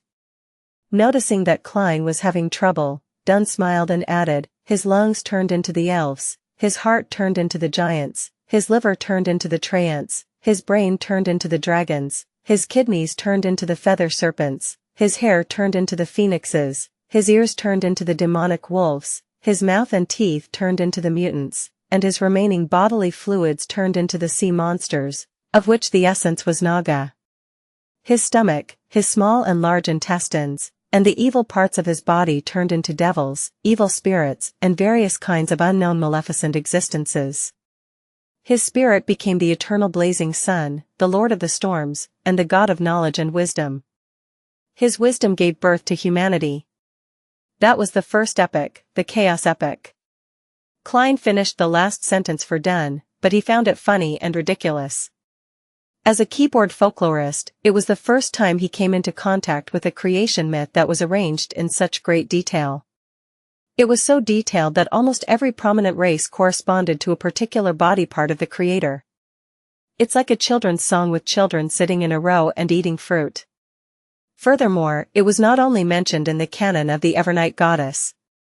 The churches of the Lord of Storms and God of Steam and Machinery also had similar descriptions. None of them alleviated themselves or devalued the other gods. This either means that the creation myth is real or hints that the few churches had undergone a long period of strife before compromising before the fifth epic. With this in mind, Klein suddenly had another question. He asked with a frown, "It feels problematic. Why are the eternal blazing sun, Lord of Storms, and God of Knowledge and Wisdom born directly from the Creator's spirit, while the goddess isn't?" In the revelation of Evernight's prehistorical records, the Evernight goddess had only awoken at the end of the second epic. Together with the Lord of Storms, eternal blazing sun, and other gods, she blessed and helped humanity survive the cataclysm. It was also known as the third epic, the Cataclysm epic. It was during that time that Mother Earth and the god of war appeared as well.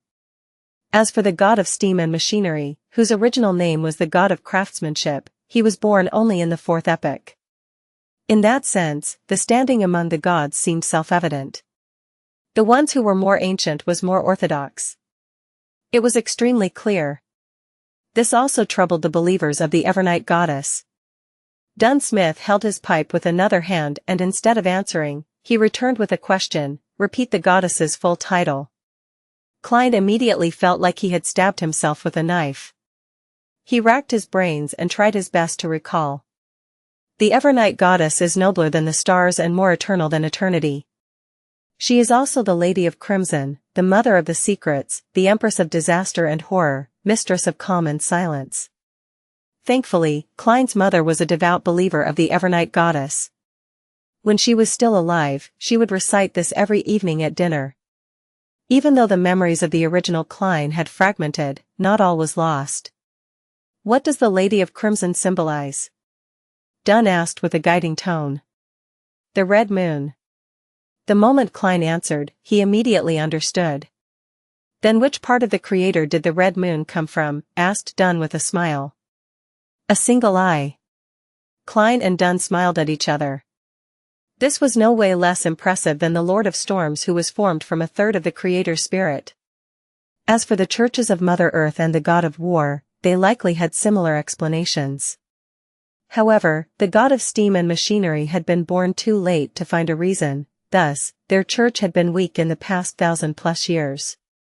It was only with the invention of the steam engine that they seized the opportunity to truly be on par with the other gods. Dunn stroked his pipe gently. "Humanity was born out of the wisdom of the Creator, so we have clever and extraordinary brains, but lack other magical powers. However, from the creation myth, we can form a simple but clear conclusion. Everything stems from the same origin. Stems from the same origin. Klein repeated the last few words. According to this conclusion, humans who are protected by the gods were able to resist the giants, devils, and the mutants. Gradually, they figured out means to obtain the power of the Beyonders. That is by using the corresponding parts of the evil spirits, dragons, monsters, magical trees, flowers, or crystals and combining them with other materials to form potions. By consuming and absorbing the potion, one will gain different powers. This is common knowledge among mysticism studies. Dunn did not elaborate in detail and only gave a brief introduction. In this process, our ancestors relied on painful lessons to discover that if they were to consume high-grade or extraordinary potions, it would easily lead to tragic consequences. There are 3 possible outcomes. Which 3? Pressed Klein curiously. First, mental death and the complete breakdown of a body. Every piece of flesh would become a terrifying monster. Second, their personality will be changed by the powers contained in the potion. They will turn cold, sensitive, irascible, cruel, and indifferent. Third, well. Dunn put down his pipe and picked up a porcelain cup and took a sip.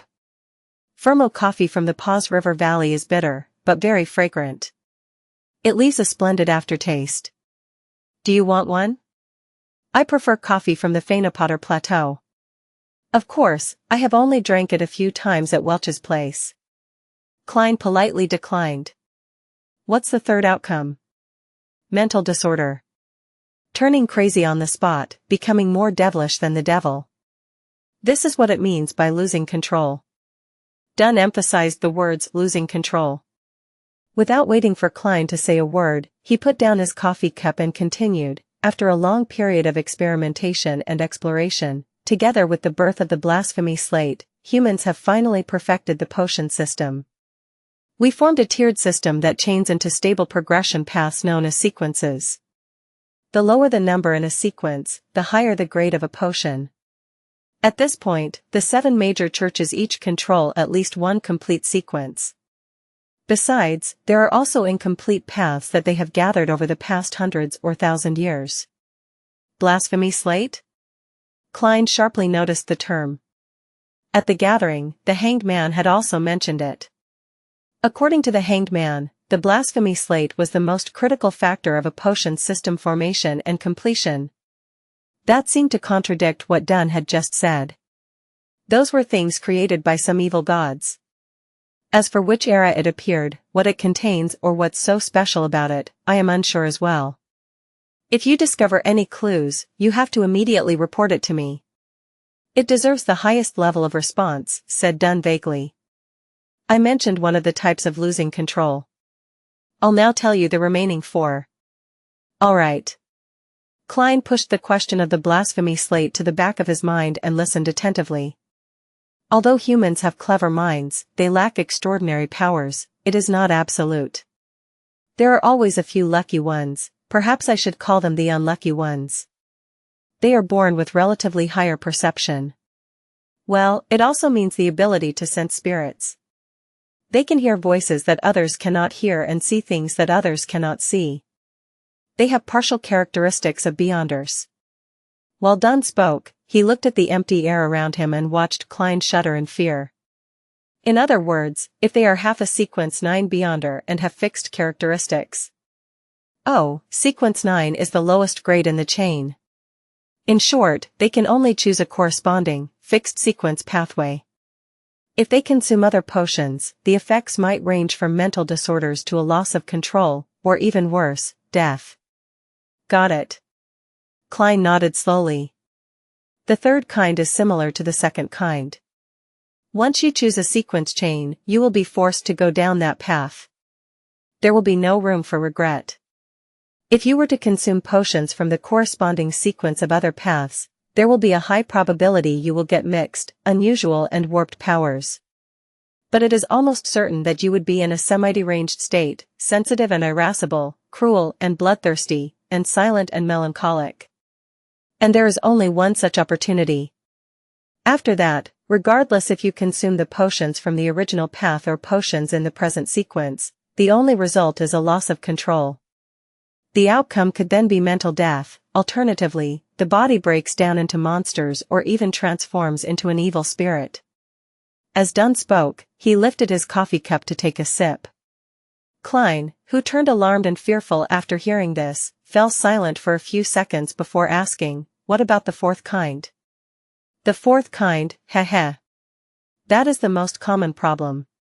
When we consume potions to gain powers that originally belonged to extraordinary beings, we undergo an unnatural transformation. Therefore, we would more or less be affected by the remnant spiritual powers. While perhaps the symptoms might not manifest and are undetectable to others, it will definitely lurk in one's mind. If one rushes to consume the corresponding potion ranked higher in the sequence before fully grasping the extraordinary powers the potion brings and eliminating the subtle traces, the madness will accumulate, increasing the chances of losing control." Dunn suddenly fell silent. After a short pause, he said with a sigh, "As per the internal rules of us Nighthawks, even if a teammate were to make a great contribution, they must have consumed the last potion 3 years ago and be examined before they can be promoted. Even so, there are still many who lose control every year." "How terrifying." Klein drew a gasp as he asked, "Then what about the final kind?" There was no trace of a smile despite Dunn's curved lips. "The fifth kind is the most common reason for a loss of control. For Beyonders, one's spiritual perception would be enhanced more or less. The smaller the number in the sequence, the more enhanced their perception. Therefore, they would hear what others cannot hear, see what others cannot see, and encounter things others would not encounter. They are constantly met with mysterious enticement and illusionary bewitchment. Once they are overstimulated or have greedy desires, they will slowly go down the path of losing control." As he spoke, Dunn looked straight at Klein, his gray pupils reflecting Klein's figure. His tone turned bleak as he said, "The founder of the Nighthawks, Archbishop Chainies, once said, 'We are guardians, but also a bunch of miserable wretches that are constantly fighting against dangers and madness.' We are guardians, but also a bunch of miserable wretches that are constantly fighting against dangers and madness." The corridor outside the window was sealed, its walls ice-cold. The room was illuminated with bright yellow lights. Dunn Smith's delivery echoed, sending blow after blow to Klein's heart. It left him temporarily at a loss for words. Dunn shook his head and smiled when he saw Klein silent. "Are you very disappointed? Beyonders are not like what you imagine them to be. We are always treading alongside danger. There is always a price to any gain." Klein recovered from his shock as he answered with a quivering voice. It was true that he never imagined that the halo, extraordinariness, and the inordinary aspects of a Beyonder would have such hidden threats. Perhaps it was only because he was hearing a description without witnessing it firsthand and that he had been sucked into the vortex with a peculiar incident already befalling him. Klein soon brought his fear, uneasiness, worry, and apprehension under control. Of course, the thought of shrinking back was inevitable, it lingered around and refused to leave. Not bad. Very mature and rational. Dunn finished the last mouthful of coffee and added, "Also, Beyonders are not as powerful as you imagine them to be, especially a low-sequence Beyonder." Why would we use one to represent the highest grade and 9 the lowest? Isn't this against intuition and logic? The low sequence we often mention refers to a low grade or a high number. They are the starting point of the sequence chain. Alright, where was I? Yes, Beyonders are not as powerful as you imagine. A low-sequence Beyonder's power is no match for guns, much less cannons. They are just more fascinating and indefensible than firearms. If you have a chance to become a Beyonder in the future, you must consider what I said today carefully. Do not make a rash decision." Klein gave a self-deprecating smile. "I don't even know when I will have the chance." He felt that he would not miss the opportunity if it presented itself to him. Consuming the wrong potion or a higher-ranked potion in the sequence could be mostly avoided. The major potential danger was the subtle influences the potions had and what he experienced from having heightened auditory and visual perceptions. For the former, he could draw on the experiences from generations of people before him. As long as he was not in a rush to advance himself and patiently grasped control over his powers, the chances of losing control were relatively low. Furthermore, he still had to resolve the potential problem that he currently faced. He had to understand the essence of mysticism and seek a way to transmigrate back. These were the underlying reasons for taking the first step. He did not aim for higher sequence spots. If it was easy to lose control, he could just forget about advancement, stay in his original sequence, and rely on knowledge to plan a way home. It was needless to elaborate on the potential risks. Back when Klein held the luck enhancement ritual, he was nearly driven crazy. The murmurings that nearly blew up his head were still fresh in his mind. They were not unavoidable by not becoming a Beyonder, therefore, it was better to gain power that allowed him to defend himself. With this in mind, Klein felt that the pros clearly outweighed the cons. It made his thoughts of withdrawal almost disappear. Dunn picked up his pipe again as his gray eyes carried a smiling trace to them. I cannot give you an accurate answer on this. To become a Beyonder, firstly, you must make enough contributions. Perhaps tomorrow or the day after, you would be able to interpret critical ancient documents. Maybe you would be able to give us valuable ideas for one of our cases? Secondly, it depends on the arrangements of the higher-ups. No one can be sure. Alright, I believe you should know quite a bit about Beyonders now. In the future, do not make a rash decision. Now, I'll introduce you to our Nighthawk team's civilian jobs. He stood up and walked to the door. He pointed in the opposite direction of Cheney's gate and said, we have an accountant and someone else who is in charge of procuring necessities and collecting supplies handed out by the church and the police department while standing in as a carriage driver. They are professionals and do not need to take shifts, so they can rest on weekends. The other 3 civilian staff are Roseanne, Brett, and Old Neil. Their jobs include attending to visitors, cleaning the rooms, and writing case files and inventory registration lists. They also guard the armory, storeroom, and the archives, strictly enforcing the registration should someone wish to enter, take out or return an item. Each of them has 1 day off a week, other than Sundays. They negotiate among themselves on the arrangement of night shifts and rest days. So is my job scope the same as Roseanne and the rest? Klein swept away his thoughts about Beyonders and tried to clarify his job responsibilities. No, there's no need. You are a professional, said Dunn with a smile. You currently have 2 tasks. First, every morning or afternoon, go take a stroll outside. Focus on the various streets that lead from Welch's place to yours. What? Klein was dumbfounded. What kind of job is this? Is that very professional? Dunn inserted his hands into the pockets of his black windbreaker and said, after you confirm that you have lost your memories, we will close the case on Welch and Naya. Similarly, that diary of the Antigonus family has vanished completely. We suspect that you brought it with you. You might have hidden it on your way home, which might be why we did not find any clues at your place. This is also likely the reason why you were not there and chose to commit suicide at home. Although you were mysteriously influenced and have forgotten this piece of memory, the human spirit and brain is very fascinating, so there might be residual traces. Daly might not be able to obtain them through her means as a medium, but it does not mean that they do not exist. Perhaps you will feel a sense of déjà vu at a familiar and critical spot. That is what we wish to obtain. Got it. Klein was enlightened. The Nighthawk's deduction of the diary's location was indeed reasonable. He was the only one alive among the people involved. Only he had the time and motive to take the diary away and hide it on his way back. If you can find the diary this way, you will likely make enough of a contribution to become a Beyonder, encouraged Dunn, indirectly revealing the importance of the diary. I hope. Klein nodded. Dunn changed the subject again. Secondly, you get a day off every week. You can decide which day it is for now. When you are not outside, go to our armory and read the literature and canon books. This is a job for a professional historian. When you finish them all, you will have to begin taking shifts with Old Neil and the rest. Alright, no problem. Klein heaved a sigh of relief. This is not something too difficult.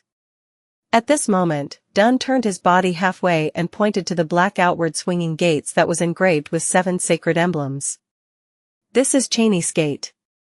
It is named after the creator of the modern Nighthawk system, Archbishop Cheney's. There is one under the central cathedral of every major city. It is guarded by formal Nighthawk members on rotation. Inside, there are at least 2 keepers who are sent by the church, as well as countless traps. You must not approach it under any circumstance, otherwise, misfortune will befall you. That sounds scary, Klein expressed his feelings. The area inside is divided into a few zones. Stored within are certain potion formulas for certain sequences and other magical materials. It is also used to temporarily hold heretics, mutants, cultists, and members of secret organizations. Haha, they will eventually be sent to the Holy Cathedral, introduced Dunn in passing. Holy Cathedral? The headquarters of the Church of the Evernight Goddess located in the Winter County to the north of the kingdom, Cathedral of Serenity? Klein nodded slightly as though he was pondering over the matter. In addition, there are all sorts of classified documents and records inside. When you gain a higher clearance, you might have a chance of reading them. Dunn hesitated for a moment before adding, behind the Cheney's Gate, there are also sealed artifacts in the basement. Sealed artifacts? Klein ruminated on the terms. It sounded like a specialized term. Some of the extraordinary items we gather and retrieve are just too important and magical. If they fall into the wrong hands, it would cause immense destruction. Therefore, we have to keep it strictly confidential and watch them carefully. Even we can only use it under special circumstances. Besides. With that said, Dunn paused for a moment before continuing, besides, there are some things inside that are very special. They had certain living characteristics which can entice the keepers.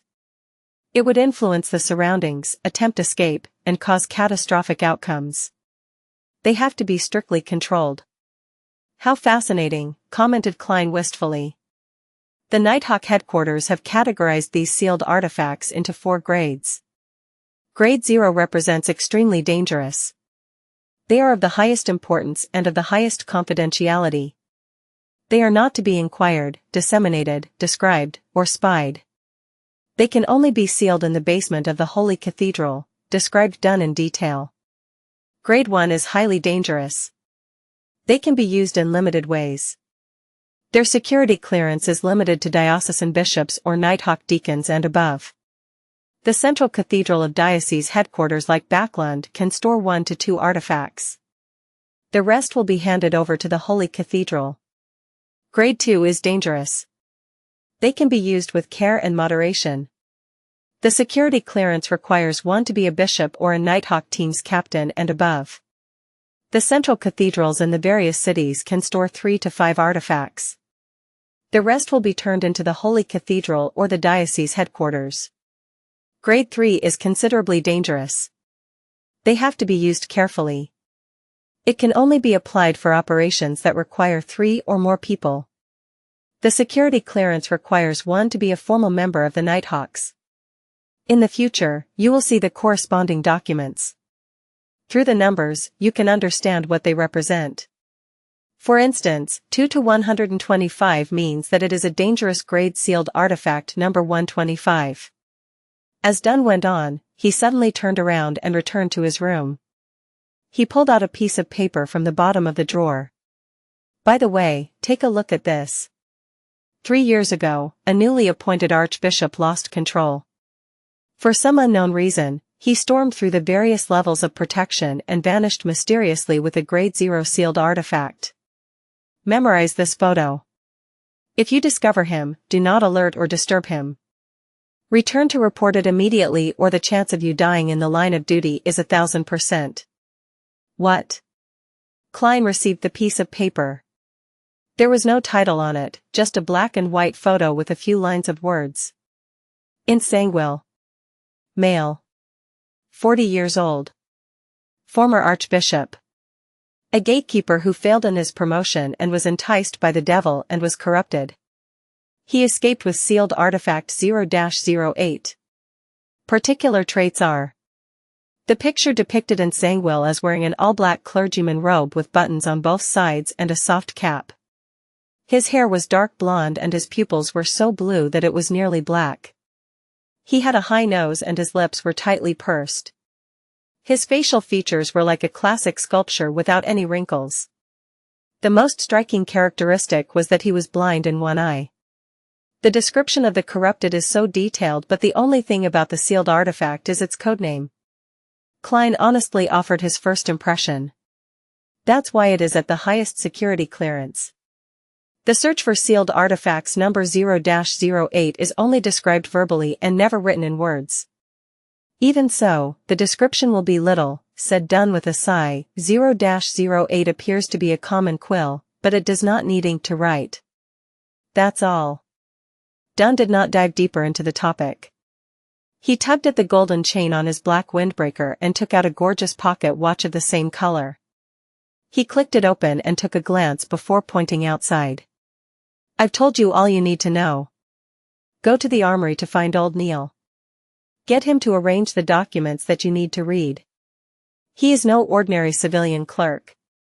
He was once a formal member, but due to his advanced age, he failed to be promoted. His health is ailing, so it's no longer suitable for him to handle cases. Furthermore, he does not wish to become an internal keeper or rest at home. All he wishes is to be accompanied by documents and records. Okay. Klein bowed slightly as he wore his short top hat again. However, his mind was preoccupied with how sealed artifact 0-08 looked. It appears to be just your everyday quill? It writes without ink? Then, what is its actual use? What makes it classified at the highest level of confidentiality that it's deemed extremely dangerous? Can it be a pen that kills anyone whose name is written? No, that would be way too heaven-defying. Xianxia wouldn't need to escape and hide away if that were the case. Just as Klein turned around to leave, Dunn suddenly shouted out to him. Hold on. I forgot something. What?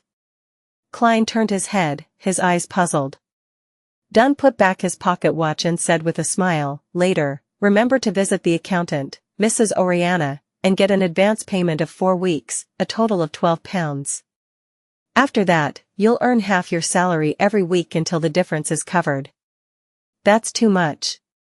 There's no need for this, the amount should be reduced, said Klein subconsciously. He had no objection towards an advanced payment. After all, he didn't even have the money needed to pay for the public horse carriage trip home. However, to receive £12 at once left him a little afraid. No, it's necessary, said Dunn as he shook his head and smiled. Think about it. Do you still wish to continue living in your present apartment? One that needs you to share a bathroom with so many other tenants? Even if you aren't taking yourself into consideration, think about the lady. Besides. He paused when he saw Klein nod in agreement. He smiled and sized up Klein's garbs and said with a meaningful intent, besides, you need a cane, and you should buy a new suit. Klein was taken aback for a second before snapping back to reality. His face immediately burned with embarrassment since the suit he was wearing was cheap and of inferior quality. Typically, a top hat was made of silk, costing 5 to 6 soldi. A bow tie was 3 soldi, a walking cane inlaid with silver was 7 to 8 soldi, a shirt was 3 soldi, while pants, a vest, and tuxedo were around £7 in total. Leather boots were 9 to 10 soldi. As such, an entire suit cost more than £8 and 7 soldi. Of course, to be a presentable gentleman, one needed a watch chain, a pocket watch, and a wallet. Back then, the original Klein and Benson scrimped and saved before managing to save up a pool of money. When they went to a clothing store to check the price, they ended up running off without even bothering to try haggling. They each bought a set at a bargain shop near Iron Cross Street for a total of less than £2. It was also because of that incident that original Klein had a deep impression of the prices of clothes. Oh okay, Klein stammered a reply. He was like the original Klein. He was someone who cared about his appearance. Dunn took out the pocket watch again and clicked it open to take a glance at it. Perhaps you should find Mrs. Oriana first? I know you'll spend quite some time at Old Neil's while Mrs. Oriana will likely be returning home soon. All right. Klein was acutely aware of his state of poverty and did not object to it. Dunn returned to the table's side and pulled out a few hanging ropes as he said, I'll get Roseanne to bring you there. The ropes began their operation as the gears ground, producing a chime from a bell at the reception area of Blackthorn Security Company. When Roseanne heard it, she hurriedly stood up and carefully made her way down. It did not take long before she appeared in front of Klein again. Dunn said humorously, I did not disturb your rest, right? Oh, bring Moretti to Mrs. Oriana. Roseanne secretly curled her lips as she answered happily. All right, Captain. Is that all? At that moment, Klein blurted out in surprise. To get his advance payment from finance, isn't there a need to get an approval letter from the captain? Shouldn't you write something? So? Dunn returned with a question. I mean, don't I need your signature to claim an advance payment from Mrs. Oriana? Klein tried his best to use simple language. Oh, no. There's no need. Roseanne is enough proof. Dunn pointed at the brown-haired girl and gave a reply. Captain, it seems there's almost zero management of our finances. Klein resisted his urge to deliver a sarcastic comment before turning to leave the room with Roseanne. At that moment, he heard Dunn shout out again. Hold on. There's still another thing. Can we finish it all at once? Klein turned back with a smiling face. Yes? Dunn pressed at his temple and said, when you meet Old Neil, remember to collect 10 demon-hunting bullets. Me? Demon-hunting bullets? Klein returned in astonishment. Welch's revolver is still with you, right? There's no need for you to turn it in. Dunn inserted a single hand into his pocket and said, with the demon-hunting bullets, if you were to face within paranormal danger, you will be able to protect yourself. It will give you some courage at the very least. There's no need for you to add on the final sentence. Just as Klein was vexing over the problem, he answered without any hesitation, all right. I'll remember to do so. This will require me to write a formal document. Wait a moment. Dunn sat down and picked up the dark red fountain pen. He scribbled a note, signed it, and stamped it. Thank you, Captain. Klein received it sincerely. He slowly walked back before turning around. Hold on. Dunn shouted one more time. Captain, you look to be in your 30s. Why do you have the symptoms of dementia? Klein squeezed out a smile and turned around to ask, anything else? I forgot earlier that you are not trained in shooting, so getting demon-hunting bullets would be useless. Let's do this, collect 30 normal bullets every day. Take the opportunity when you are out to go to the street corner, the underground shooting range at number 3 Zetland Street. Most of it belongs to the police department, but there is one that is specially for us Nighthawks. Oh, right, you also need to get a badge from Old Neil. Otherwise, you won't be able to enter the shooting range. Dunn smacked his forehead and took back the note from Klein. He then added the information and stamped it with another seal. A good marksman is produced by expending bullets. Do not think lightly of it. Dunn handed back Klein the modified note. Got it. Klein, who was fearful of danger, yearned to visit the shooting range that very day. He took 2 steps towards the exit before carefully turning around halfway. He deliberated before asking, Captain, is there anything else? No. Dunn nodded firmly. Klein heaved a sigh of relief and walked straight out the door. While walking, he had the strong urge to turn around to ask another, are you sure there's nothing else? He resisted that urge and finally left the keeper room successfully. Captain has always been this way. He often forgets things. As Roseanne walked by his side, she softly disparaged the captain, even my granny has a better memory than him. Of course, he only forgets the trivial stuff. Yeah, trivial stuff.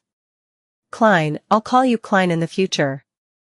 Mrs. Oriana is a very affable person. It is easy to hit it off with her. Her father is a watchsmith with excellent skill. As Klein listened to the brown-haired girl rattle on, he stepped into the stairwell and returned to the upper floor. He found Mrs. Oriana in the far office on the right-hand side. She was a black-haired woman dressed in a flounced lace dress. She appeared in her 30s and had fashionable curly hair. Her pair of green eyes were clear and smiling, and she seemed refined and elegant. After Oriana heard Roseanne repeat Dunn Smith's instructions, she took out a note and wrote an advance slip. "Sign here. Do you have a seal? If not, you can leave a thumbprint." "All right." Now familiar with the procedures, Klein completed the formalities. Oriana took out a copper key and opened the safe in the room. As she counted the pounds, she said with a smile, "You are lucky. We have enough cash today." "By the way, Klein, were you invited by Captain because you were involved in a paranormal activity and the fact that you have a specialty?" "Yes, you have an impeccable intuition."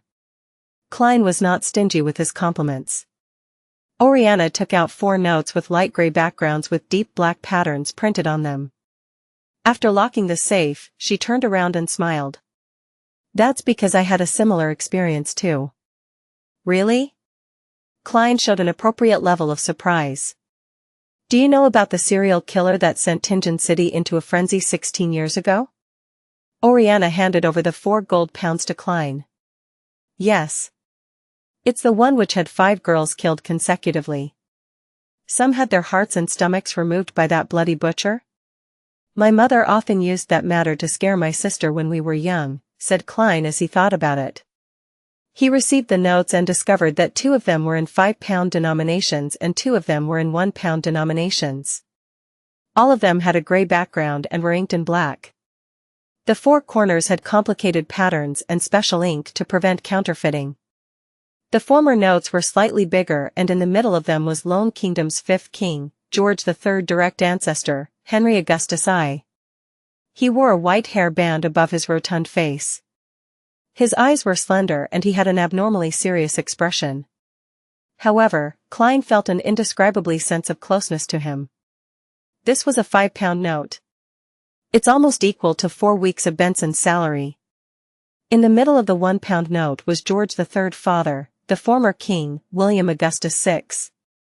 This mighty figure had a thick mustache and a firm gaze. While he was in power, he freed the Lone Kingdom from the shackles of the old order, allowing his nation to regain the pinnacle spot. They were all good kings. Klein could faintly smell the note's ink that elated and refreshed him. Yes, if the Nighthawks had not come in time, I would have been the 6th victim. Mrs. Oriana's tone still hinted at a sense of lingering fear despite the incident having happened more than 10 years ago. "I heard that the serial killer, no, the butcher was a beyonder?" Klein carefully folded the paper notes and placed it in an inner pocket of his suit. Then, he patted the area a few times to confirm it was there. "Yes." Mrs. Oriana gave a firm nod. He had killed even more before that. The reason why he was captured was because he was preparing a ritual for the devil. No wonder he wanted different organs. "Sorry, Mrs. Oriana, for making you recall such unpleasant memories," said Klein sincerely. Oriana smiled. "I'm no longer afraid. I was studying accountancy in business school back then. After that incident, I've been here ever since." "All right, I'll stop keeping you from what you should do. You still need to head to Old Neil's. Goodbye, Mrs. Oriana." Klein took off his hat and bowed before leaving the office. Before he went downstairs, he could not help but pat his inner pocket to make sure the 12 pounds was still there. He did a turn at a cross junction and headed right. It did not take him long to see a half-closed iron door. Knock. Knock. Knock. While he knocked, an aged voice sounded from inside. "Come in." Klein pushed open the metal door and discovered a cramped room which only allowed for a desk and 2 chairs. There was a tightly locked iron door inside the room and behind the desk was a hoary elder dressed in a class black robe. He was reading a few yellowed pages from a book with the illumination of a gas lamp. He raised his head and looked at the door. "Are you Klein Moretti? Roseanne said you were very polite when she came over a while ago. Miss Roseanne is really a friendly person. Good afternoon, Mr. Neal." Klein took off his hat as a gesture of respect. Have a seat. Neil pointed to the silver tin can with complex flowery patterns on the table. Would you like a cup of hand-ground coffee? The wrinkles at the edge of his eyes and mouth were deeply recessed. His dark red pupils appeared slightly turbid. It doesn't seem like you drink coffee? Klein acutely noticed that Neil's porcelain cup was filled with clear water.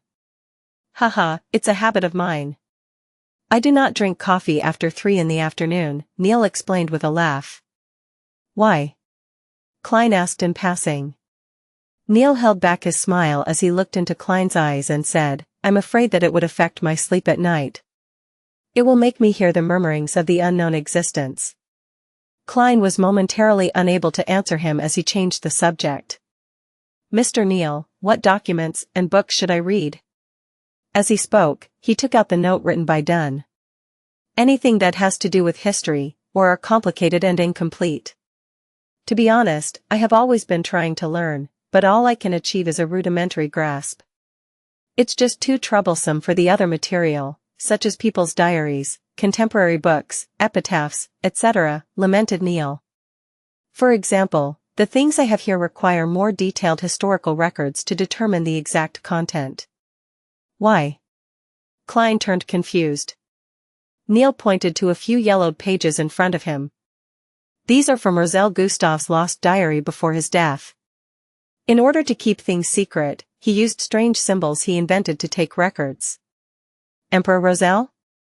The Transmigration Senior? Klein was taken aback as he immediately listened attentively. Many people believe that he did not truly die, but instead became a hidden god. Therefore, cults which revere him have always been holding various rituals to attempt at gaining power. We will occasionally encounter such incidents and obtain a few original or duplicated copies of the diary, Neil said with a shake of his head. Till date, no one has been able to decipher the special symbol's true meaning. Therefore, the Holy Cathedral has permitted us to keep copies for research, hoping that it would bring them a pleasant surprise. With that said, Neil revealed a smug smile. I have already deciphered a few symbols and have confirmed that they represent numbers. Look at what I discovered. It's actually a diary. Yes, I wish to use history from different periods, especially events that revolved around the emperor. By comparing those records to the ones written in the diary for the corresponding day, I can try to interpret more of the symbols. That's the mind of a genius, right? The old gentleman with white hair and deep wrinkles looked at Klein with bright eyes. Klein nodded in agreement. Yes. Haha, you can also take a look at it. Tomorrow, you will have to help me with this diary. Neil pushed the few yellowed pages towards Klein. Klein turned them around and took a glance at them, but it immediately stunned him. Although the symbols had been copied in terribly ugly fashion, to the point of looking a little distorted, there was no way he could be mistaken. This was because they were words he was most familiar with. Chinese. And it's F***King simplified Chinese.